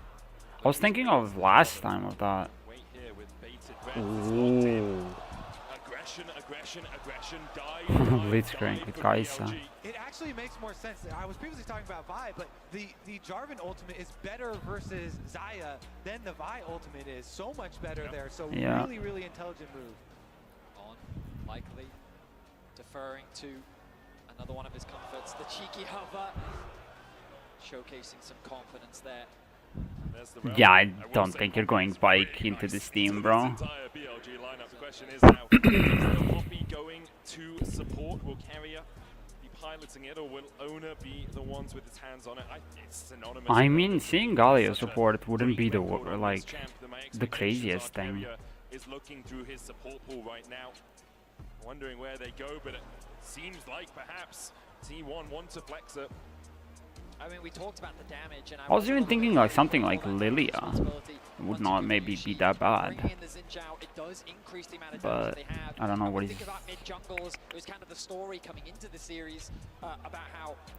It gives you so much setup for. Rel, on the other hand, has a also very telegraphed engage. Jarvan has a very telegraphed engage. Ahri a bit less, because she just has so much repositioning tools that It's very hard to know what exactly is she gonna do, but you kind of know for Jarvan. Like, he throws a flag, you know that he's coming. Like, more than not, he's probably coming. His signature champion, we couldn't have asked for a more exciting draft here in Game 5. 100% I agree. Already just with the draft, I think that this is the most exciting game of the entire series. Look at this guy. What is? Both of them have capabilities of fighting those critical, important top-side fights around the grubs early on into the game. Xin Zhao plus Galio, such a good combo. The Jarvan plus the Ahri, also such a good combo. And we get Bin's legendary Jax versus Zeus legendary, I would say, Gragas at this point. He is 23-4 on the Gragas all time. Impressive stats, to say the least. One last time we go to Summoner's Rift. One last time we see the defending champions battle against the first seed from the LPL. One more time we see these titans on the Rift challenge each other. One more time we see the weight of expectation so great on these last game shoulders. One more time. And there's so much on the line for both sides. BLG getting some revenge for last year's World Championship. Who is screaming like they're dying? T1 made their way through every single LPL team. T1 looking to raise their 5th trophy. LPL and BLG looking to hoist the Summoners Cup. So much on the line, and a single game will decide it all. A standard line of scrimmage to start off the game. Man, no weird starts this time around. The top side. A lane swap possibility seems very real. We were optimistic, we were hopeful for Bin versus Zeus, but it looks like we're going to be denied. Yeah, looks like we are. The ward goes down in defense for T1. Sweeper comes out immediately, though, for BLG as they move in for that lane swap. Now we got to track, are they going to try and soak experience this time around for their level 2s to defend against these dives?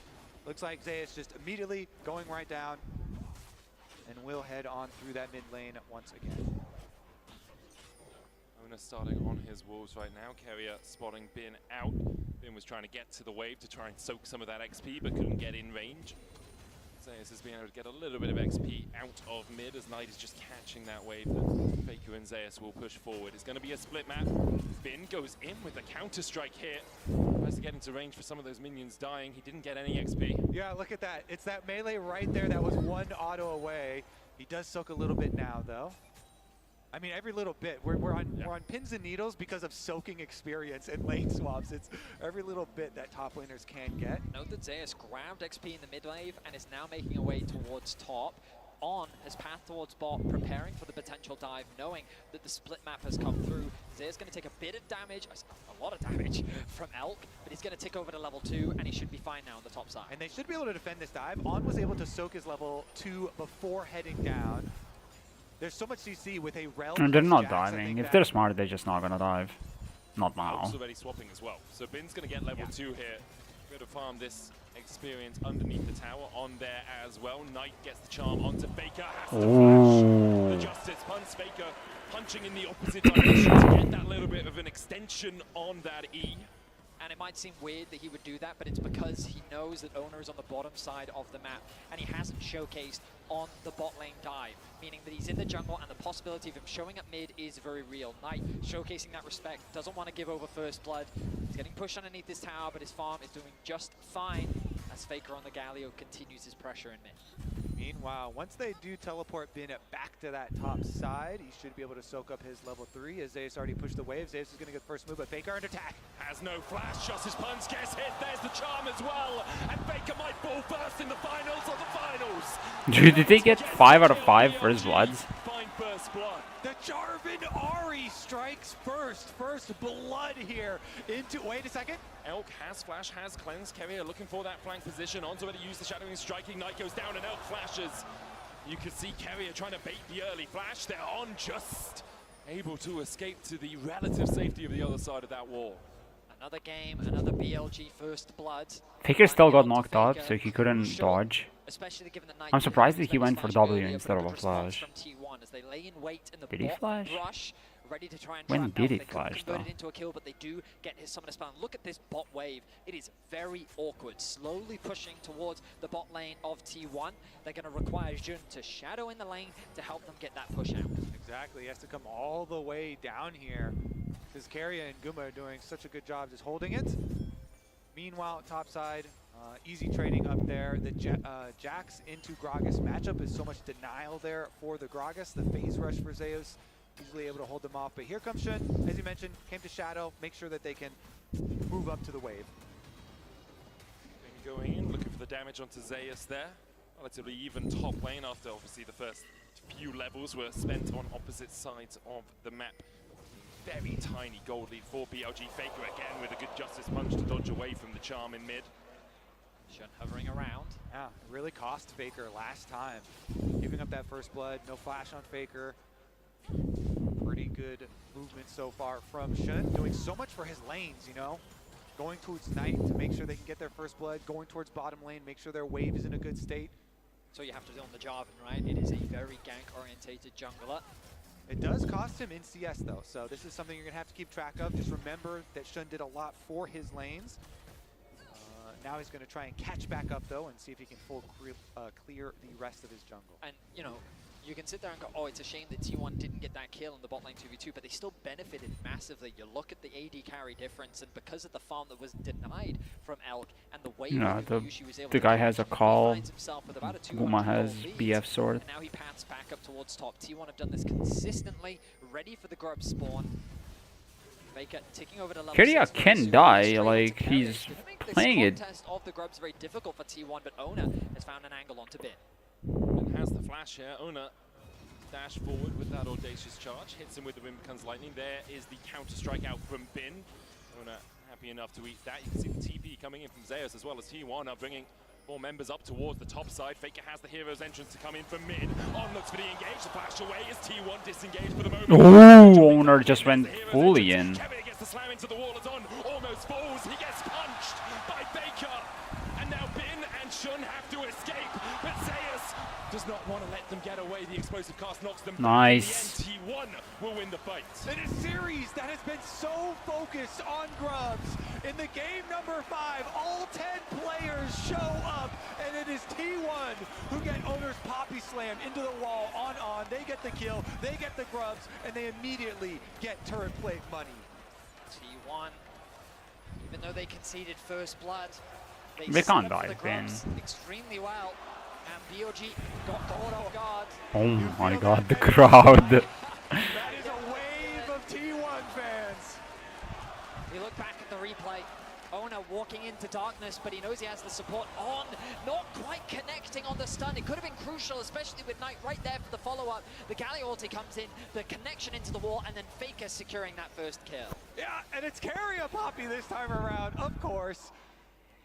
He's the one who got it, and the grub secured. T1 with the early game lead secured. The reason we're so focused on that is because you can balloon these gold leads so quickly, but Faker under attack. Does have the flash, will punch forward, Justice Punch coming out on. This is the charm connects though, and the chase continues as Shun dives forward. Faker save the flash, and in the end will use it to dash out of Shun's engage. I can't believe in a 4 versus 1, he's still able to get out. The charm doesn't quite connect. Knight though very healthy, able to get the push, means that BLG should be able to secure the first. Is that, does not Knight have ultimate or doesn't? Oh no, he didn't have it, okay. No TP available for Faker. It looked like he did, but the bot push is going to come through. it says now that he didn't have it. Because I was thinking he may kill Faker if he had the ultimate, even under the turret. Resets come through, Elk making his way back towards bot now. More turret plate money, more demolished procs, Void grub passive. See just the pressure that Faker's absorbing in the mid lane. T1 now using that to garner a 1.7k gold lead. Gumiyushi's been picking up plate after plate. Ona now looking towards this bot side. Elk yet to hit the level 6, still half a level of XP away. Elk has to run, supercharges his way back in the lane. I mean, the Xayah. This looks like so way more standard T1, like kind of a last season T1. Over him, not to a lot more than this season T1. Biggest gold lead holder on the team. So much. Okay, On just got absolutely rolled. Goes on, Keria turns him off. And the question question is, will Elk stay around? Because he's still not at that level 6. I mean, a masterful performance from Carrier in the top lane grub fight, along with this play in bot. He is just finding those angles for Poppy to connect into the wall. T1 find another kill, extend their gold lead to 2K, and they'll secure the first dragon of the game. And it is a very tall task here for BLG to get Elk back into this game. Zaya is so weak early on, and being denied so much early into this game, it's going to be very hard for BLG. Oh my god, wait, I didn't even notice how much Kaisa is behind. Him scaling up into being a threat. 34 minions, 1.5k almost. Really a danger. Knight felt the pressure of this position last year on JDG in the semi-finals. It was T1 that denied JDG the Golden Road. Hoping to get revenge. He is one of the players that we will be keeping our eyes on as this game continues. His Ahri has been able to turn around some incredibly difficult games before. The pick potential is real, but right now Guma is just going for it. Oh, Carrier with a good set pass presence. TP coming in from BLG as they look there he comes to make the play. Spear rush forward by Knight, holding the charm, doesn't get stunned. The charm hits Carrier. Flash forward with the counter strike. Carrier falls first as Guma usually brings the feathers back and almost takes down On. Owner caught underneath his own tower, but he will fall even in the cataclysm. BLG find 2. Guma's walking away wounded. And just as we talk about him, he makes the play happen. 3 kills now for Knight. A fantastic TP to bring BLG back. Speak his name and you will invoke the magic of Knight's Ahri. That just fully funded Malignance and the shoes upgrade. Lucidity acquired. That ultimate cooldown now for Knight will be so low. T1 though, looking back at the grubs, they want to get at least 4 for their Void Might spawn. Despite a really good play there from BLG. I mean, yeah, the bot tower falling means that there's a huge wave as well. Knight forced to catch it, doesn't have the TP. Bin and Knight committing all of their summoner spells to make this play happening. Carrier didn't hit 6, so he just gone over the fuck. Because of how much of a threat he is. Bin gets a nice flash, 2-person stun off, and they give the initial kill over to Knight. On's then able to disengage while Gumayushi does get away. Knight's able to secure the second kill as well. The kills in favor of BLG, these are like minions. What are these? Like summoners? Like old summoners or minions? What? I don't exactly know.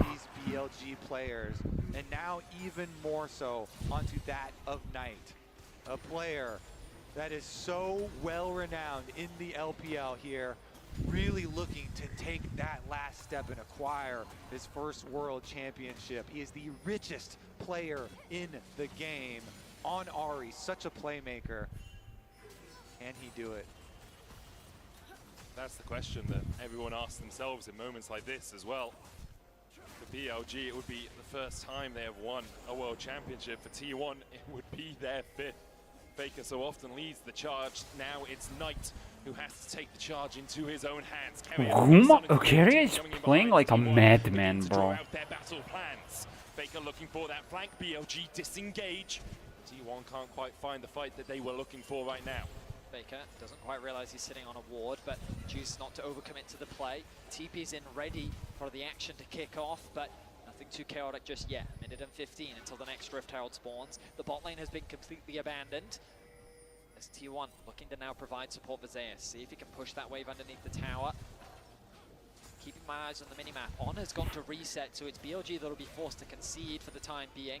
As T1 have numbers I mean, Knight map, is there, so they're not really like Elk catching that wave forfeiting much. as he tries to close that gold gap between the 280 carries. Gallia ult is available here. Remember, for Faker, you have to be careful as BLG. T1 have that safety net. Wave clear from Knight though, coming through with the Malignance completed and level 9. The Q is going to be doing enough damage to help clear out those waves, but Gumayushi not slowing down, going to catch another wave as the resets now come through from T1. Dragon spawning in 55, the Herald in 25. And again, the reason we're focusing so much on Knight, you know, him getting all of this gold is because Elk has been put so far behind in this game. It's going to be a while before there is another really big carry threat on the BLG side, and so Knight is their big threat of getting kills. Bin, of course, on the side lane is going to look to farm up and scale up some more money on the Jax, but that as well might take a while. And typically, Zyra is a difficult AD carry to kill. thanks to the feathers, thanks to the ultimate, but with a Poppy and a Gragas and a Xinjiao and a Galio, it's going to be even harder, and it becomes that question, as you highlighted in Draft, Kobe, can the Jarvan actually lock the Xayah down? The flash is about to come off cooldown for Gumayushi. Both neutral objectives are alive. It's T1 that set their sights. T1 is going for a Herald. Interesting. The trading Herald for the Dragon. Fair enough, I guess. They want to push the pace of the game, so Herald is not bad for that. MasterCard lane economy snapshot. I'm sorry guys, I didn't say it in time. Tier 1 going to be happy to secure the Herald and the top tier 1 as well. No one could really gain purchase on the mid wave as it's just cleared out by Elk and Zeus. But Tier 1 do have a tempo advantage here, and they're looking to keep the pressure on top side. Top side objectives have been turned so quickly into tower gold during this series. They're looking to do it again. Knight's still working his way through that bot side tier 1. Will now take it, then TPs to try and save the tier 2 in the top side. Rift Herald was not put down by T1. They just disengage as soon as they see that teleport used. Investment from BLG. They'll happily take it. Zeus is catching the wave in the bottom lane, so T1 not losing any gold on the map either. Yeah, BLG feeling like they need to invest Knight's teleport to deny that big influx of gold from one of those side lane secondary turrets to try and stop that snowball that has been so prevalent. After this game is over, I'm gonna get some grub. As well as Elk taking care of the wave in mid too, some critical income for them. One of the things we were very excited about coming into this game was Bin versus Zeus, but Tier 1 have actually put Gumayushi versus Zeus for the vast majority of this game. And remember that given that Elk has been so far behind, he's been either playing into the Galio or he's been playing into the Gragas. And Zeus has quietly built up a very healthy lead for himself. Just a few moments ago, he was about 1k gold ahead. Now that he's back out onto the map, he's spent that gold. And Bin yet to actually complete his first item. Let's see if this back will secure it for him. And there it is. So now the Trinity Force finished for Bin. He's going to feel a lot more confident as we get closer to these mid-game fights. Still about 1,000 gold lead for T1. A Drake apiece, Hex Tech to T1, Infernal to BLG. The Grub's advantage as well with that Rift Herald in pocket means that T1 do have the pressure advantage on the map. They want to push in like this. They'll take a tier 2 in the top side with 3 towers to 1 in their favor. Yeah, I think BLG here, just keep Elk in mid lane here where it's nice and safe with your outer tower still up. Farm up with the static shiv on the Kai'Sa. Keep on farming till he can at least. Yeah, I mean Elk got his call done. Then they can try and look to actually contest. Little cheeky steal away attempt here on the blue should be good. You can feel the tension. 3-2 in kills. 2k the gold lead for Tier 1 after securing that top Tier 2. The fact that Elk still finds himself very far behind is definitely a point of concern, but in terms of XP, he's been able to accelerate, actually get ahead of Guma, because T1 have been playing so much around their AD carry to put pressure on the map. Base is going to be interrupted there by Carrier, but BLG quite happy to play this game slowly for now. They're not in any real risk. The Baron is still 2.5 minutes away. What's crucial is that they get items on Elk and that he can have impact in these later fights.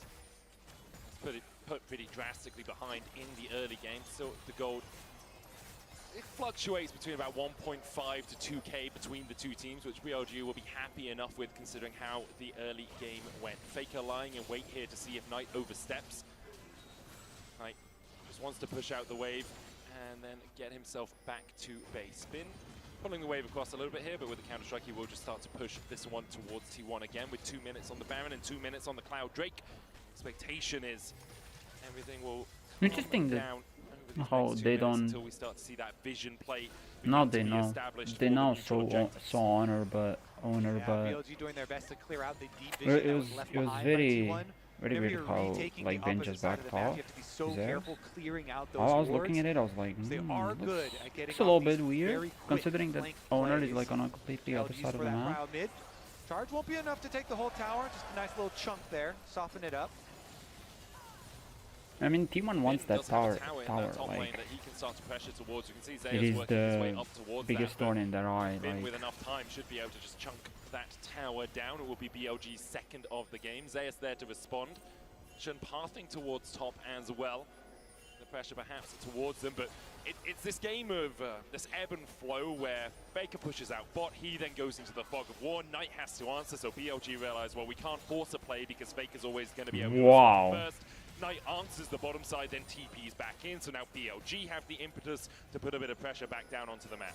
I mean, Faker recognized the TP came out of mid, immediately pings back towards bot, wants to push out another wave, says someone has to come and catch this. It's Bin that's going to be forced to go back to base to head towards bot, because he's the one that has his TP available. They're going to send Knight now over to the top side of the map, but the problem is you've now got your TP-less mid laner on the top side with Dragon spawning in 30 seconds. Yeah. So with the push they've been able to get on bot, Faker gets a quick base off, and he's already back out onto the map. It's a T1 cloud set up with this Dragon, and I feel like BLG's just going to force to concede it. Yeah, BLG, they need to open up the map more so they can start to make use of some split pushing and some Kai'Sa ultimate follow-ups. And so they do have everybody hovering on top side. They're gonna get the turret trying to now finish off on that top. outer tower.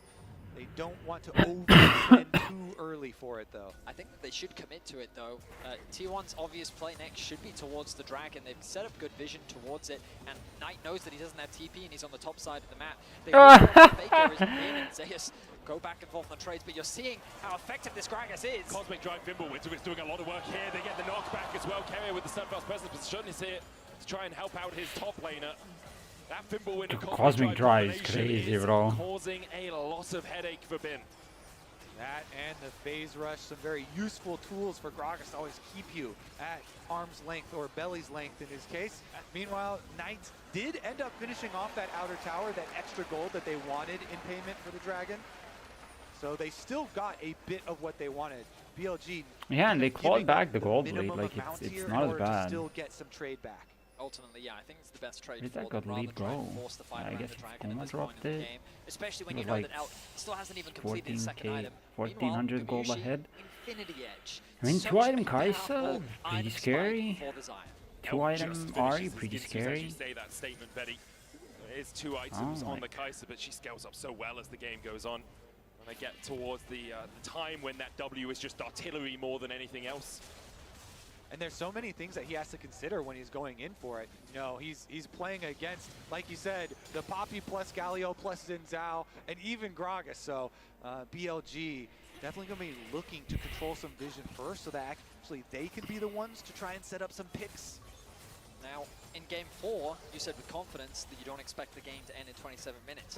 I feel like this game isn't going to end in 27 minutes. With how tense it's been so far, with clear win conditions laid out for both sides, the 4th Dragon of the game is where I expect a lot of action to be happening. In the meantime, both teams are prioritizing farming, looking for outer objectives, and ideally, if either one of them could break over that would be See, great. this is kind of sometimes what the problem can be. When you get like all these objectives very early on, is that at certain point you just like don't really have anything to do. Like you're just waiting for a dragon, you're waiting for a Baron. You can't really do Baron, especially nowadays.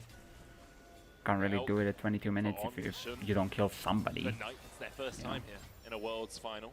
Compared to that, like, I remember one of the, was it the KT game back in the day? I think Smev was still playing as well, but or was it somebody else?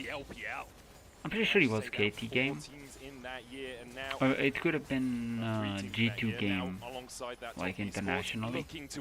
Where they got like all the objectives, like they got first like 2 turrets in top, 2 turrets in mid, 2 turrets in bot, and it was like 20 something minutes, early 20 minutes, and it was like, well, they don't have anything to do, you know, they can't really take the Baron, they don't have enough damage to do it that early on into the game, you know, so it's like they have to force, but forcing when the enemy team is just gonna turtle up, you know, scary stuff. Meanwhile, the T1 roster here, legends already with making 3 World Finals in a row, looking to win 2 back-to-back. And we get the side lanes traded. Jax on bottom side, Galio on the top side. Mid lane waves traded back and forth as we just build and build to this crescendo of pressure in our final game of the year. It's crazy that it's all come down to this. So many comfort picks. There goes second item for Bin. Finished for Bin. 2 items finished for him. Junglers starved of gold a little bit, as we often see at the highest level. If they could secure that second item ahead of this crucial fight, that would be absolutely huge. Yeah. So this is the fight that is gonna make or break the game. Considering that everybody has at least 2 items. So, Providing a little bit more well, except for durability supports and junglers, but just time wasting potential in the upcoming team fight. Dragon a minute away. We get ever closer to that crucial he objective. gave it to Faker. For Knight. The bot wave Owner. Does he have the secondary item? Is it Sterex? Oh no, it's Black Waver. Interesting. Oh, maybe Sterex would have been better. It's almost that. I mean, he does have ultimate, but having a double one, like, secures that you're not gonna just die. I don't know though if Zinzhao builds Sterex or doesn't. Feels like one of those I think he does. where a single fight's going to decide it, you know? As soon as a team starts snowballing, it's a Drake into a Baron, into a few towers, into Jarvan a is going. explosion.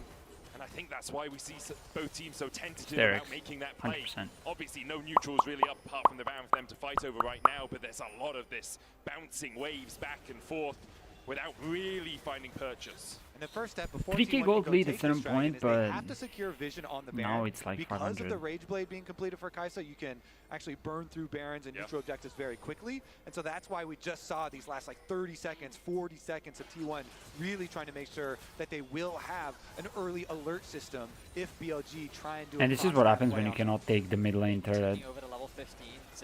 But you just stalled, you can't really progress any further, and the stronger the enemy gets, with more items, you just are kind of like forced back. But the vision will be denied from T1. Defense of their vision here from BLG. And then T1 immediately fight back. They reclaim control over that space. Control ward still sitting in the inventory of carry out, but crucially, none left for BLG. I'm sure On would love to get a quick reset off, but I don't know if he's going to be given the time to do so. Pings coming down from the side of T1 of the bot side jungle. Zeus finds On, Shadowing Strike going in, the crash down as well. Bin looking for the follow-up here on Ooh! Hero's entrance, and On just oversteps. What the hell? That did not look like it's on, he's gonna die. I did not expect Faker to ult though. Oh, I guess they get the dragon though. On went in on Zeus and T1 immediately collapsed. Again, T1, they're so confident, and we're like, they've got the Galio ult to back them up. Zeus is very tanky. They were not worried for a second during that pick. On definitely bit off way more than he could chew, and that is a 100%. I guess because Faker thinks he's close to level 16, critically, so he's gonna get that pick. T1 to that soul point. Not breaking the game quite yet. Gumayusi picking up the Phantom Dancer, immediately swapping it over for the Navori Flicker Blade. Help securing that kill, giving him a nice injection of gold. They can not have BLG. The like plastic fucking balloon thing. In the arena as well. You have to believe that T1 are very confident in their team fight and their strong setup here. Scary. And so that's why maybe you see BLG wanting to rush into some picks whenever they see anyone, because they do kind of feel that unspoken mounting pressure facing them. You can feel as well, just kind of on the map, how T1 is slowly but surely beginning to gain more control. BLG feels like that they're being pushed back further onto their side of the map. Like they T1 do. remaining calm. Of course, this game is far from over just yet. That deciding fight is yet Now to they happen. may though, All once they've summer taken the spells turret. are available But if for BLG gets it everyone back, on the then Rift. it's a bit different. TP's included. The next dragon still a ways away after T1 secured that mid-tier. Ari probably after this wave goes back, gets the Zonia. Scary stuff. How exciting is it Faker that our entire needs like year of 2 waves professional for League of it. Legends is going to be condensed down to presumably a I mean, Ari has it big 100% fight because she's now to 14k break gold open ahead. the entire series and determine the world championship. 14k, 1.4k. For the players down Gold there ahead. as well. There you go, Zonia. I'm nervous. I'm not even Ooh. playing. It's just monumental. So Faker should have Zonia now. It's not just your team, it's your fans, it's your family, it's your region that supported you through thick and thin. What are they fighting for? Very close here. Pressure on you, Shadowing Strike going wide. Oh! Tries to dash across the wall, but immediately he's locked up, goes in with the Cataclysm. Gumayusi pops the Feather Storm. Wow, Guma flashed. Onto Onshan, down to half HP. Ben gets onto the back line. Gumayusi cleanses away, but Ben has already put him in the dirt. Kevy is next up. BLG find 2 T1 able to back away for the moment, but the TP behind by Bin as he looks for a little bit more. Oh, they go back in. Faker flashes in. And kills Knight. Oh my god. Knight once again when you need someone, when you need anyone to stand up and show just what this game's all about. It's Faker. He finds another. Oh my god, Faker, that's my god. That's my. The hero's entrance was true to its name as Faker in T1's dire moments descends Guma trolls with the flash. and T1 turned the fight in their favor. The crown may be heavy, but it belongs to Faker, and they're gonna pick up the Baron. Oh my god, bro. This is so. I'm so stressed. BLG had started out so well, they killed Gumayushi. They had them on the run, but the turn from T1 was better. The flank that comes in from Bin to follow up the engage from Jun, and crucially you're gonna see a charm come through from Knight that forces Gumayushi's flash. You think that the combination Oh, was it between a Knight and Bin is charm? enough. I did not see Taking out that. Gumayushi should have been the key. So look, the ultimate comes in from Shun onto Gumayushi. He's gonna ulti because he has no choice. He has to in this situation. And then the charm from Knight there. Oh, I see. Okay. That was a crazy. Sidesteps the knockback, and he's able to work without to get the kill. And at this point, you think the fight is over. Exactly. Then they're on the chase. Our owner is so strong, by the way. Doesn't have the range on his charm onto owner, and they're teleporting for the pincer. But just as they're teleporting, and Bin has to walk back to the fight, that's when T1 turned. Such fantastic play and such confidence. The TP. The awareness from T1 to realize that that TP was a mistake, and then to create the collapse to turn it in their favor. Yeah, if Bin was walking with them, they probably never turn around. What a weird sequence where he just like. Zeus is. BLG collapsing, 4 members strong, the heroes entry. Oh! Elko with the stopwatch, Faker in the middle of them all, and it seems like death may have arrived, and his name is Faker. He's here for your lives. The rest of T1 begin his collapse. Faker's gonna fall as he blocks the stopwatch, manages to buy himself a second. Oh my god, Faker is alive still. Once again, and Faker still. He has fucking death gap, by the way. I didn't even notice that. He has a fucking death gap. He doesn't even have Sonya. Unbelievable once more. How does he keep doing it? I mean, with the Baron buff, 4 members dead. It's only Knight left to defend his base. His crumbling kingdom at the hands of T1. An inhibitor will fall, and T1 set their sights on the Nexus. Knight goes in with the Spirit Rush, lands the charm as well. The first Nexus tower is fallen, and T1 are just looking for the nice. Hungry for it. T1 are the past, the present, and the future. Woo! There we go. 5-time world champ, baby. Oh, that's my goat.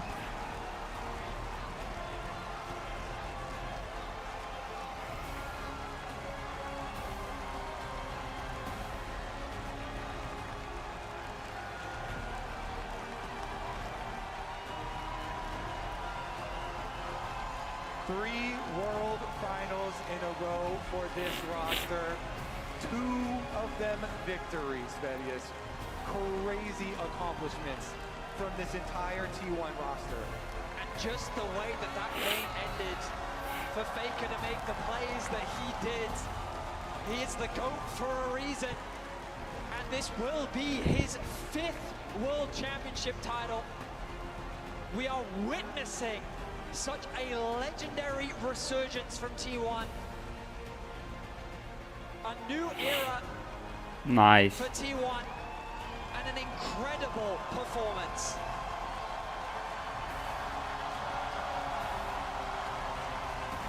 Please keep that roster together again. That right there is a new T1 dynasty. Heartbreaking for BLG to be so close. In the end, I think you said it best, you got to prove it. That's what you when you face My God. T1, when you face 5-time world champ. Let's go. and today it was T1 that proved that trophy Oh my God. I'm tearing up a little bit. They will hoist the Summoners Cup. I can't think of 5 players that deserve it more. From 4th Old man with no hands just won against you. away from not even qualifying to the World Championship, to making it all the way to the final. A full 5-game Let Reckless stake it, bro. will lift the Summoners Cup once more. Oh, those steps must feel so sweet. Kuma just sprinting up. As you say, Betty, T1 take to the main stage, and they deserve every accolade that is bandied towards them. It's back-to-back. London, Europe, the world, give it up. It's T1, your 2024 world champions once more.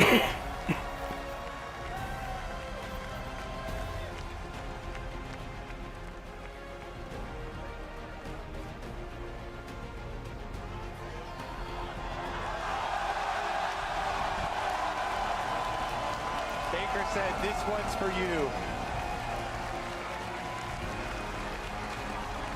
I think it's a little bit for them as well. A little bit. Just unbelievable. Truly unbelievable. An incredible run. Oh wait, there's a fan on the stage. Get him the fuck off. Incredible rival and opponents. And they push them to the very brink. Well, what a performance. T1's 5th World Championship. And they will raise that cup once more.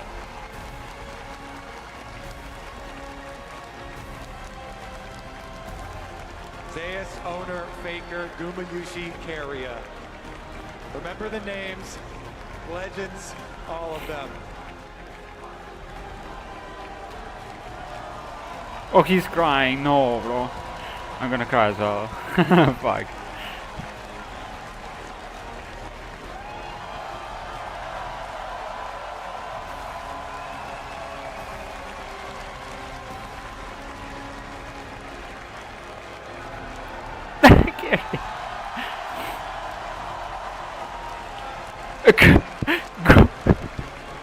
Supporting Carrier.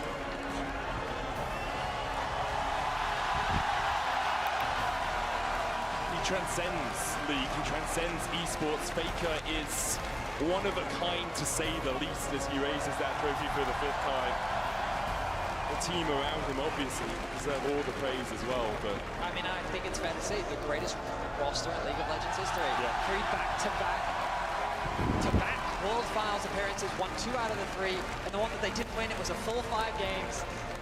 It's just, it's truly incredible what this roster has accomplished.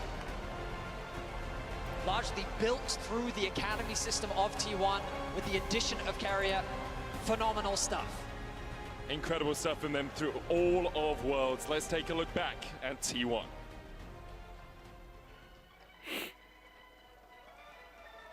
챔피언으로 참가했고 챔피언으로 떠날 계획입니다. Sama continues to put axes into the back of Zayas. Han's now in the middle of the minions, doesn't have a ward to play. Zayas can open up and Zayas finds it.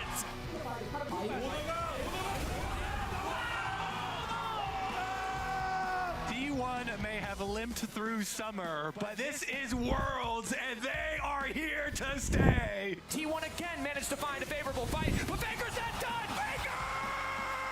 He gets the double! That was insane footwork from the Rakan! T1 refused to lose a best of 5 to the LPL, and they move on to the semifinals. 수비 선수, 미래를 원한다면 증명하세요. Under Faker the knock-up, and he's dead, and it's Gumayushi taking matters into his own hands. The spears go wide and the poppy goes down. And Gen G for the last 2 years have been the Oh my god, I didn't even see the jockey was just like completely like...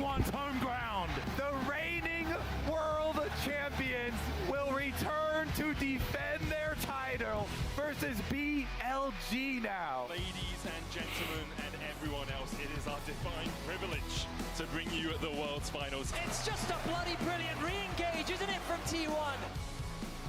As Faker is not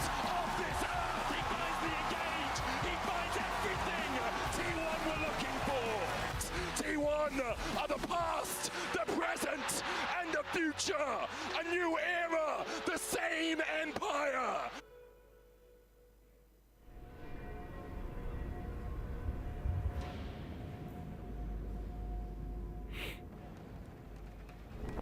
Oh wow, they made it. Wait, it says 5 times. Wait, this was made.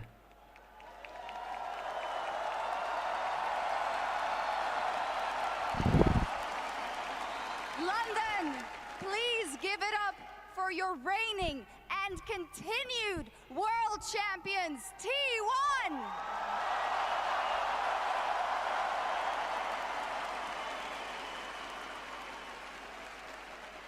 We have Ji-sun here with us to help with the translations as we continue on. And also a quick note, Zeus will be joining us very, very shortly, but we do have Chris Greeley here to celebrate T1 as well, the global head of LoL Esports. Thank you, Shox. What a series that was. Congratulations, T1, our 2024 world champions.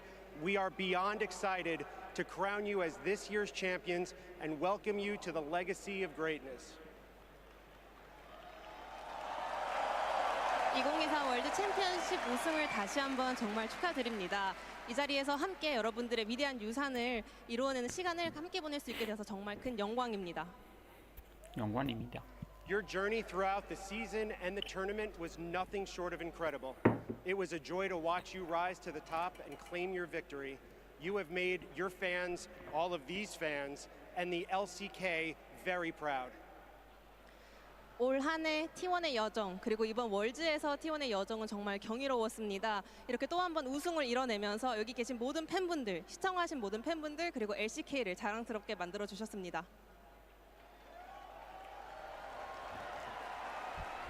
Who is this guy? It's head of all esports, I think. You will each be awarded one of these beautiful championship rings, handcrafted and presented courtesy of Mercedes-Benz. Mercedes-Benz. Can they give them a full Mercedes? 오늘의 월드 챔피언십 우승을 기념하기 위해 Wait, 또 한 번 메르세데스 why is there 4 of them? 특별히 제작하는 Where's the 챔피언십 fifth dude? 링도 수여받을 예정입니다. I also want to take a moment to thank the City of London for being such gracious hosts to us. Yeah, that's right. Your hospitality has made this event unforgettable. And of course, a huge thanks to all of the fans who joined us here in person, as well as everyone watching from around the world. Your passion and excitement have made these worlds truly special, so thank you all.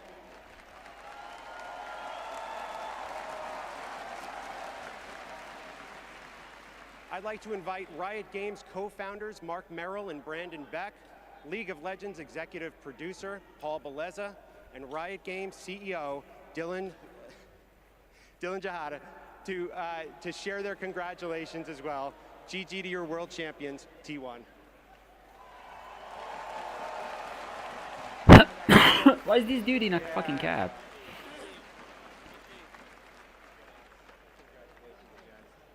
Where is Zeus?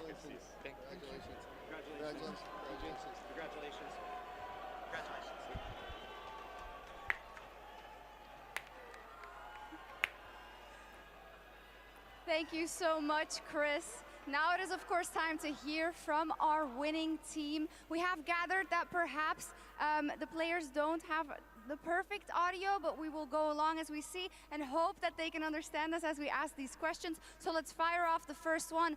Faker, I have to go to you first. My goat. In 2013, you won your very first world title. We are now more than a decade later. How do you reflect on the journey that you have made over those years and that you can celebrate your 5th world's title in League of Legends? 페이커 선수는 2013년도에 첫 월드 우승을 기록하셨는데요. 이렇게 10년의 세월이 지난 뒤에 다시 한번 월드를 우승하시면서 5번째 챔피언십을 얻어가게 됩니다. 지난 10년간의 본인의 여정을 되돌아보시면서 어떤 길을 걸어오셨다고 생각하시는지 이번 5번째 우승은 어떻게 기념하고 싶으신가요?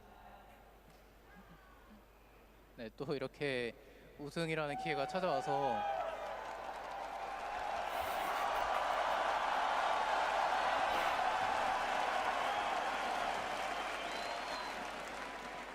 우승을 할 수 있게 돼서 정말 너무 기쁘고 또 여러분들 앞에서 이렇게 우승할 수 있어서 너무 좋고요. 또 이제 이번 우승은 또 팬분들이 열심히 응원해 주셨기 때문에 있었던 것 같습니다.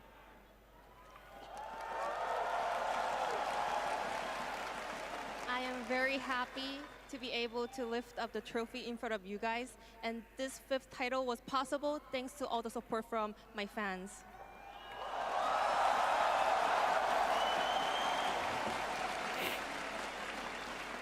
Caria, congratulations, and once again we saw how you react to these big moments, be it in the moments where you can't grind out the victory and in the moments where you can. Can you look back on these last 3 years and what you've done with this T1 roster and tell me about how proud you are at what you have achieved? 캐리어 선수 그리고 또 한 번 굉장히 주요한 순간마다 멋진 플레이를 보여주셨습니다. 지난 T1과 함께한 3년의 시간을 되돌아보면 이겼을 때도 있었고요. 졌을 때도 있는데요. 이제 오늘 우승과 함께 지난 세월을 되돌아봤을 때 팀원들과 어떤 멋진 길을 걸어왔다고 생각하시나요? 일단 T1에 오고 나서 좋은 팀원분들과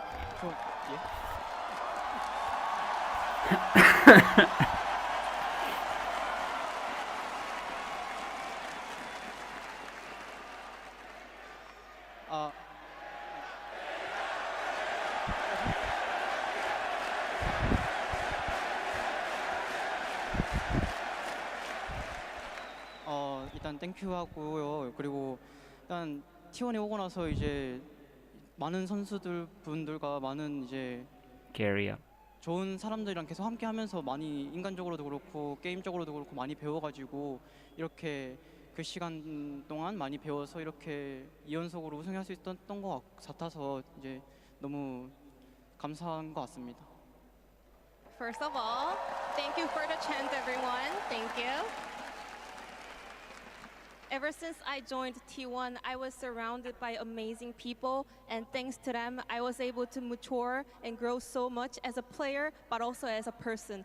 And because of that, I was able to claim this back-to-back championship.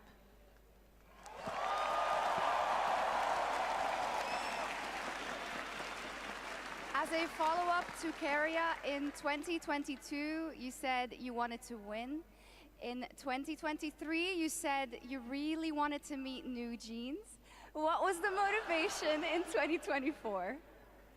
이제 22년도 결승에 진출하시고는 정말 우승하고 싶었다라고 하셨고 23년도 결승을 진출하고서는 뉴진스를 정말 만나고 싶었다라고 하셨는데 올해 결승은 어떤 게 가장 기대되셨나요? 일단 이번 결승은 좀 준비하는 과정에서 되게 후회 없고 열심히 했다고 자부해가지고 이제 지든 이기든 받아들일 수 있을 거라고 생각했던 것 같고, 네, 지든 이기든 받아들일 수 있을 거라 생각했고 이제 그래서 이겨서 너무 기쁨의 눈물을 흘렸던 것 같습니다.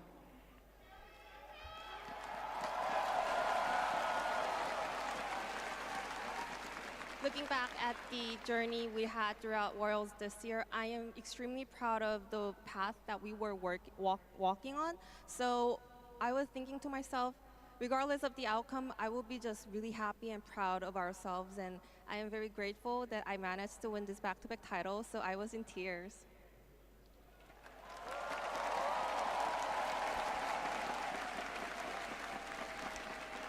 Koma, my sincere congratulations to you for yet another Worlds title. You who were there in the first iteration of the back-to-back championships way back in 2015 and 2016. How do you look back on this run with the team after you came back to coach T1 after 7 years? 꼬마 감독님도 정말 축하드립니다. 이 팀이 15년도, 16년도 연속 우승이라는 첫 대기록을 썼을 때도 팀과 함께 계셨는데요. 이번에 또 한 번의 연속 우승이라는 대기록을 썼을 때도 7년 만에 팀에 돌아와서 팀을 지도하고 계셨습니다. 어떤 의미를 갖고 있을까요? 그 7년이라는 시간을 이제 날짜로 조금 해보니까 정말 긴 시간이었더라고요. 정말 그동안 이제 우여곡절도 되게 많았었는데 이렇게 다시 T1으로 돌아오고 너무나 좋은 선수들과 너무 이제 스태프들 진짜 항상 뒤에서 아낌없이 지원해주는 뭐 프론트 분들 이런 분들을 다 만난 게 그냥 너무 운이 좋은 사람이라고 좀 생각하고 있어요. 그리고 마지막까지 항상 또 응원해주신 팬분들에게도 너무 감사드립니다. 그냥 감사한 마음밖에 없는 것 같습니다. 감사합니다.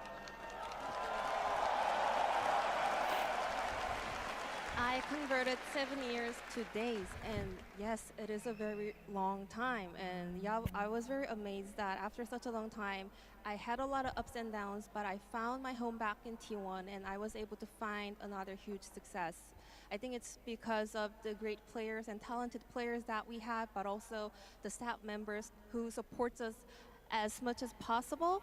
And thanks to them, I was able to, and the team Coma was actually able came to back accomplish this greatness all this together. year. So all I can say is thank you. Insane I'm that he very managed to beyond win, grateful right that now. he was there for another trophy. And I also have good news. I have heard that Zeus is able to join us right now. So if you please give him a warm welcome to the stage.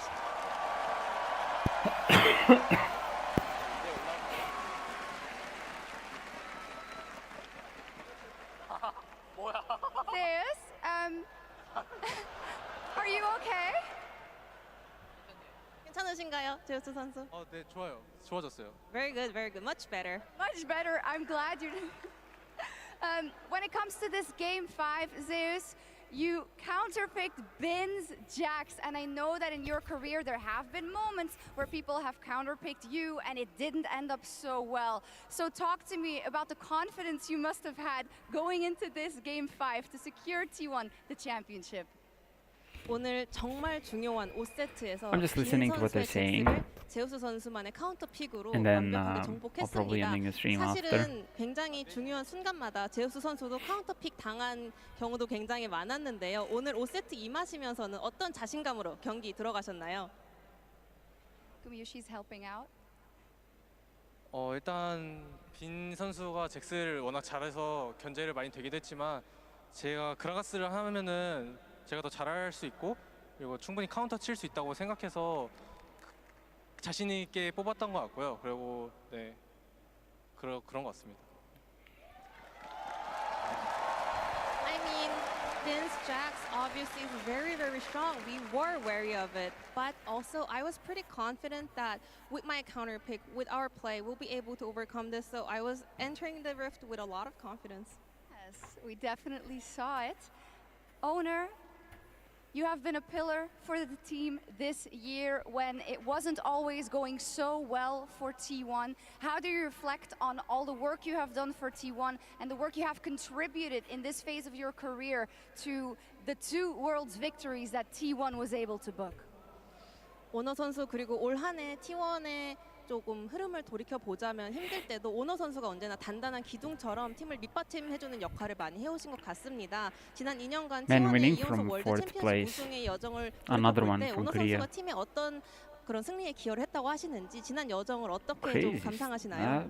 네, 어쨌든 2년 동안 저희가 이렇게 우승을 했기 때문에 굉장히 많이 기여를 했다고 생각하고요. 그리고 또 이렇게 좋은 선수들과 함께 할 수 있는 거에 대해서 너무나 좋게 생각하고 있어서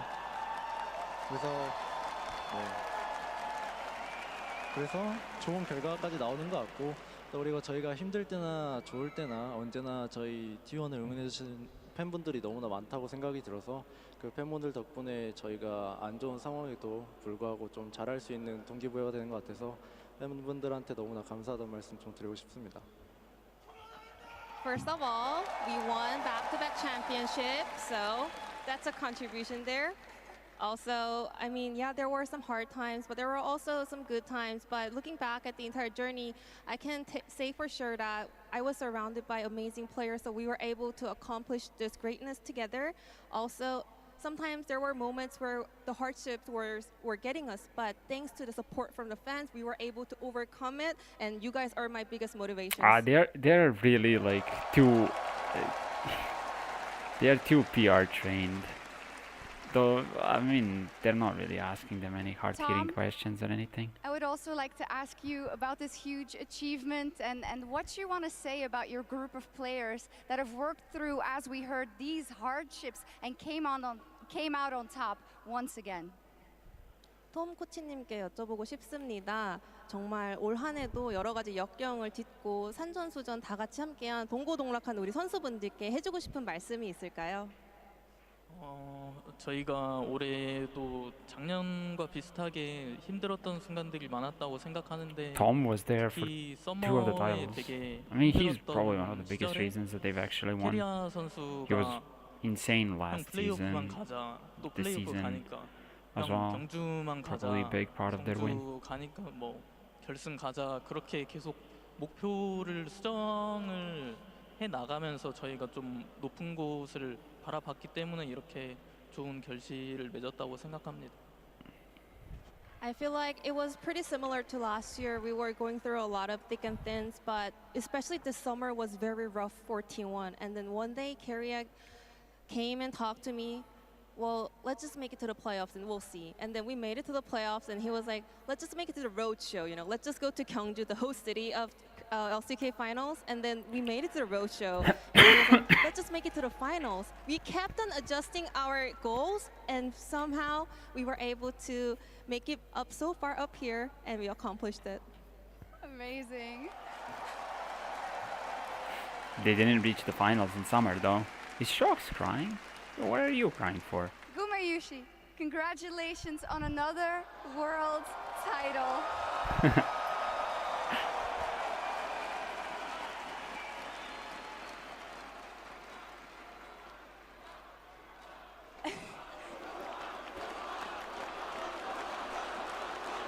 Come on.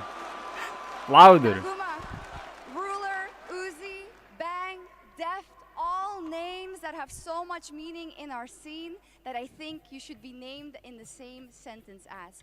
Where do you see yourself amongst these heroes of the role you play with what you have achieved? I want him to say that he's the best. 또 하나의 월드 챔피언십 우승 I want him 타이틀을 to 얻게 drop 되신 것 the 정말 PR. 축하드립니다. 위대한 Say that 원더시대너 you're fucking 선수들을 best. 돌이켜봤을 때 Say that 항상 you're 거론되는 우지 motherfucking 선수, 룰러 ADC 선수, GOAT. 벤 선수, 데프트 선수가 있는데요. 이제 오늘의 우승과 Like, 함께 더불어 이제 구마시 please, 선수도 그들과 어깨를 please 나란히 do 할 수 it. 있다고 생각합니다. 구마시 선수 개인적으로 이런 위대한 If 선수들, anybody's gonna do 전설적인 it, it's gonna 선수들과 be Guma. 견주어 봤을 때 본인이 어느 정도까지 올라왔다고 생각하시나요?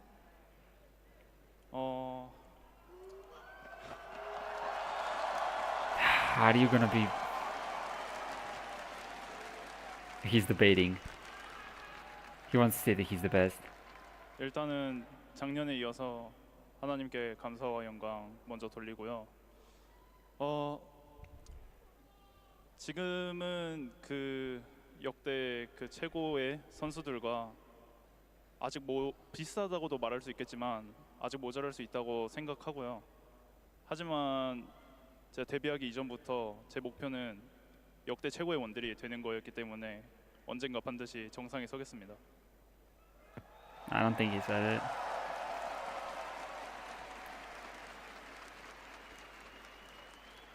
First of all, just like I said last year, I want to thank God, thank to my God that I was able to accomplish this great result one more time. Also, adding on to the question, yeah, I can say that I am now on the similar level compared to those legendary 80 carries, but also I can say that I still have a long way to go. But just looking back at the days when I was dreaming about debuting a pro scene, my one and only goal was becoming the goated 80 carries, so I'm gonna keep on going. Oh my god, why didn't he say it? Man, say that you're a GOAT. And of course, Fuck it. We have to ask Guma, because of the croissant last week and now spending a week in England, how have you been enjoying the cuisine here in London?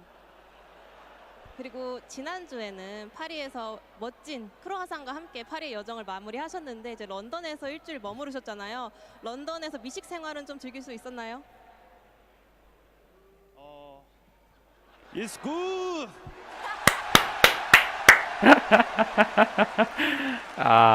What a guy. Do you need to translate that? I don't think so. Okay, now while you are, of course, all champions, it is now time to acknowledge the contribution of one player in particular. Our Oppo Finals I mean, it's MVP. Faker, right? It has to be Faker.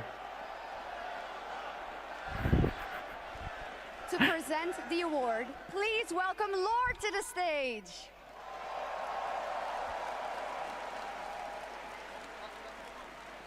Lore. Thank you so much, Sharks. 송이 축하드립니다. Congratulations on winning Worlds yet again, and congratulations on an amazing season from you. London, once again for T1, please. Once again for T1, please. She has such a French accent. Based on votes cast by a panel of experts, each representing the regions competing at Worlds this year, your 2024 Oppo MVP is... Faker. I mean, it has to be Faker. Faker!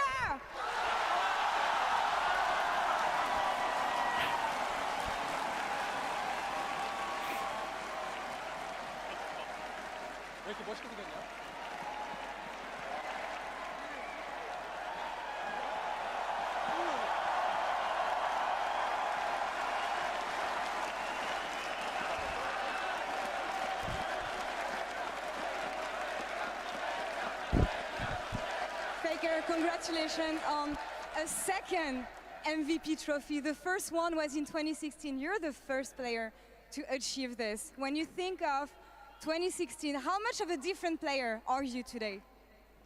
Ah, what a stupid question though. Fuck me. I wanted to ask him, do you think you're a fucking GOAT? Do you think you're best? Do you think you're gonna slam them next year as well? Ask him that.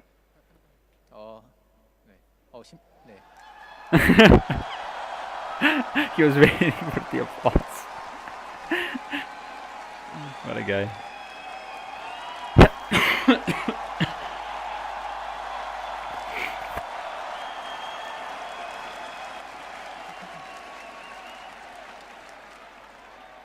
네, 16년도 때 뭐 MVP 받은 게 잘 기억이 안 나가지고 정확히 뭐 신경을 안 쓰고 있었는데 이번에도 사실 MVP는 별로 신경 안 썼었는데 이렇게 또 받게 되니까 되게 감사한 것 같고 그때나 지금이나 저는 뭐 좋은 팀원들이 잘 해줬기 때문에 이런 결과가 따라오는 거라고 생각해서 중요한 거는 저는 우승했다는 게 가장 기쁜 것 같습니다. 네.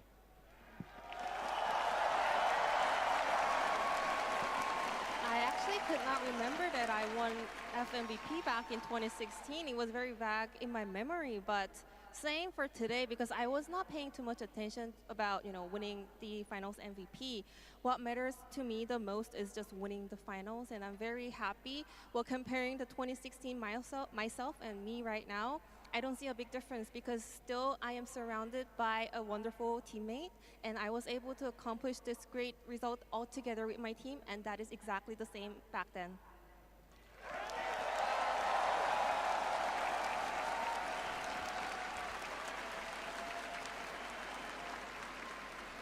I know that you don't care about milestones. I know that you don't care about breaking records. So 11 years in, after everything you achieved, what is your motivation? What do you fight for? 또 페이커 선수는 사실은 기록도 나에게 크게 중요하지 않다. 업적을 쌓는 것 크게 중요하지 않다. 승리하는 것이 가장 중요하다라고 언제나 말씀해 주신 선수인데 이 오랜 세월 동안 활동하시면서 또 한 번의 우승, 또 한 번의 FMVP 수상을 하셨는데 여전히 본인에게 가장 큰 동기부여나 동력은 무엇인가요? 일단 뭐 가장 큰 동기부여는 저는 이제 팬분들이 또 저를 보고 또 긍정적인 에너지를 많이 얻어 가셨으면 하는 마음이 항상 큰 것 같고요. 그래서 계속해서 열심히 준비하고 스스로 굉장히 의미 있다고 생각하는 결과를 만들 수 있는 것 같습니다.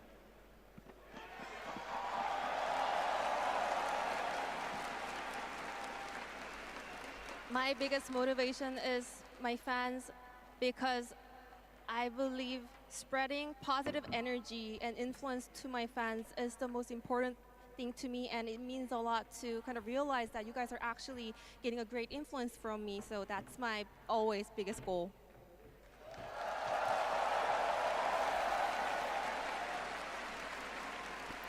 Yeah, 2 PR trained. Now, last question that I have for you. 11 years ago, you were winning your first world title. Didn't she just ask him that? When you think about the person you were back then, if you were to send a message to this young boy who was about to win his very first world championship, now that he has 5 stars, on your jersey, what would you tell yourself?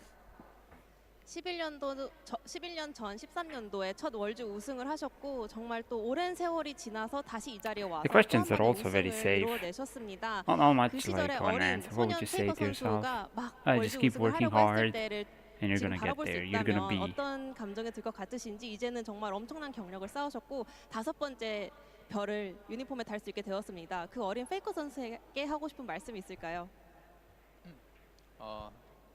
즐기라고 하고 싶습니다. Go ahead and have fun. Yeah. That's more surprising than actually saying it. Congratulations yet again, Faker. Congratulations to T1 London. One more time, please.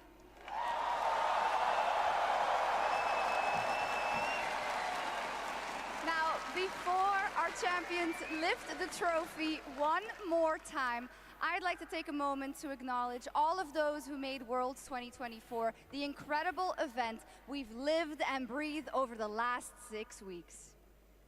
The 20 teams who traveled from every corner of the globe, their support staff, their families, their friends, all of you guys, the host regions we had, Germany, France, the UK, all of the teams we have competing all around the world all year long. Our tireless effort, the support team, our production, the event teams we have, thank you to all of you.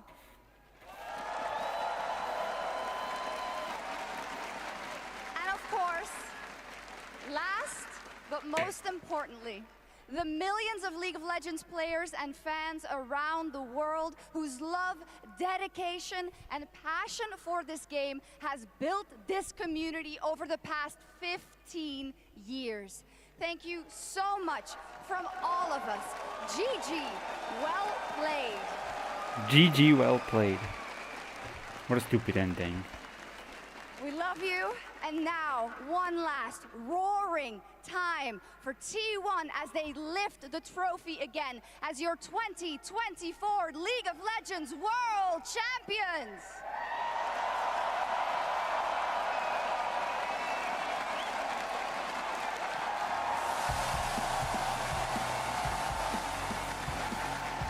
Oh, they didn't get Reckless on the stage. Get him, bro. Get him on the stage to lift the trophy with the team. Sad. He only played one game though.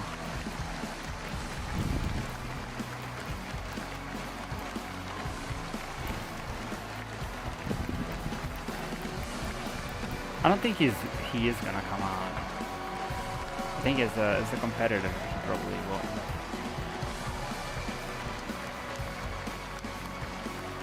Because he doesn't. Oh, look at Joe Marsh, bro. He probably doesn't feel like he deserves it.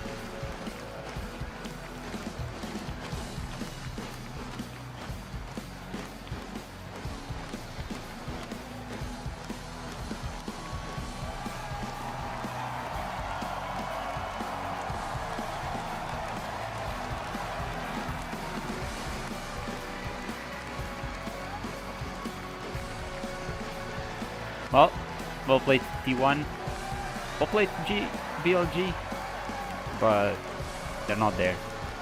They're not there. They're not there. The GOAT is too strong. Oh, that is Reckless.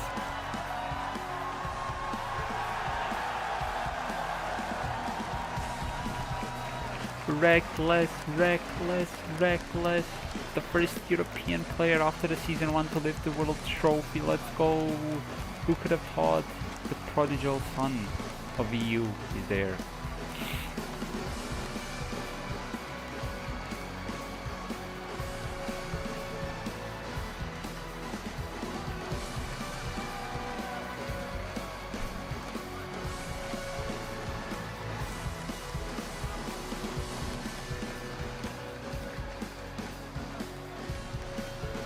Oh, that's it. That's it for me. They're not gonna be taking pictures, but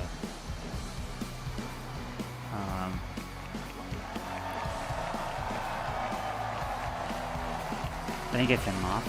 I gotta go get some food. It's 8 p.m. very late. I did not have lunch, and I ate somewhere very early in the morning, so I'm starving. So thank you for watching. It was a fun world. I watched almost every single game, and glad I did. So bye bye. Bye bye. Oh, are we gonna? Okay, never mind. Let's watch this. But I'm gonna mute and go. Bye bye. Right now, do they just let Faker farm turret play? Already they've locked up Tier 1 in the middle of the meat grinder, and one has gone down. Zaya's balls. Faker getting chased out as well, and Ben's flashing forward. Gumayushi now slowed by the Ash, and you can't escape the quiver of El First Blood again. The Scubber Crab will go across. On goes in with the quickness, knocked back with the Crescent Guard as well. Call of the Port coming down as the Dark comes in. The hostile takeover, and T1 have been able to defend Faker. They keep him alive. Faker flashes and knocked caught by him.